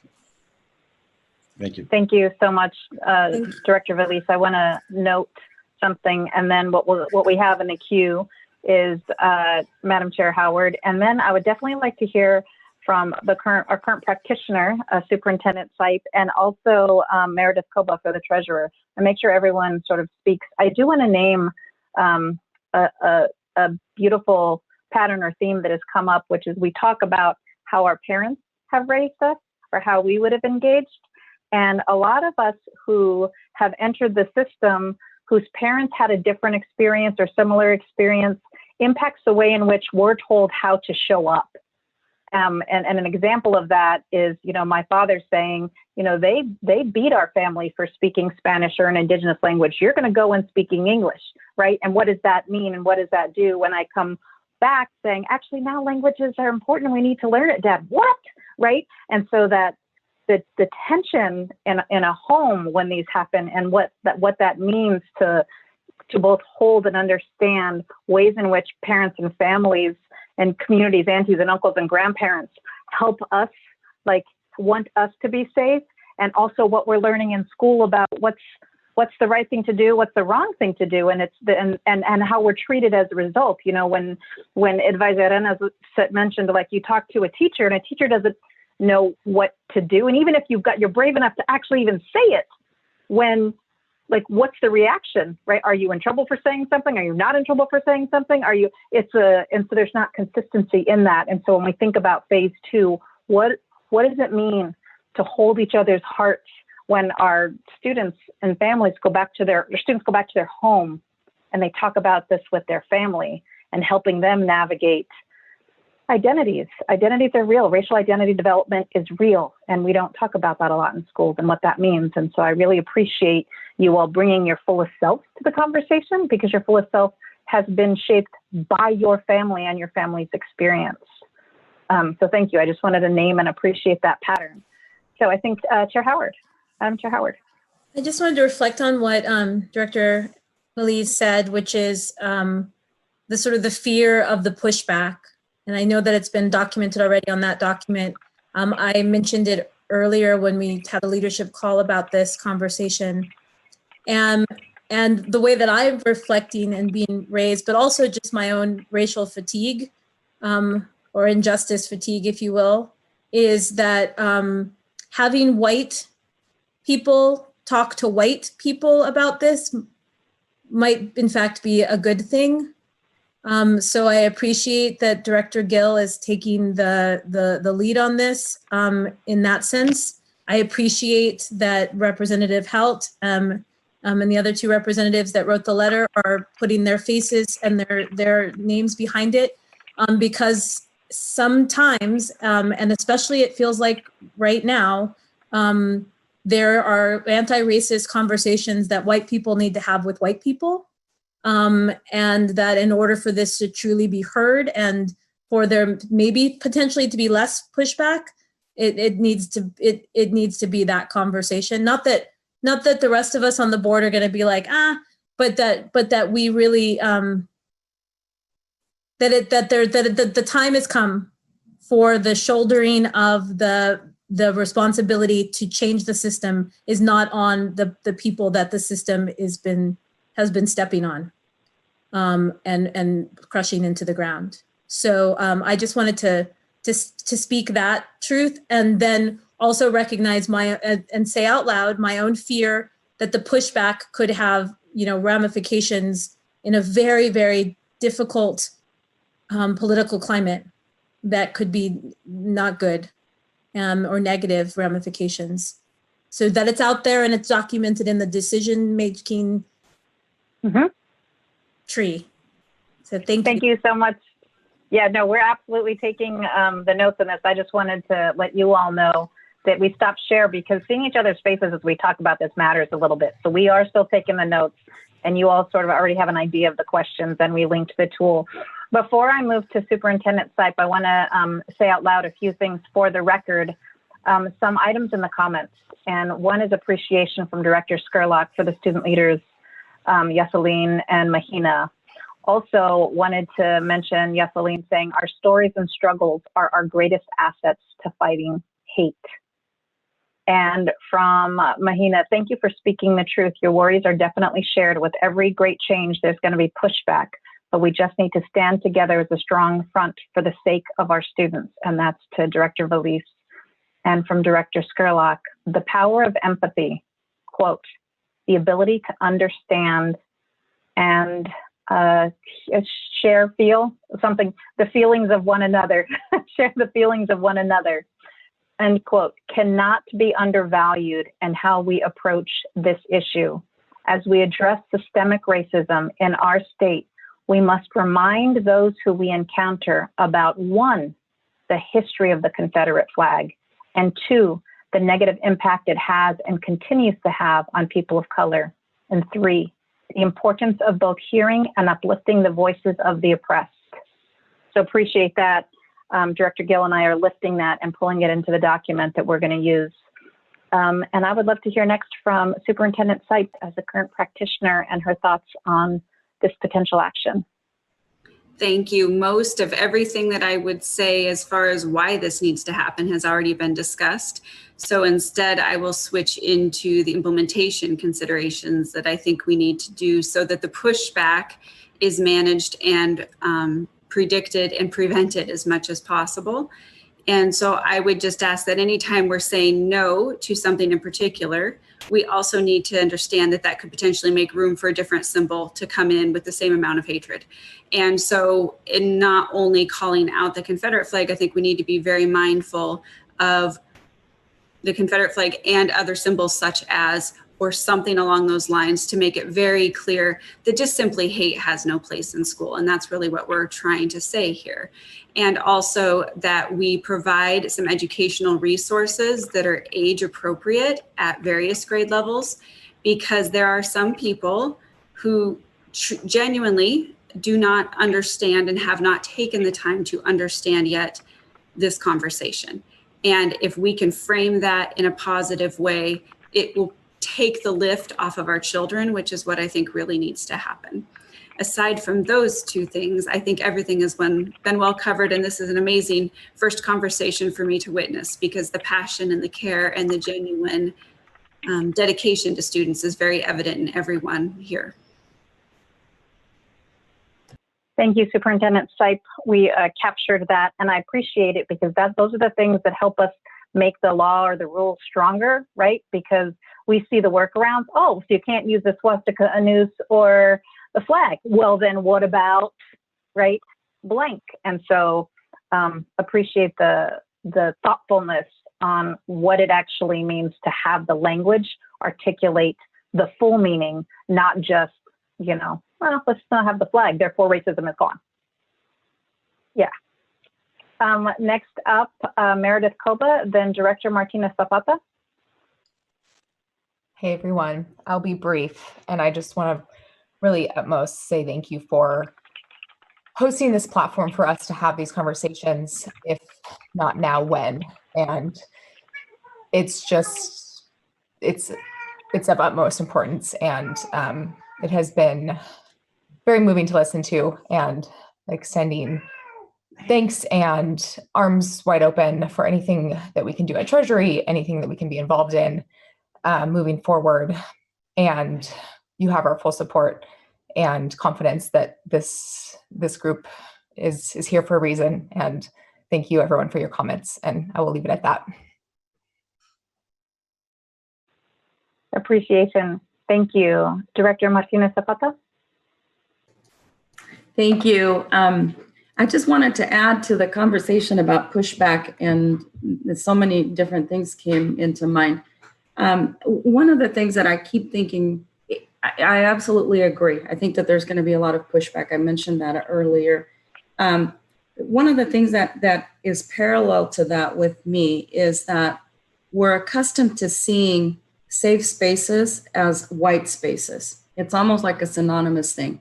We don't think about safe spaces as a space for students of color or BIPOC students. We need to change that. We need to change that through education, as Kimberly mentioned before already, as several the student advisors have mentioned already. We need to change that, and we need to be ready to grapple with what the pushback from that direction or from that standpoint is going to be, as Anthony brought up.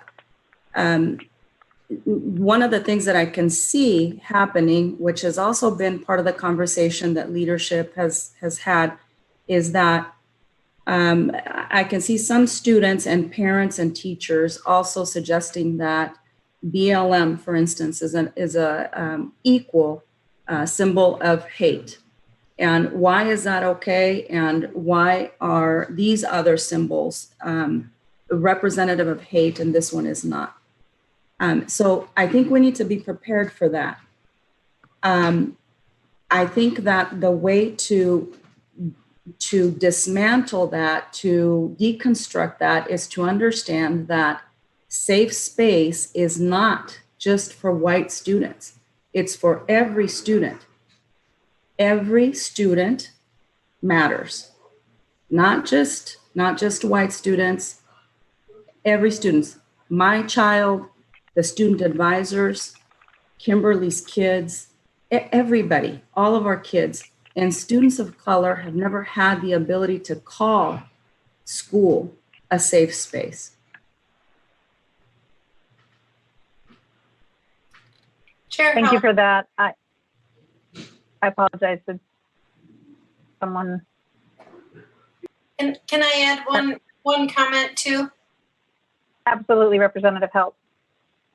Thank you everyone for your words. I think this is a really important conversation.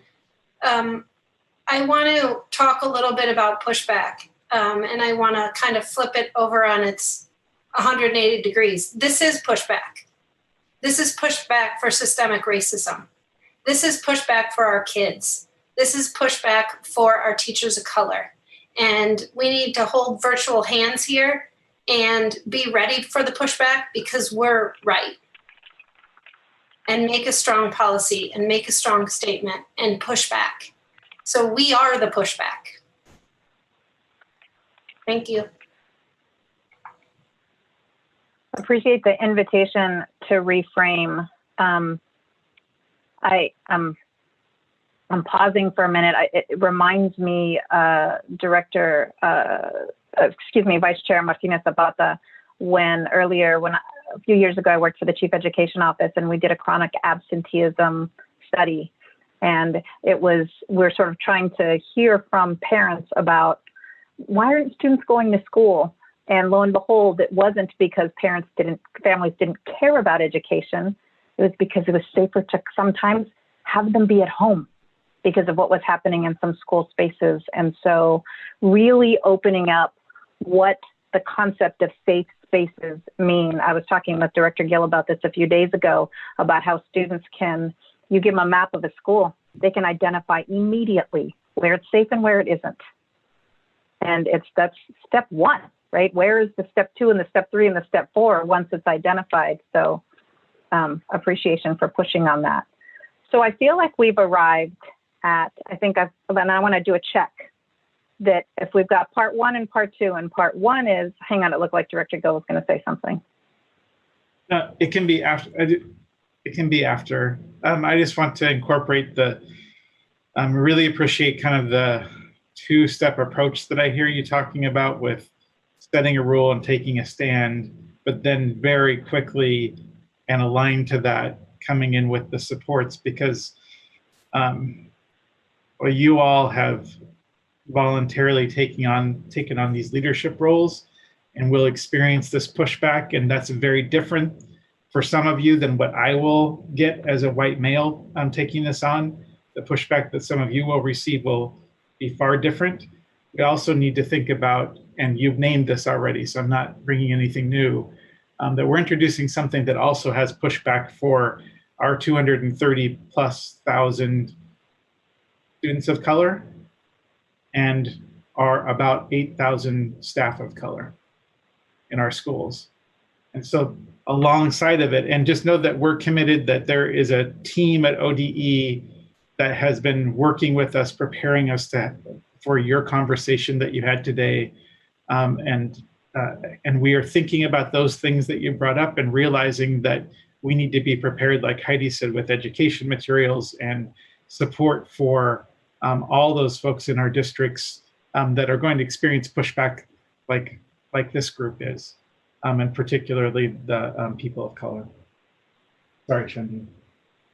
No, that's actually where I was leading, was if we're thinking 2-part, and one is rule, and one is what does it take to create the conditions. When we think about the system like schools as an ecosystem, like Director Gill just said, it's got all of these parts.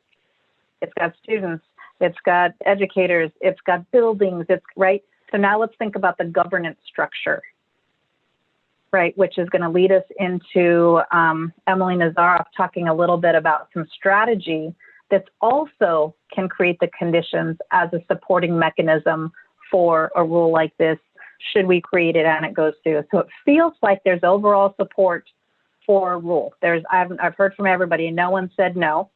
Heard from everybody that the implementation also matters, that one can't happen without the other.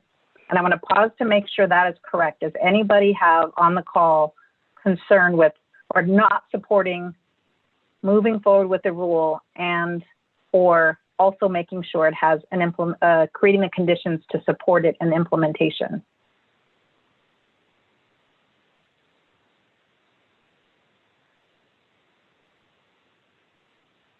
I say this purposefully and purposefully pause to make sure time is given for, well, maybe.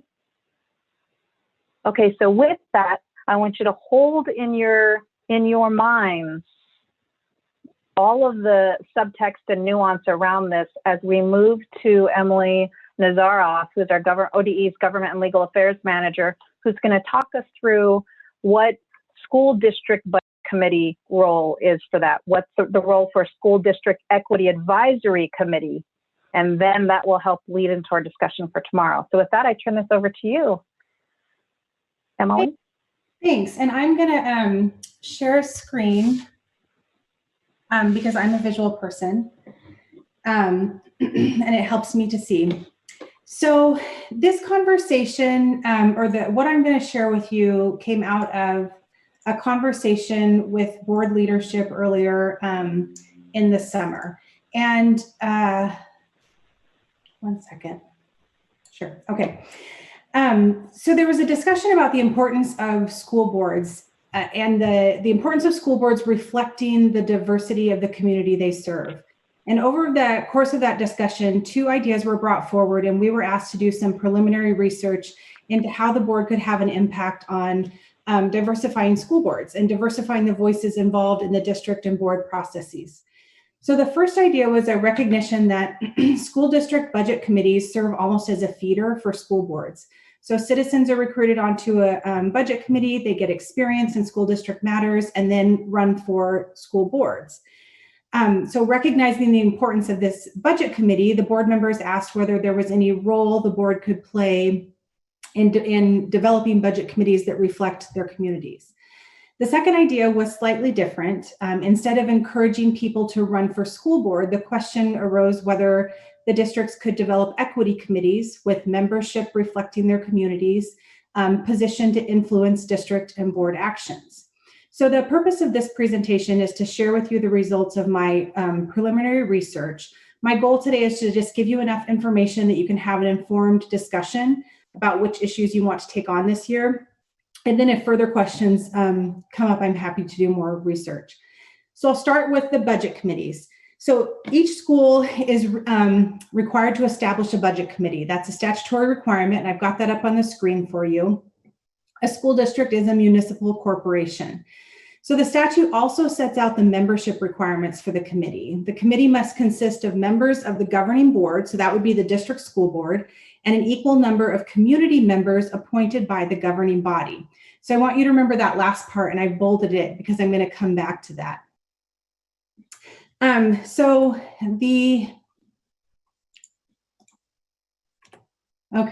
Too far, sorry. So the statutes governing budget committee are set out in ORS chapter 294.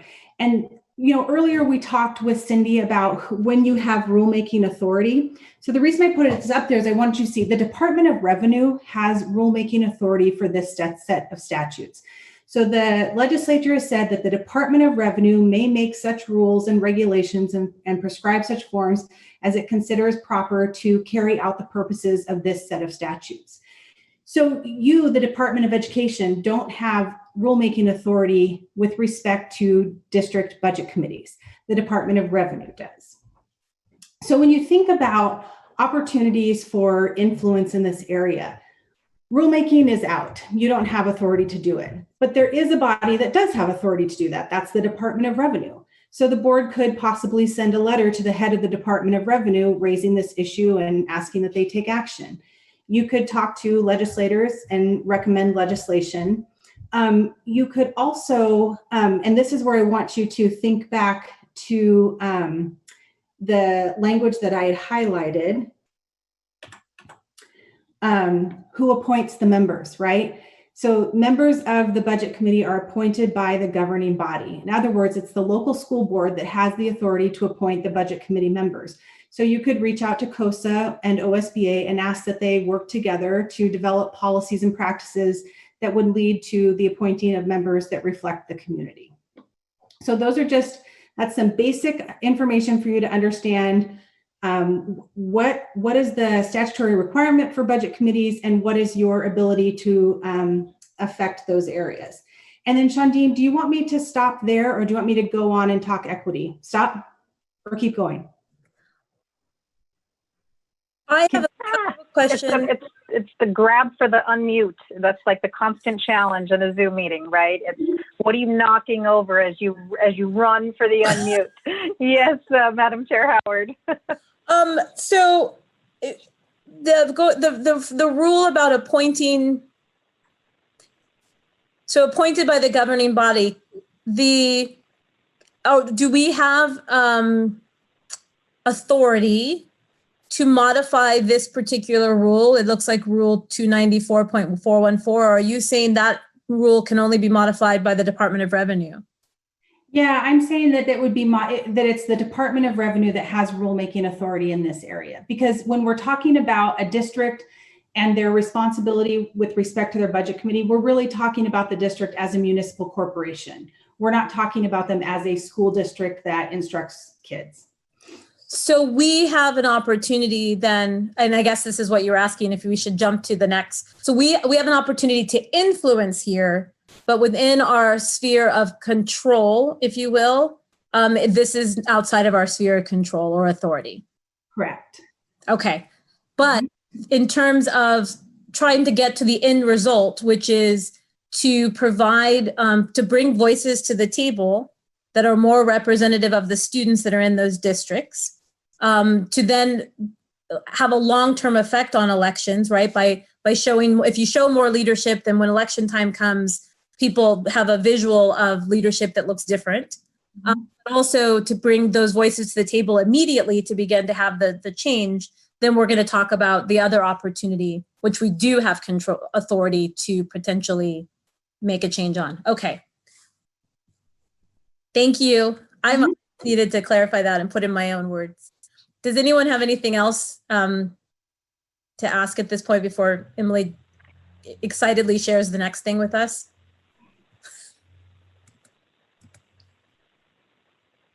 Emily, I'm just giving folks a second. There we go. Director Colonna. Yes, I was wondering in terms of expediency, dealing with trying to get this done in a really strong way. Could we possibly work directly with Sherry in doing research, giving suggested wording, being able to testify if allowed, to move forward right from our particular board to the state legislature? Or we know, of course, that the governor wants action on this, would like us to take action. Is there a possibility we could do research, again, testify if allowed, and put together wording and work directly through the governor? So trying to think of avenues that could have some expediency to them and really be approached on the large stage, moving from our particular board to the legislature or directly to the governor's office. Thank you. Yeah, and I would say that if you guys decided you wanted to go the route of talking to legislators and recommending legislation, that we would have Jessica and her team advise and work with us on that.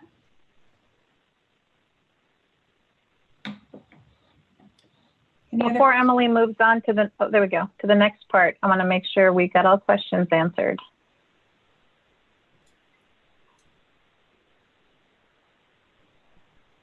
What I'm doing is looking at your unmute buttons. If you move to unmute, to me, that's the signal that you're ready to speak. All right, well, lucky for us, this isn't the only time you can ask a question. Let's hear from Emily about district equity committees also as an avenue for change.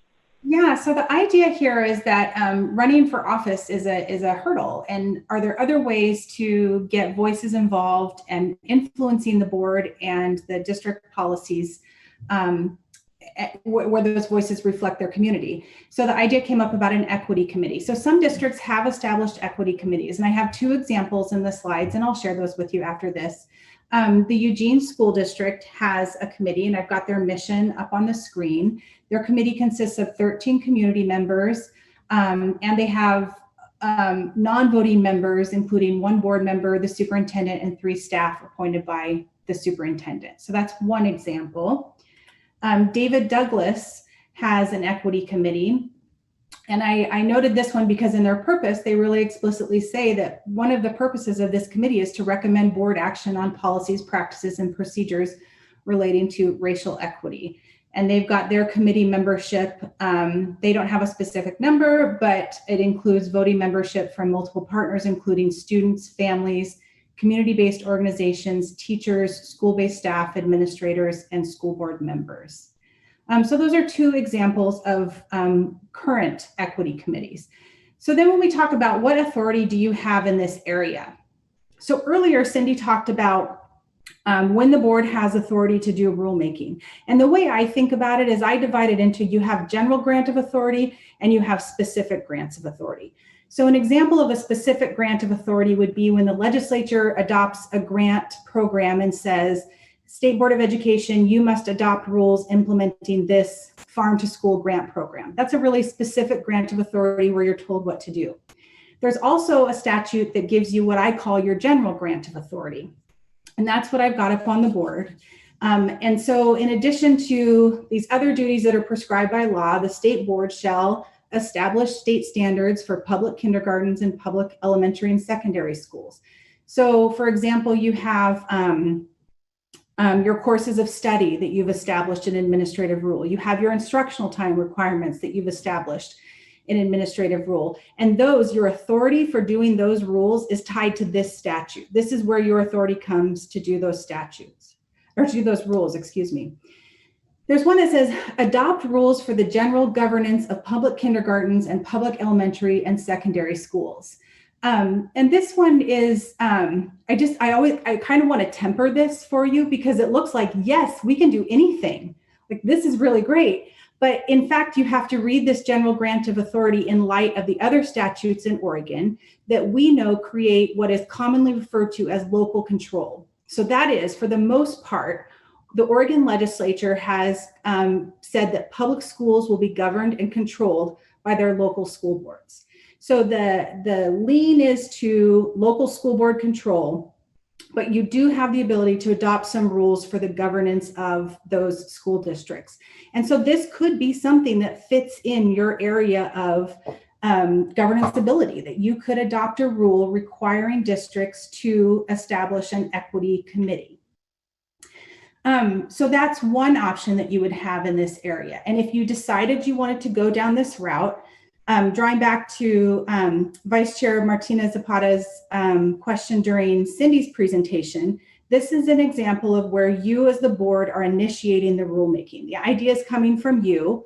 You would direct staff, and on your behalf, we would go out and start engaging with the community, students, community members, districts, and other partners to gather feedback on your proposal. We would draft a rule on your behalf and then present it to you.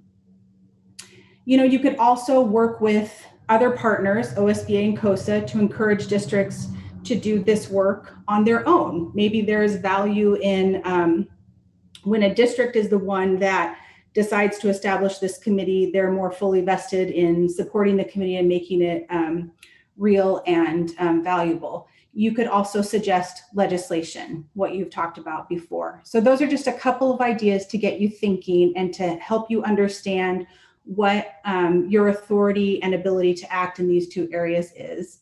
But that's my presentation, and I will let you guys discuss, and I'm happy to answer any questions.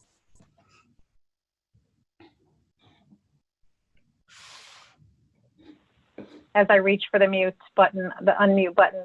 Thank you, Emily. First, are there any, for those of you who are laughing, I've like coffee, tea, water, you name it, spilled in my like desperate grab for the unmute button. My sons think it's ridiculous. So thanks for your patience as I unmute myself. Are there any clarifying questions you have for Emily on this? It looks like Director Russell might have a question. And then Director Valise, and then second Vice Chair Wheeler.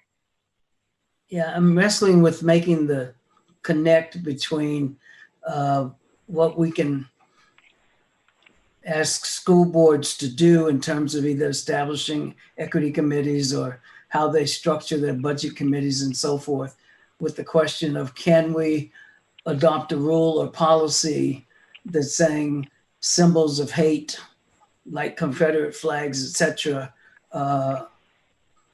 should not be allowed on campus or to be part of the affect on students in our school districts. Mm-hmm. Mm-hmm. Yeah, it's complex. I think one thing I would point to in this place is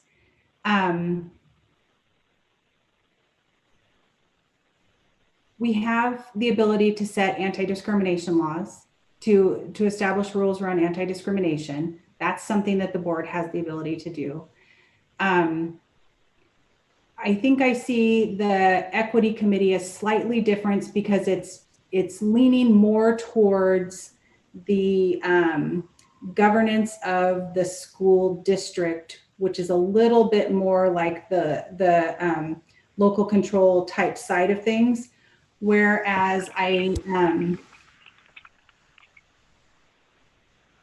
can see you adopting a statewide ban on symbols, and that is about what is happening within the schools and the students' experience, and not as much about how the school is run as an organization. But it's a tough one.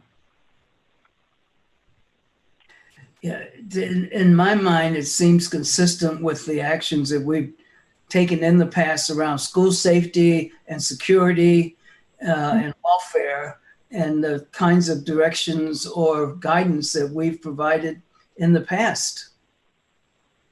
Mm-hmm.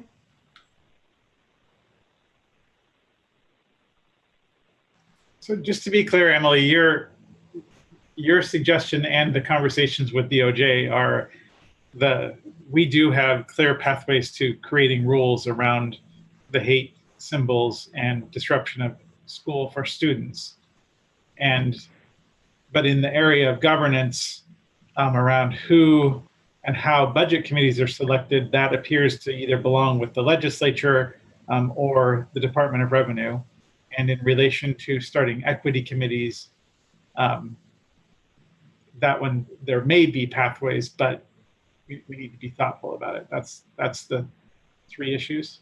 Yes, on the budget committee. Yes, on the equity committee. On the symbols, I wouldn't say there's a clear path. I don't think that our obstacle with this is necessarily local control. I think our obstacle is Oregon has a higher standard for free speech than the federal Constitution. That's the big hurdle. Thank you, Emily. Director Valise, and then Vice Chair Wheeler. Second Vice Chair Wheeler, apologize. Thank My you. cheat sheet right in front of me. So I'm crazy enough to see the connection, just so you know that. The big thing that comes out to me is shared leadership and power. And if we want to wait for people to get elected, we're going to be waiting about 2 or 3 more generations in most communities in Oregon. So I think, my work in COVID-19 and with the Latinx community, one thing that we found out, and it's related, that the power when it comes to the health, the health issues, the health crisis, the COVID-19 was all in the county, right?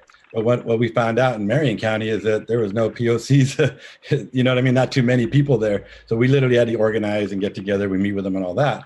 But what that made me think is that, what's the closest way for people in poverty, BIPOC communities, people of color, people on the margins, to get as closest to the power as we possibly can without being elected.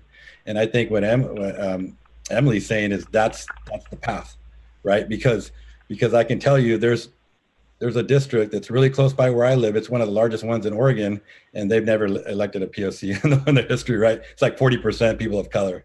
And so I think it's like we're like the embody this board, how we have all these advisors.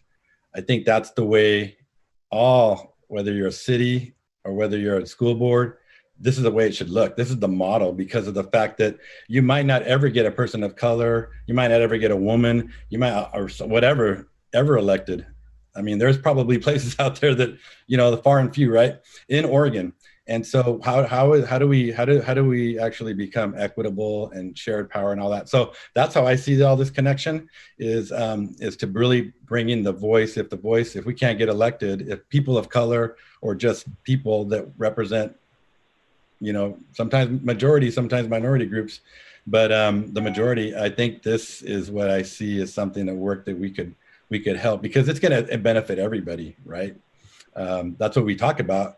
That, whether minority voices benefit all Oregonians, not just minorities, representing minorities. So I see the connection, and I think it's something worth pursuing. And thank you, Emily. I'm looking for your photo, your thumbnail for doing this work. But that's one thing that I learned in real time, that when it came to this COVID-19 process as it related to Latinx, I just want to put that we have literally the silent majority. And until we pushed our way in there, we finally have a voice. Now things are changing, but I think that holds true in education. Thank you. Thank you, Director Valise. Appreciate that. Next up, we've got Second Vice Chair Wheeler. And final question from Representative Health. I apologize if I'm cutting folks off, but I want to value and honor the 3:30 stop time and just the integrity of the time that you all put in for a 2-day retreat. And then after that, after Representative Health, then I'll turn it over to Madam Chair Howard on recommendations and next steps. Real quick question. I just have, just curious as to how equity committees, how those are created and how the membership is established. So is that something that local school districts appoint? Is there an ability to identify what type of diversity you would want on those equity committees? Is that completely underneath the school district control? I guess I'm really interested in how we can support these. I think about my local school district, and I just have to reflect on what Director Valise says. It will be generations before we have anybody of color in our leadership. And it's unfortunate that we have to look at other ways to elevate that type of leadership. But I'm interested in conversation about equity committees and how to diversify leadership.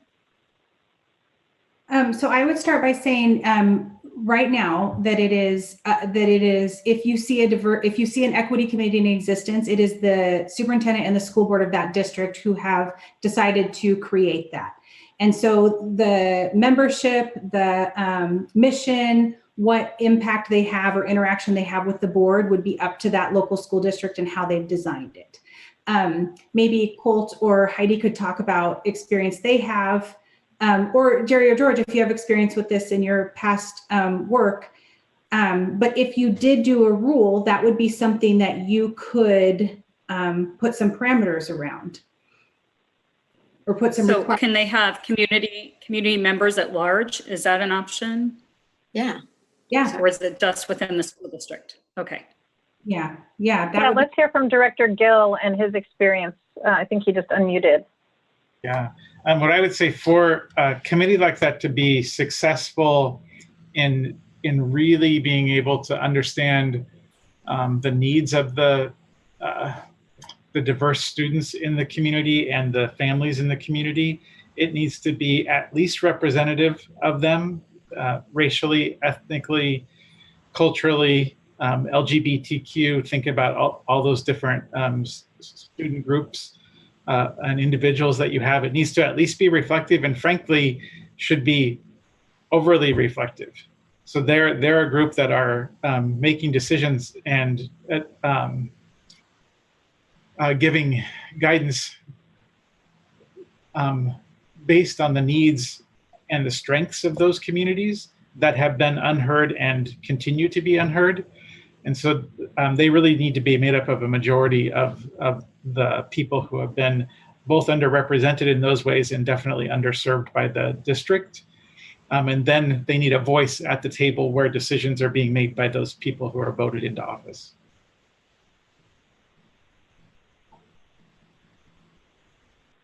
I'm leaning in a little bit to what Emily mentioned is that's what you would explore is what would those parameters look like? What would it look like to delineate? Because you can look, for example, I'm just looking at Eugene 4J's and it says the role of the committee and how they're appointed and how you apply and the whole thing. So this would enable you all to sort of set the framework for that, the guardrails and the expectations together if this was something you wanted to pursue. I think there's a question from Representative Help, and then I'll turn it over to Madam Chair Howard. So I just wanted to understand if there is a pathway for the state school board to make a ban on Confederate flags on school grounds, to make a strong statement.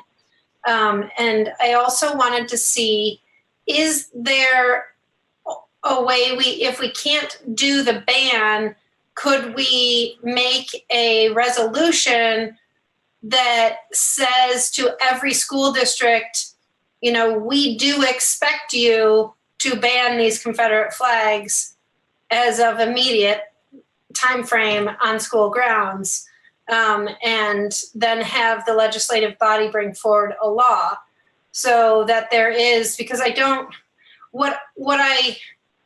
we've heard from students, and I think that we should be acting and honoring their voice, and honoring our teachers of color's voice, and honoring all of our student of color's voice. And so I'm wondering what the path is. Thank you. Thank you. Director Gill. Yeah, so I can quickly take that on. So I think Representative Helt, we will do the work. So we got direction from you all to do a rule if we can, and make it happen by the September meeting, and then build in all the supports. I think either if it's a rule or a law, we would want to build in all those supports in the education side and protections for our students and staff. So we need to work on that. We will work with the Department of Justice, with our attorneys there and their front office, to work really hard to create a rule that we believe can stand up in the courts in Oregon. So we will work on that. And at the very least, if that's not possible, then I think you're right, the resolution and seeking action in the legislature is the next step. I also wanted to quickly just call out Carmen, who's led equity committees in districts directly for several years before coming to the department. She might have something on that equity committee question. Yes, and I just have to say that, Board Member George Russell created the first equity committee that we've had in Oregon when he was the superintendent in 4J. What I can say is that in the now, we have enough experience and enough districts have created equity committees, equity offices, that some of them have been very successful and some of them have not. So I believe that we have now enough information to be able to create the parameters around what does a successful equity committee looks like, sounds like, and feels like, to be able to manifest and create the conditions of change that we want to be able to see. Because I can tell you some of the equity committees, they have no access to the board. Some have access but have no staff. And so there's quite a disequilibrium around how different districts have created those conditions for success. So we would have to do a little bit of research. And again, we've learned enough to know what can create, again, equities committee in Oregon have been, for the last 15, 20 years. And we know enough about how to be able to, again, create these conditions, and that they're not people oriented, that they're not because there's a leader, in a school district that believes in this, and then this leader leaves, and then there's no more teeth or real change that's happening or voice that's given to the equity committee, or then it's watered down. So I feel that we have enough information to be able to bring to the board some models for you to be able to look at when we're there. Appreciate that, Deputy Director Carmen Urbina. Not only do we have the models, we actually have the expertise and experience, which you're raising by honoring all of the work that got us there. So deep appreciation. And I want to appreciate everybody who brought all of their integrity to and experience and families and wholeness and whole selves to this discussion.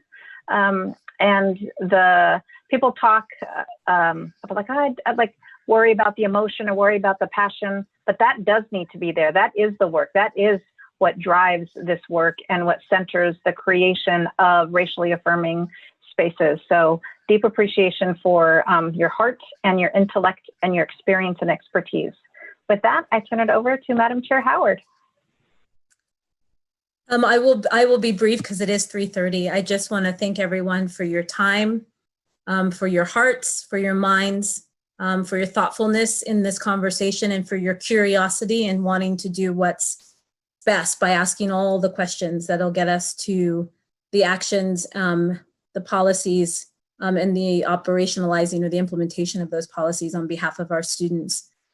To reiterate, we don't need to take a formal vote, but we have heard from Director Gill and Deputy Director Carmen. Wait, is that right? Yes. That we have, we'll take forward, we are asking the staff to bring a temporary rule around the banning of hate symbols, specifically, couching that or wrapping around that in terms of the disruption of student learning, really putting the emphasis there. And we'll be seeing that in September. And then we'll also have some information about how we can best create the parameters around a successful equity committee and what that looks like. And we'll have some recommendation from staff on as to what the path is for that. Is the path to partner with COSA and OSBA to have it be somehow come up from the local districts, and so that they take the lead and they feel the ownership that it's their idea, or do we want to come in as the state board and say this is where we're putting a stake in the sand, because leadership and representation is crucial for us to achieve the goals that we reflected on this morning. So we'll continue that conversation in September. Actually, we'll continue that conversation tomorrow when we talk about our strategies and tactics to reach those goals, because that one in particular needs some nuancing before we can ask for staff for a clear recommendation in September. And then the final thing that I'm hearing from everyone is let's not waste a lot of time talking about it, right? Let's figure out what we're doing. That decision conversation was amazing. So thank you, Shandine, very much. And we all want to take that information and jump into tomorrow and start to put it into ways that we can take clear, decisive, and immediate action in the coming school board year that we are about to enter in September. So I think that fully sort of summarized what we did today. Again, thank you for your time and for sitting in front of this screen for so long. I hope that you can close this and take your eyes away from electronics for at least an hour before you come back to it later this evening, or don't. Just come back to it tomorrow at 9. And everyone have a good evening. Thank you. We are adjourned. Thank you, Madam Chair. Thank you. See you.